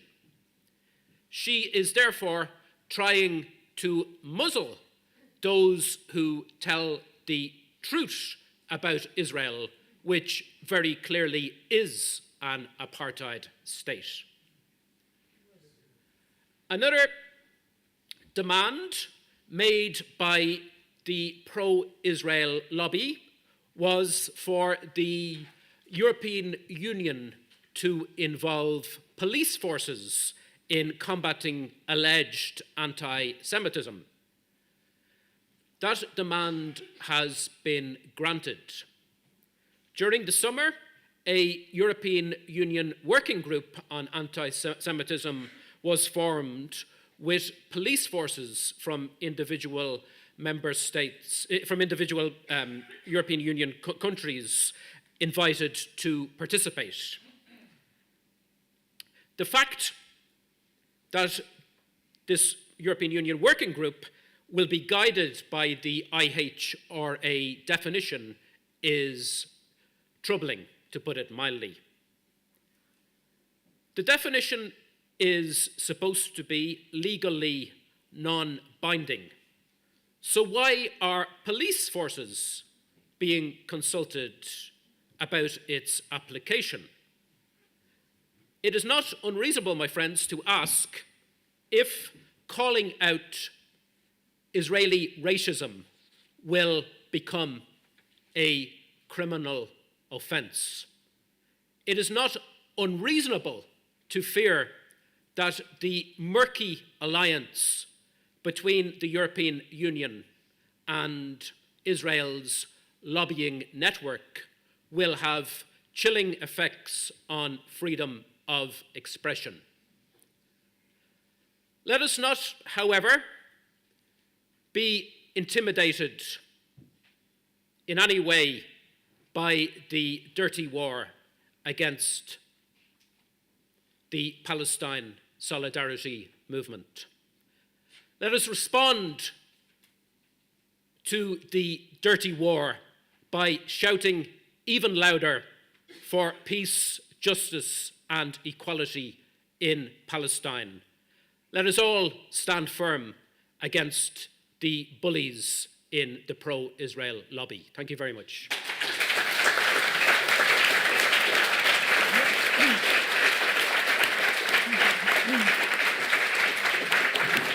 Okay, thank you very much, David. Next up, we have Ben Jamal, the director of the Palestine Solidarity Campaign.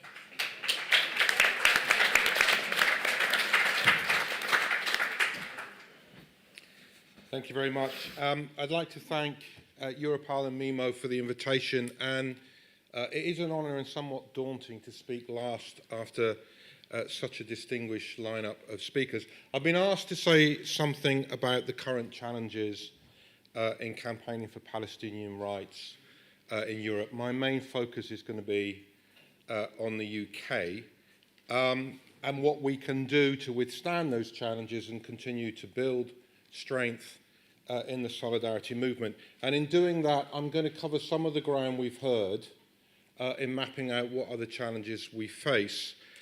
but I'm going to attempt to leave some time at the end, as we look at how we move forward, to say something about what gives me hope in our ability, as David has just said, to withstand these challenges and to continue to build solidarity. Now, first of all, just to take the conversation back to the situation on the ground in Palestine. As the solidarity movement, we need to take our lead from the Palestinian people, and our campaigns have to reflect both what the Palestinians are asking for in solidarity, but what is the shape of the struggle on the ground. Now, stepping aside the very real challenge for the solidarity movement of answering the question, who speaks for the Palestinians, and I say that as a Palestinian myself, what is clear and uncontroversial is that Palestinians need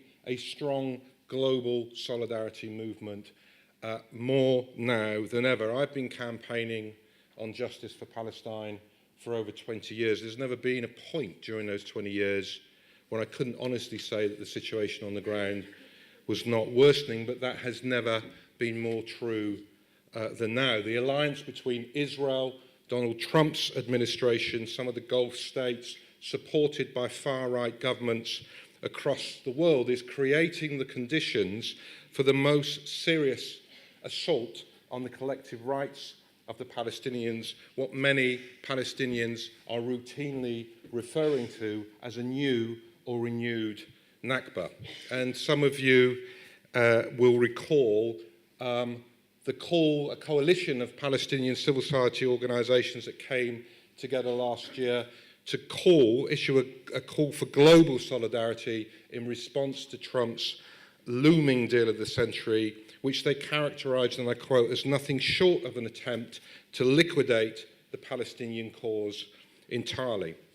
You know the facts that are being mapped out on the ground. We've seen the US moving its embassy to Jerusalem. We've seen settlements expanding at the fastest rate since Oslo. We've seen Netanyahu, in the context of the recent Israeli elections, threatening to annex 30% of the West Bank. We've seen last week the US government declaring it no longer regards settlements as illegal, never mind the Fourth Geneva Convention, never mind the judgments of the ICJ, the ECJ, and numerous Security Council resolutions. We've seen the tightening siege on Gaza and Israel responding to the Palestinians who continue to march week by week since March of 2018 in the Great Return March, responding with live fire, killing over 300 and injuring and maiming more than 35,000. We've seen the passing of the nation-state law, which cements more than 60 laws that already discriminate against Palestinians, citizens of Israel, but embeds that discrimination within the Constitution.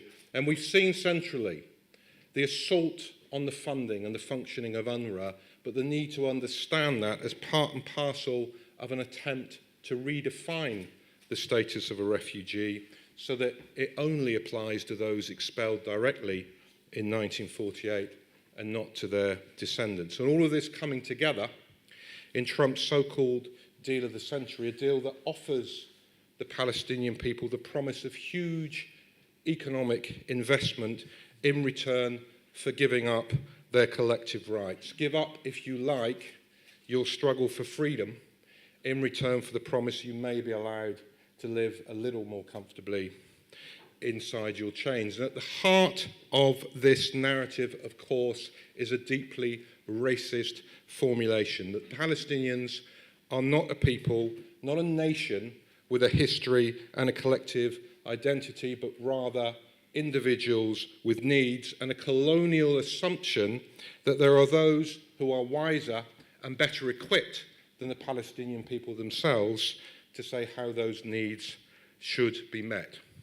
And we also finally, I think, have to understand this politics in the context of the emerging politics of the far right across the world that seeks to disrupt or overthrow fundamental principles that are the glue of a decent society. The rule of law, domestically and internationally, principles of social and international justice rooted in the idea that rights belong to all because of a shared, agreed, common humanity and are not to be allocated on the basis of race, ethnicity, culture or religion. A politics we see on the rise in India, in Brazil, in Central Europe, here in the UK, in the US and for years within Israel. So that's a snapshot of some of the geopolitical challenges that currently shape the Palestinian struggle on the ground. And as we've heard, what we are also centrally witnessing is this attempt to suppress and delegitimize the global solidarity movement. As we've heard, it's not new. Israel has always fought a propaganda war that has tried to frame all Palestinian resistance as illegitimate and all support for that resistance as equally illegitimate and fueled by sinister hatreds. But this, again, as we've heard, has become sharper, more coordinated, better resourced in recent years. And as Ilan was saying, this is a function or direct response to Israel's recognition some years ago that it was losing the battle for global public opinion, was risking cultural and political isolation, and in particular, its recognition of the strategic threat posed to it by the boycott, divestment and sanctions movement.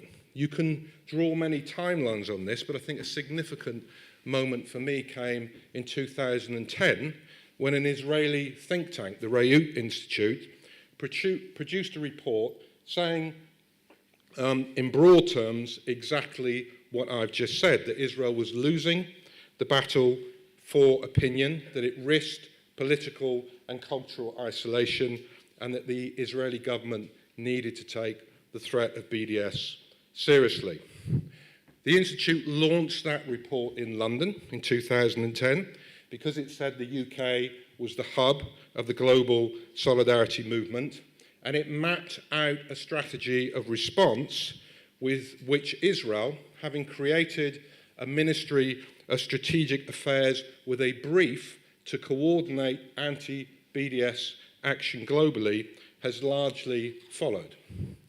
It's involved the use of lawfare, using legal threats, and where possible, the introduction of legislation to close down BDS activism. We've seen in the United States, over 20 states introduce anti-BDS laws. We've seen this in France.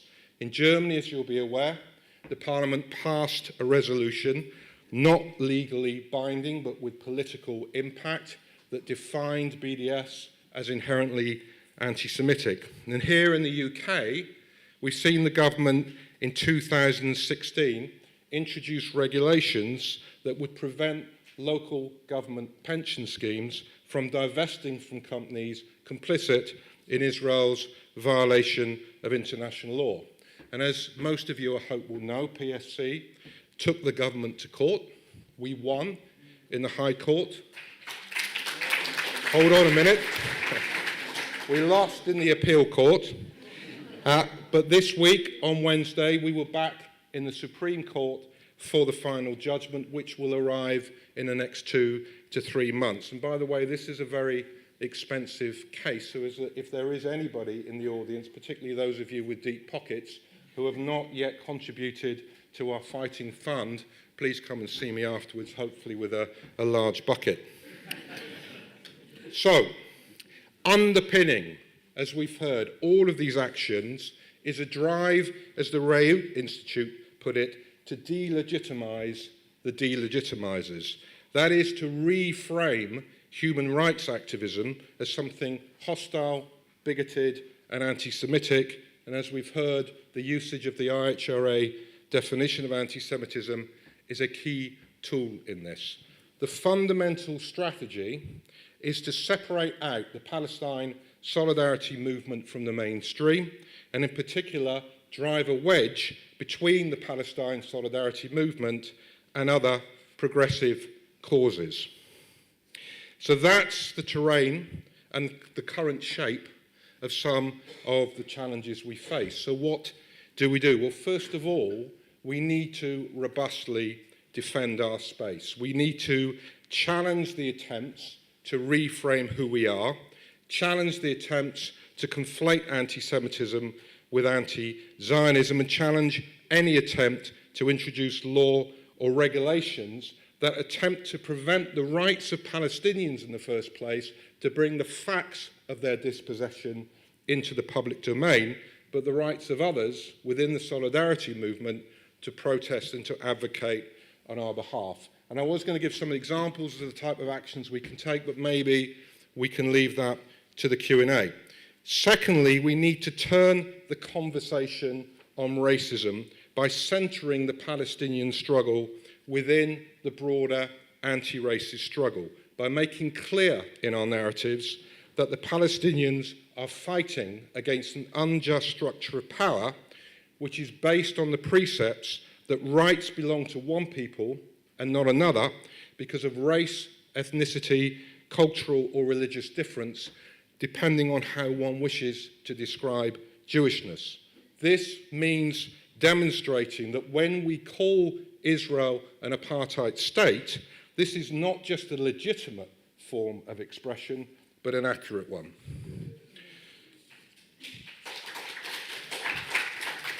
And in taking forward then our campaigns for boycott, divestment and sanctions, we make clear that the argument for BDS is an argument founded on support for universal principles of rights, supported by international law and conventions on human rights, rooted in anti-racism, a campaign that targets not identity but complicity. Next, we are smart and strategic in our approach. This means recognizing what power we hold and what power our opponents hold, and what are the levers that we need to choose to use that will best persuade those we need to persuade to take action. So let me give you an example of what I mean by this. We are clear of what constitutes the core collective rights of the Palestinian people and represent the core demands of the BDS movement: an end to the occupation of the West Bank, East Jerusalem and Gaza, equality for Palestinian citizens of Israel, and the right of return for all Palestinian refugees. All of these demands need to be part of our wider campaigning, and the educative work that we do, which outlines the Palestinian story and the roots of the struggle, needs to reflect and shed light on all of these core rights. But we also recognise the political space we inhabit and the strategic levers which support these demands.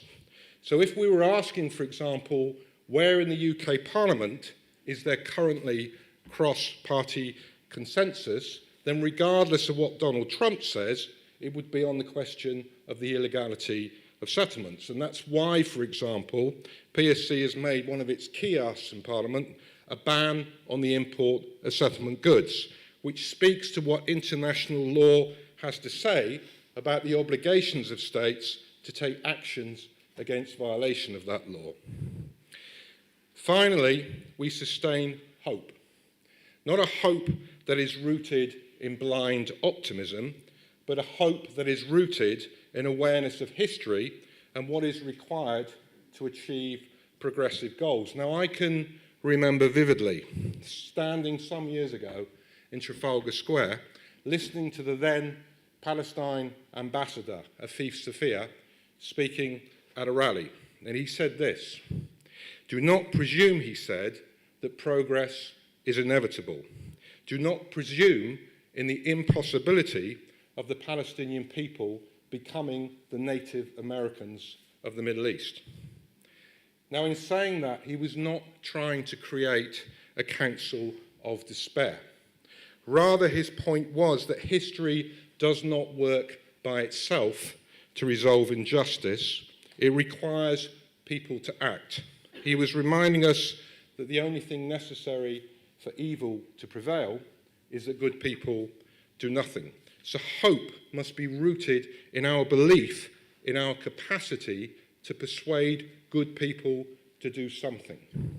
So what gives me hope? Well, my hope this year has come from the evidence of the strength and resilience of the Palestinian cause that has been built in the UK over many years across civil society, and in particular within the trade union movement. Most of the trade unions in the UK are affiliated to the Palestine Solidarity Campaign. And in September this year, at the TUC conference, despite a long campaign to undermine trade union support and to drive a wedge between the trade unions and PSC, which included the Israeli embassy sending a delegation to this year's TSC to lobby the leadership, despite all of that, the TUC passed a motion confirming that solidarity with Palestine would be one of their 4 international priorities, committing the movement to closer partnership working with PSC, reaffirming the core collective rights of the Palestinian people, including the right of return, and committing the TUC to strengthen their work targeting companies complicit in Israel's violation of international law and human rights. A similar motion was passed overwhelmingly at the Labour Party conference as well, and this week, as many of you will have seen, the Labour manifesto contained for the very first time a commitment to suspend arms sales to Israel. My hope this year have come from the campaigns being built on UK universities. This year, over 100 students attended a 2-day conference to build a campaign within the framework of apartheid off campus that seeks to build divestment campaigns targeting university investments in complicit companies. Next week, on Wednesday, there will be a national day of action with events and protests at more than 30 universities. My hope this year has come from the evidence of our ability as a solidarity movement to build intersectional alliances that join and link the Palestinian struggle with other progressive causes and movements. So to give examples, the divestment campaigns I've just referenced being built at universities are being built in partnership with our environmental groups under the slogan apartheid and fossil free, creating synergy by targeting companies like HSBC, for example, that are complicit both in their financing of the Israeli arms trade, but also in fossil fuel investment. Last year, our campaign targeting HSBC also drew support from LGBT groups who joined us in protesting HSBC's sponsorship of Birmingham Pride.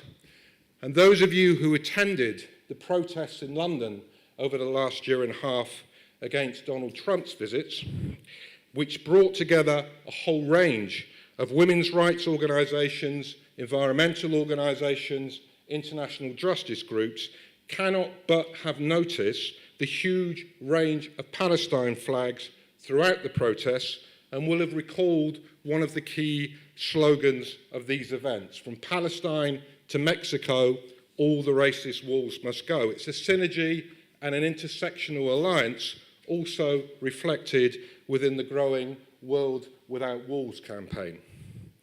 Now, interestingly, 2 years ago, the Rio Institute did a follow-up to its 2010 report.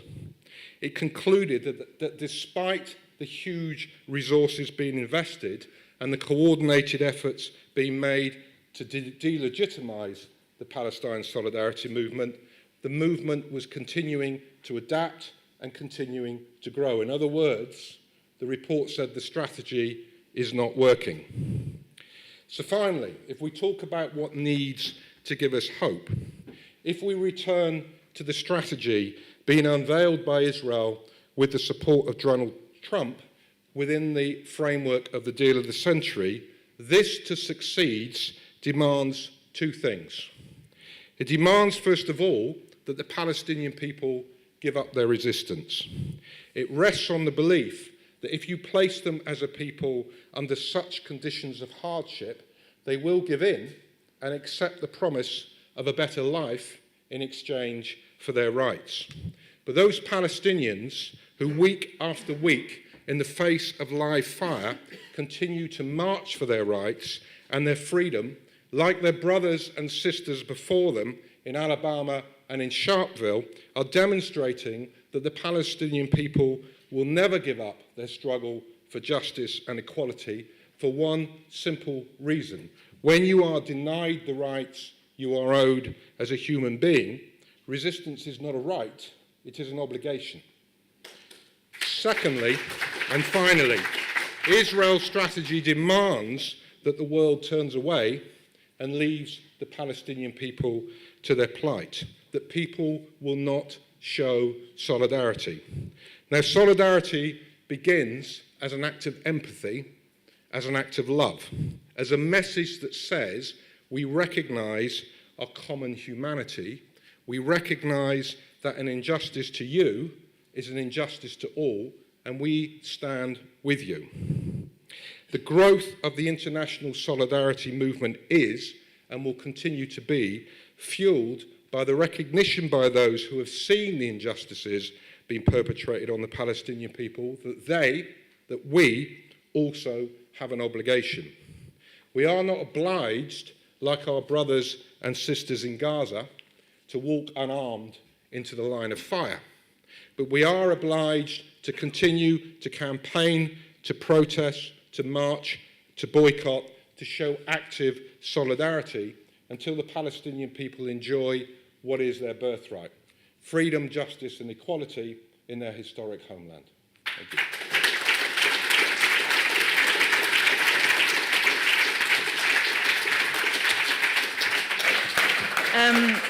Thank you very much, Ben, and thank you to all our four speakers. I'm sure you agree they're four very thought-provoking talks. We have roughly half an hour for a Q&A. Can I please ask you, we're not looking for any comments, we're looking for very precise questions to maximize the amount of time. I'm sure we're expecting a lot of questions in this panel. So, yes, the gentleman in the white shirt, in the check shirt. Yeah. Prepared question, so if you can suffer this, I'll be as quick as I can. Regarding anti-Semitism, don't we need to be clear about definitions? Zionism has little to do with Jews. When Zionists make accusations of AS, they're always talking about Israel and always style it all one word, lowercase, e.g. Labour anti-Semitism. They really don't care about Israel. They really don't care about hatred of Jews, which is anti-Semitism, spelled anti-capital S, Semitism. In fact, they encourage it by drawing in Jews. Sorry, what's the exact question? I'm nearly finished. They conflate. I found a powerful counter to Zionists on Twitter is to ask them what the difference is between them. Jeffrey Alderman, who was on my thread for 18 months, admitted there was a difference, but that it was a secret. Sorry, could we just have the question?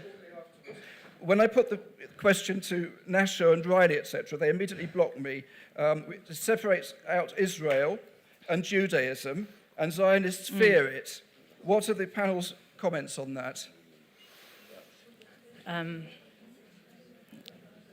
Yeah, so would you, who would like to start? Anthony, would you like to start? Take a few, okay, we'll take two more questions then. Yep, so this gentleman here.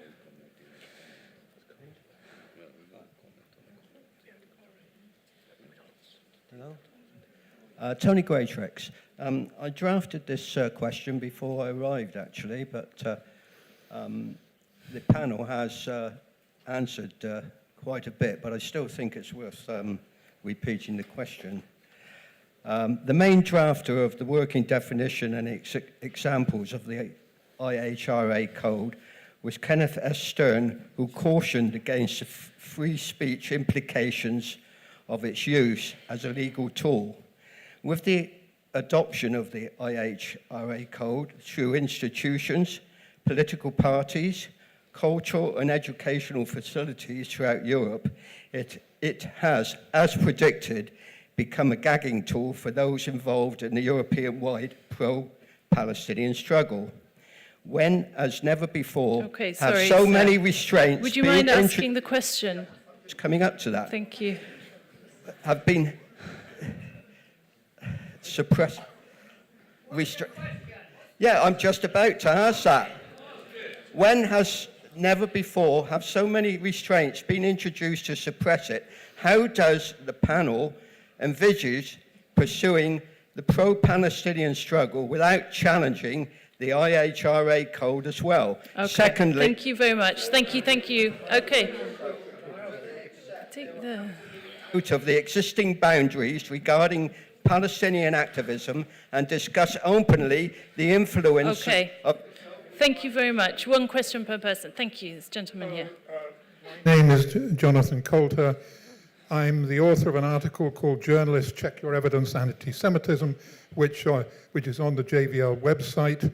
I much recommend you read it. Not too long. I'm a non-Jewish member of JNP, and I'm a Liberal Democrat, though we're highly critical of the leadership. Sorry. on Would this you mind matter. asking the question? The question is this. What is the panel's view on a couple of propositions I often hear from leading Palestinian solidarity activists? Firstly, the first one, we should not devote much energy to combating the tsunami of assertions about anti-Semitism in the Labour Party and elsewhere in Britain. The real action is Palestine, so we just need to tell people about the oppression of the Palestinians. I call that the Shadowlands thesis, if you understand the irony of my reference to C.S. Lewis. The second question is, the second proposition is that we must not criticize Jeremy Corbyn because he is such an outstanding leader, it's true, for having stood up. So I think that's, I think we're quite, huh? Yeah, okay, I think we're quite keen. Thank you. So, who would like to start? Ben? Okay. Okay. I'm not sure which bits to pick up, but let me answer it in general terms and pick up something as well. I think that Anthony said, Tony said earlier in his contribution, which is that part of the challenge in how have we responded to these attempts to conflate anti-Zionism and anti-Semitism, the usage of the IHRA, is the difficulty in establishing a coordinated strategy. And part of the challenge is this. One of the things I wanted to say, there are two ways in which the IHRA is attempted, the attempts to use it. So one is the risk of direct usages of the IHRA to prevent events taking place. And I have to say, we've been policing this as PSC. Actually, in terms of, let me take one example, universities, where there are numerous attempts. There are a very organised lobby, led by an organisation called UK Lawyers for Israel, who routinely write to every vice-chancellor, who advise pro-Israel student groups on campus how to take action to stop Palestinian events taking place. But we have very few examples of events actually being prevented with the IHRA being cited. It's not actually happening. But the second way the IHRA is used, and this is something I think that Ilham referred to, is to create what I would call a chilling effect. So to create such a climate of hostility and fear around the question of Palestine that people actually become wary of speaking up. So there are numerous events maybe that don't take place that we don't know about because people choose not to hold them. And to give you one example of how this worked within the Labour Party, last summer when there were renewed attacks on Gaza after the beginning of the Right of Return March, PSC organised a whole series of demonstrations. For weeks, we could not get a single Labour MP to come and speak at a demonstration. They came back after the killings on May the 15th. You remember when I think 62 Palestinians were killed in one day. Cynically, maybe, I turned to someone at that demonstration and said, now we know exactly how many Palestinians need to die in a single day before people will find their courage again. So that's the danger. Now, the trap with the chilling effect, part of what this is designed to do is to force us in a place where we make every conversation, maybe this responds to Jonathan's point. The danger for us is if we make every conversation a conversation about anti-Semitism, then effectively... No, let me answer the point. Sorry, let me answer the point. This is the danger. So the challenge for us is this, and I said in what I said, my first point in saying what do we do is we have to robustly defend the space. We have to address how the IHRA is being used. We have to robustly attack attempts to try to use it to stifle Palestinian activism. But what we also need to do is to devote as much energy into creating space.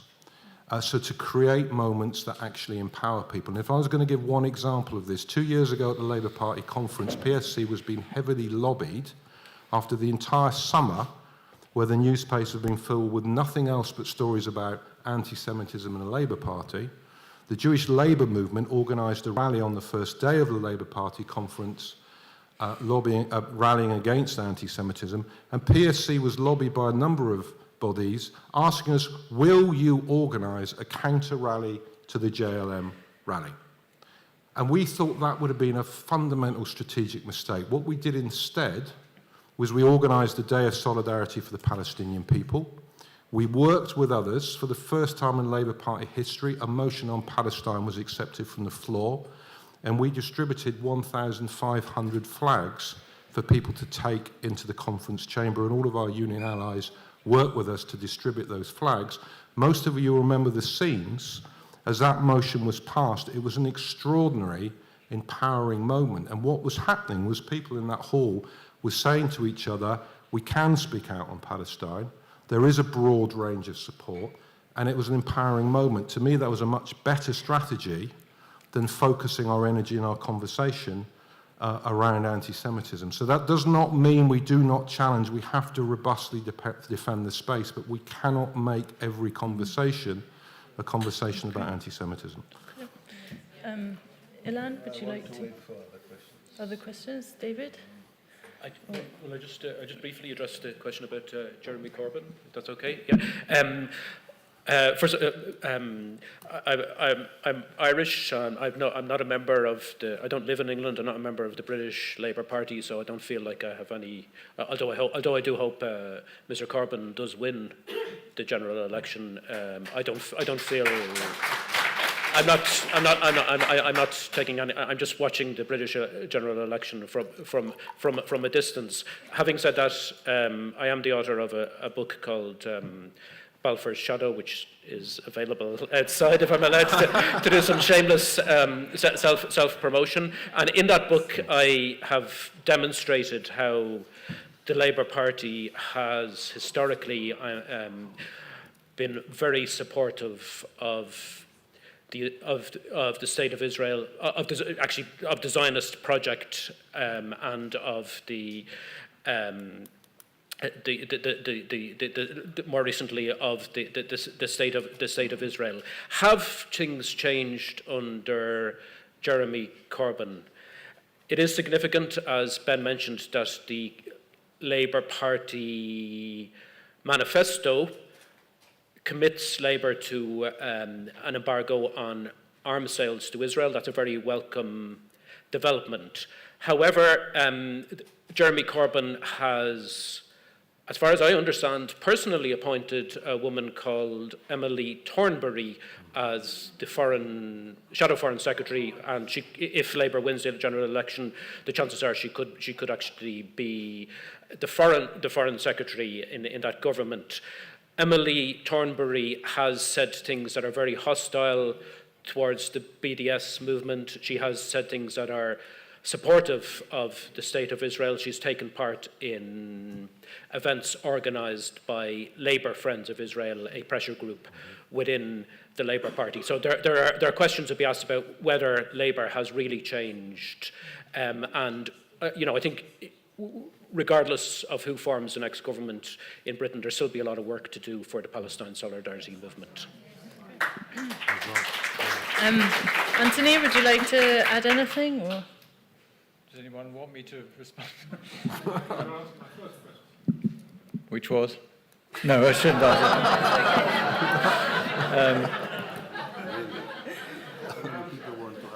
answer. Let me just say, I think there's a danger here in over-analysing the IHRA definition. I mean, I agree fully with Ilan that one needs to look at it very closely and challenge it by not being afraid at all to contravene the examples. I mean, so we need to know what's in it. But things to do with whether you spell anti-Semitism with a hyphen or whether it's all one word. I mean, these are, we can spend hours on this. Academics, historians of anti-Semitism do spend hours on this kind of thing and write a lot about it. And of course, it is most important in a historical context. But I don't think we really need to be detained by that. On the question that I think Ben answered very well in terms of the way Palestinian solidarity campaign deals with the issue of anti-Semitism and, demands to stage a counter demonstration, etc., etc. I think you answered that issue very well, because I as a Jew am very concerned about real anti-Semitism, but also very concerned about exceptionalizing our experience of anti-Semitism. And I feel that that is very dangerous for us, and it doesn't help as far as the Palestinians are concerned. And that's why in my opening remarks I made the point that while I think we have to understand the significance of the IHRA definition, and we need to undermine it, but at the same time, this has got to go hand in hand with an understanding that it's the Palestinians are the ones who are really suffering. It's the Palestinians who don't have rights. Jews are very lucky and quite rightly do have their rights in this country and in other countries, and also they have their rights in Israel. So I think it's very important that we don't exceptionalize the Jewish experience. We need to keep some balance here. We need to push the agenda. And I think the idea of of placing Palestinian concerns within the context of the general anti-racism struggle is an interesting, important idea and something we should work on, because we do need, at this time, particularly in this country, to be working together on an anti-racist struggle, whether that's against anti-Semitism, Islamophobia, anti-black racism, and anti-Palestinian feeling as well. Thank you. Okay, does anyone on this side have a question? Okay, yes, the lady in the front. Yeah. Thank you. Thank you very much to Memo and to EuroPal Forum for organizing this conference. Perfectly, timed. I agree, that's right. Not only do we need to put Palestine at the heart of any anti-racist struggle, but also at the heart of climate change, environmental issues. Ben mentioned fossil fuel, that's right. But I think Extinction Rebellion, they've had a massive exposure. Sorry, what's yeah, the so question? The question is, should we absolutely, I'm so sorry, I'm doing it myself. It's okay. So that's right. Do we need to also put Palestine at the heart of any environmental movement? Okay, thank you. Okay, the gentleman in the blue shirt. It's Michael Shanahan, Scottish PSC. I noticed we weren't given notification by email until a couple of days ago. I did wonder to myself, were there any attempts made to prevent this meeting taking place, noting in fairly recent times a reluctance for this kind of meeting out at university, etc., etc.? That is a question. Thank you. Thank you. Okay, the lady at the back with the green jumper, please.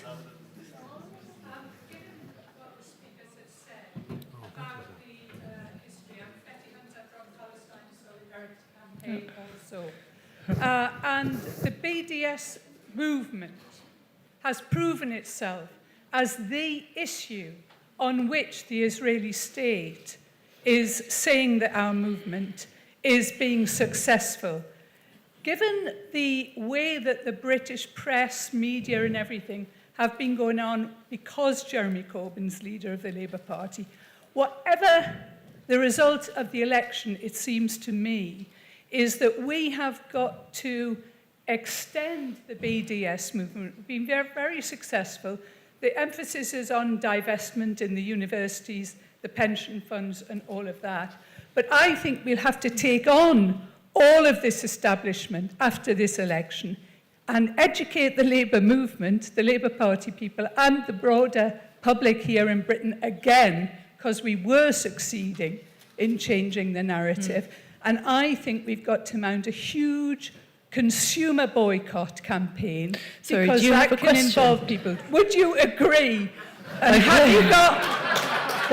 you got other ideas on which we can actually take the movement out onto the streets again? Thank you. Ilan, would you like to start? Sorry, you have to share the microphone with...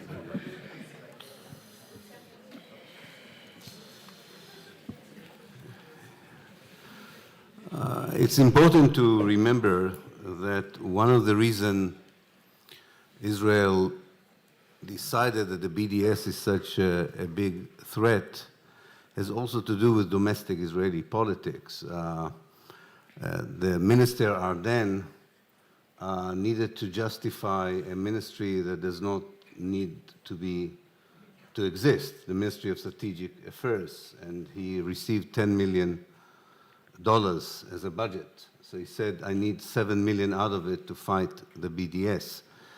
I'm saying this not because, you know, I'm a great supporter of the BDS, and I think it's doing fantastic things.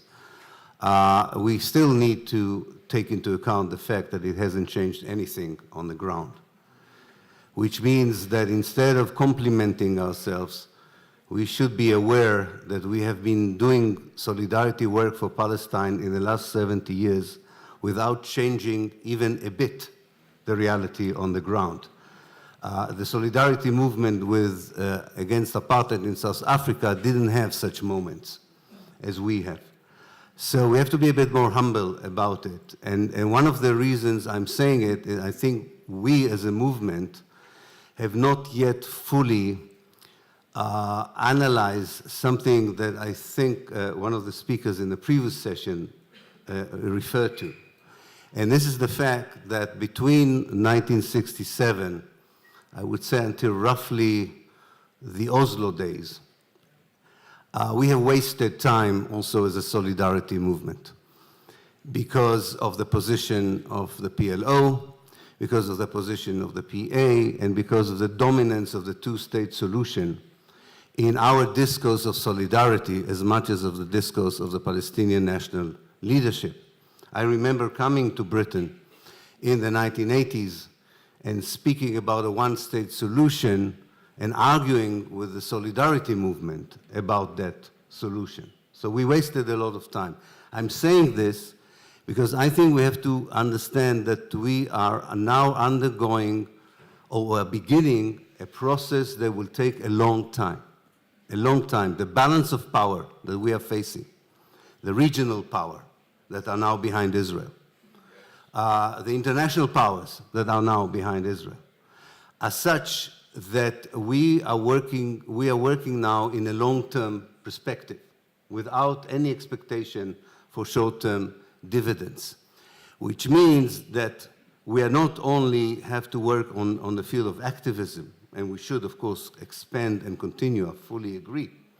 But we need to go into education, into the media. We have been very lucky with Jeremy Corbyn, but he's the exception and not the rule. The exceptions are British politicians who don't dare to say anything on Palestine of significance after 70 years of dispossession and colonization. We have to digest these facts. And one of the things that I'm really positive about and makes me sort of optimistic is the change in the British academia, where you are allowed to analyze Israel as an apartheid state. And you can have a conference on Zionism as settler colonialism. But then again, if you look at the A levels, at the high schools, you still see that there is nothing there that would educate the next generation of young Brits about British accountability for the Palestine question or the real essence of the struggle, of the conflict there. So I think that part of what we should think of now is also long-term projects of which we won't reap the dividends in the near future, but are really something that should lay the foundation for the kind of struggle that we should be involved with. Thank you. Thank you.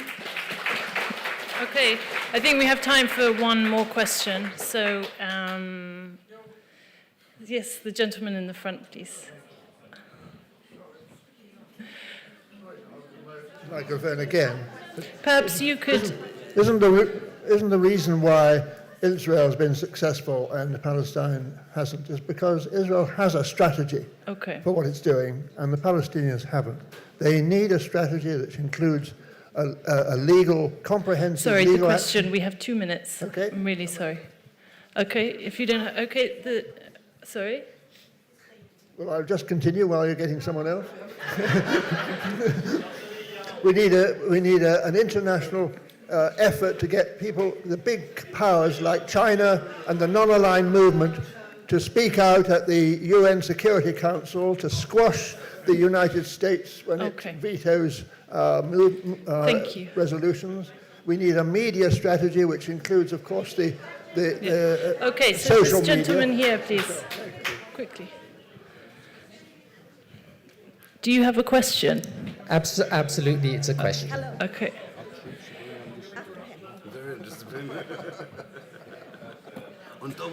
For Ilan Pape, Yeah, sorry. will you be writing a book where you explore the 3 issues that you outlined in terms of your violation of the IHRA? Because it would be very interesting if you were then somebody tried to prosecute you for doing that. You want me to be prosecuted? Okay. I agree. Being prosecuted means you're doing something, but you usually wish it for others, not for yourself. First of all, we have written books about it. We have written. I just mentioned that, for example, the way the Holocaust memory is manipulated in Israel is I know about it because of the work of a journalist like Tom Segev, an Israeli historian like Edith Zartal and Yossi Grudzinski. I mean, the absurdity of these definition is that critical voices inside Israel have been doing it now for quite a while, and according to that definition, they are anti-Semites.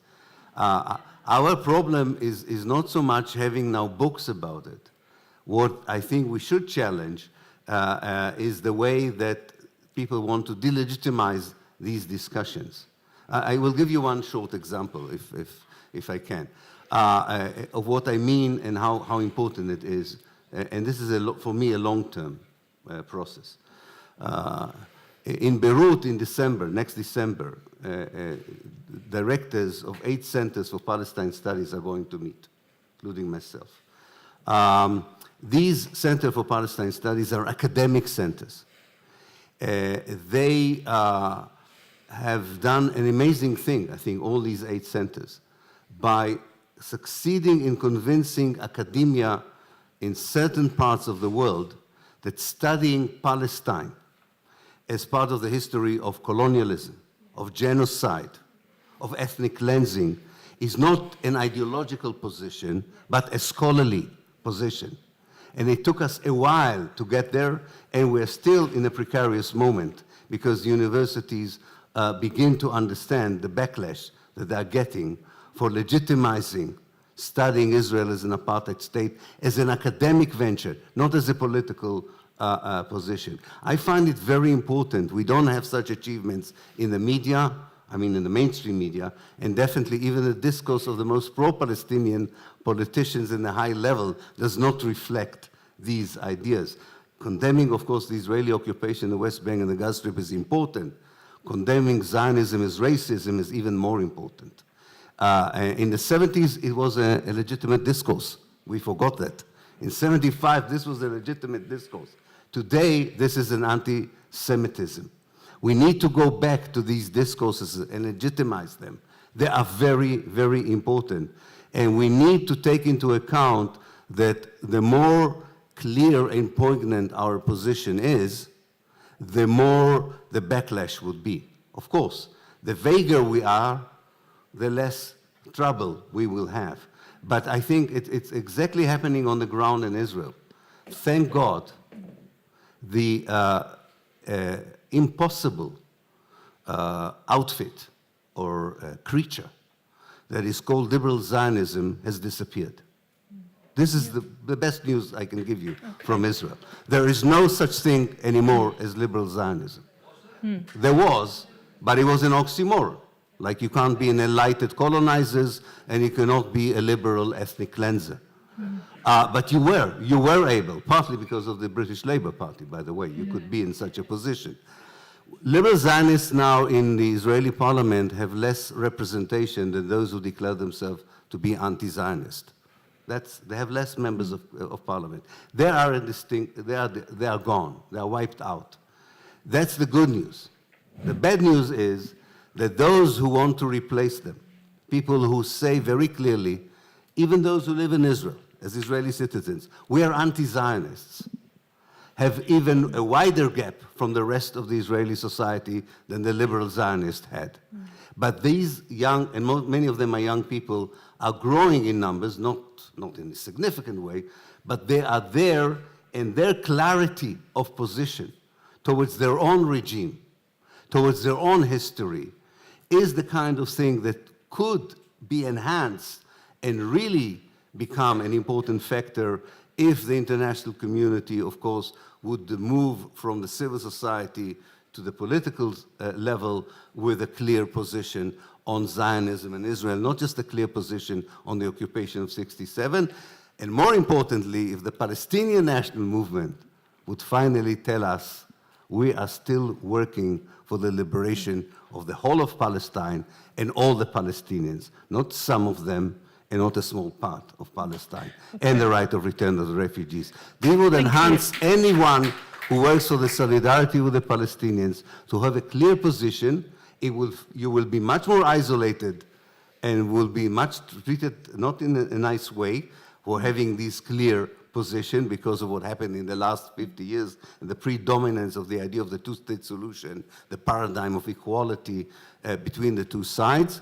But we don't have any other alternative. We really don't. The only alternative we have is to face the reality with clear language and discourse that will bring us into trouble. I hope not. You want me to be in jail, it's okay. But I hope that the trouble that we will create at least would produce a clear discussion on Palestine, all historical Palestine, and about all the Palestinians, and not just part of it and part of the Palestinians. Thank you, Ilan. Thank you. Sorry, no, we have to sit. I just want to say I'm happy to publicly commit PSC to campaigning for Ilan's release when he is inevitably arrested. Free the extra one. Thank you. Okay, thank you to our four wonderful speakers. Thank you to the audience, and thank you, Memo and EuroPal Forum. Thank you.